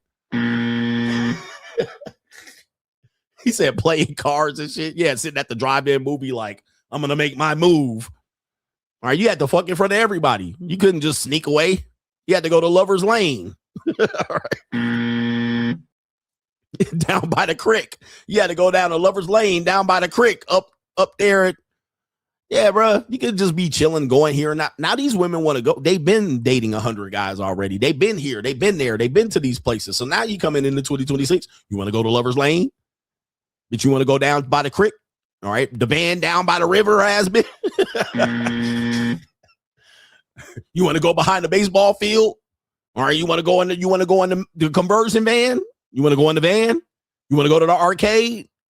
You want to go to Costco and get a hot dog? You want to go behind the stadium stairs? Like, you can't do that shit, bro. That shit was good back in 1950 and 60. You can't take bitches. Like if a woman want to go behind the stadium stairs, she gonna tell you, let's go behind the stadium stairs.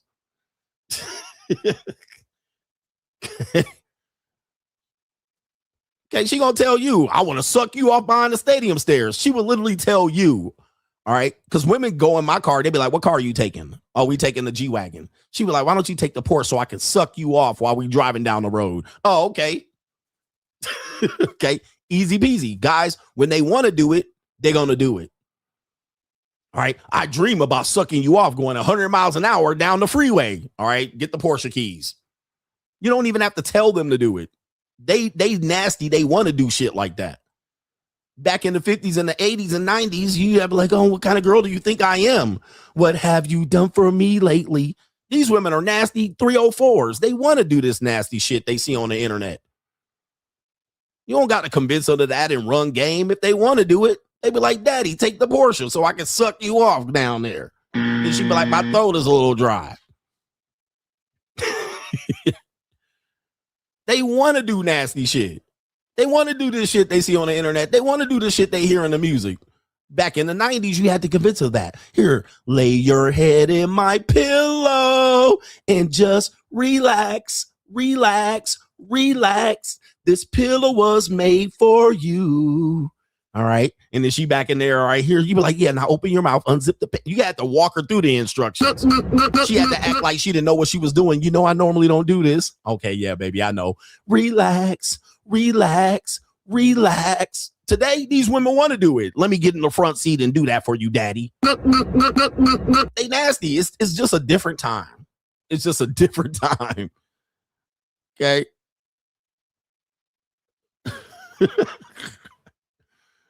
They want to do it. They do it on the first date. They doing it for $200, bro. They want to do this nasty shit. Shout out to you guys, man. And we love it, ladies. We love y'all 304s. These men mad at 304s because they can't afford them, but not me. All right, I like hoes. All right, anyway, we love hoes over here. But I know you too, man. I've known you for a long time, and I know that you like hoes. Wow. Well, now, wait a minute. Shout out to Justin O says, brought a share of, well, you said you brought, but you bought it. Bought a share for $92 in 2025, sold it for $1,000 this year. He says, going to take it to invest the money back into the market and my Black Jewish JUCO. Shout out to your Black Jewish JUCO. Richard Pryor would be happy for you. Shout out to JC says, Coach, if nature only gives men 250 nuts to bust, would you save it for marriage and kids, old age at the JUCO, or blow it all on vacation in the Philippines? I love my sea Mexicans. All right. 250 nuts. That is 250 sea Mexicans. I'm going with the Philippines. All right. Brandon says some coins for the offering plate, Coach. He says, have to catch the replay, but you are appreciated. Shout out to Brandon and shout out to everybody here. It is a Tuesday. We've been ecclesiastically delivering the message of truth here with experience and knowledge. And of course, niggerism. All right. A lot of y'all want me to be a nigga so bad. Y'all want me to be a nigga so bad, don't y'all? Y'all be like, here, Kate, you need to stay in touch with the culture. No, I don't. There's no culture. There's no culture. There's just ignorance. All right. Anyway, shout out to the Coach Gang. We got everybody lined up here. So do me a favor, hit the like button and watch the replay. Love y'all. Support. We out of here. Peace.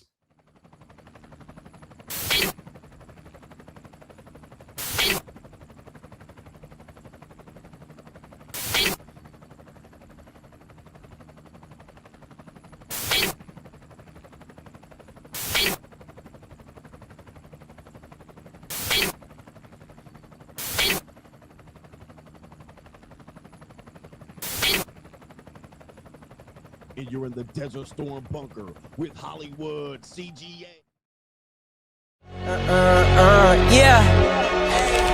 Yeah. Legends ain't born, they built from the grind. From benches to banners, we sharpen the mind. We sharpen the sword and promise and swore that we going hard and leaving it all on the floor. Ayy, yeah, we going hard and leaving it all on the floor. Ayy, yeah, we going hard and leaving it all on the floor. Legends ain't born, they built from the grind. From benches to banners, we sharpen the mind. We sharpen the sword and promise and swore that we going hard and leaving it all on the floor.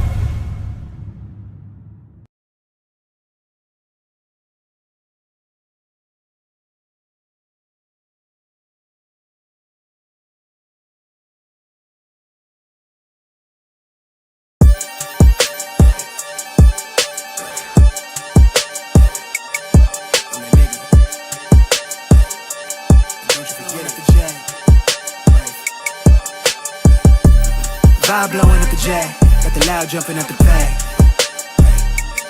Everything I'm on slack. Everything I do is got the bands jumping at the bag. Vibe blowing at my J, got the loud jumping at the bag. Everything I'm on slack. Everything I do is got the bands jumping at the bag. Another milestone, look at that. Paper boy, I'm a paper route till I'm 6 down on my back. I'm an old soul like my dad. My old girl still a fan. Yo girl at the live show, so don't act like I ain't the man. I'm kicking my feet up, get frank like Aretha. I'm calm, but I'm teed up, just flip me a stack. The re-up just doubled up off of the muscle, I stuck to the task. They see me, I'm troubled, I'm bubbling up till it's stuck, and they want me to stay where I'm at. I'm good everywhere that I'm stepping, my presence is crucial. You know that this shit not on trend. On a big wave, I'm controlling the tide. Snake eyes when you rolling the dice. So with the stakes inside, I can never take another nigga advice. They can't reach the sky, I'm aiming up high. Just wanna know what it's like. Y'all know what it's like, I come from outside of this. Out the quicksand, I'm the big man, doing big things. Cop a big change, up a state lines, doing stage dives on cam. It ain't no limit to my vision. Check the temp, I'm on fire with it. Got the bands jumping out the bag, Prosecco on ice. I'm nobody nice, gon' run up a check. Demand my respect, I'm doing the most. I never quit, they want me to quit. I'm good as it come, I'm good as it gets. Vibe blowing at the J, got the loud jumping at the bag. Everything I'm on slack. Everything I do is